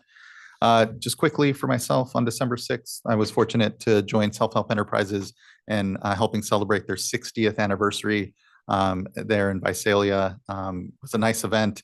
Got to see a number of colleagues speak well, obviously, of the great partnership that we have with Self-Help Enterprises, where since 2019, we've provided self-help over $200 million that has gone to communities, responded to drought, and it just really, we wouldn't be able to have had an impact in the San Joaquin if it wasn't for that partnership, because we don't have the staffing and the boots on the ground to be able to have responded to this last turn of the drought in the way we did. But the $200 million, again, that's dollars that counties didn't have, communities didn't have. So glad that we were able to support folks as a state, and congratulations to Self-Help on their 60 years of making a difference in the lives of folks in the San Joaquin. On the 13th, I attended the California Federation or Foundation for the Environment and the Economy and their conference that they had in Palm Springs. I was on a panel on the Sustainable Groundwater Management Act. Was glad to be able to connect with legislators and folks and have just a good open discussion around the last 10 years, where we are, still the work ahead of us, the importance of the law. And then just on Monday, I was in Washington, D.C. At the United States Environmental Protection Agency building, celebrating the 50th anniversary of the Safe Drinking Water Act. I was very fortunate to have been invited to participate in a panel, got to see Senator Carper, Congresswoman Dingell, the current head of the EPA Water Office, Bruno Piggott, all speak and Ali Zaidi as well, the climate advisor, all speak very well and eloquently about just the incredible moment we are to be able to celebrate the last 50 years, look at the next 50 years, truly look at the challenges and the fact that the promise of the Safe Drinking Water Act has not yet been fulfilled. There's still communities out there. And so it was just a nice opportunity to speak about the work that we've done here in the state and the importance of federal oversight. There was a moment there where California drinking water program was in the crosshairs of the feds, and it's those multiple levels of accountability that help us all get us our work done. So those were my reports. This will be kind of a downer. I have nothing to report. I don't have anything to report. Those were great. Thank you both. All right, that brings us to the end of board member reports and also brings us here to the end of our meeting. We will be going into closed session. And so for that, probably just give ourselves a few minutes. We'll have perhaps a working closed session then, eat lunch unless folks want to break, and glad to do that. Any preference? You just want to eating at lunch? Okay, we'll keep the momentum going then. We'll be transitioning into closed session. But otherwise, this is our final board meeting of the year. It has been an incredible year. I have to thank everyone our board clerk, all of the folks that make these meetings happen. Just very appreciative, and everyone that's participated in the board's decision-making this last year. 2025 is going to be another big year, so look forward to everyone then. We're going to start right off on January 7th with our next board meeting. We will actually be in the Sierra hearing room at the California Environmental Protection Agency building. But until then, have a fantastic holiday, everyone. Looking forward to seeing you in the new year. Yes, Mr. Lawfer, please. Just for the record to reflect, the board intends to only meet in closed session on the Delta conveyance item. Yes, yeah, we'll only be in closed session on Delta conveyance, and we'll be meeting in here, one of the other rooms here soon. And then otherwise, did I miss anything else, Mr. Lawfer? No, that's great. Thanks. Okay, well then, thank you. And we will close out officially here after closed session. But again, thanks everyone for an incredible year. Looking forward to the next, and we'll see you all soon. Be safe.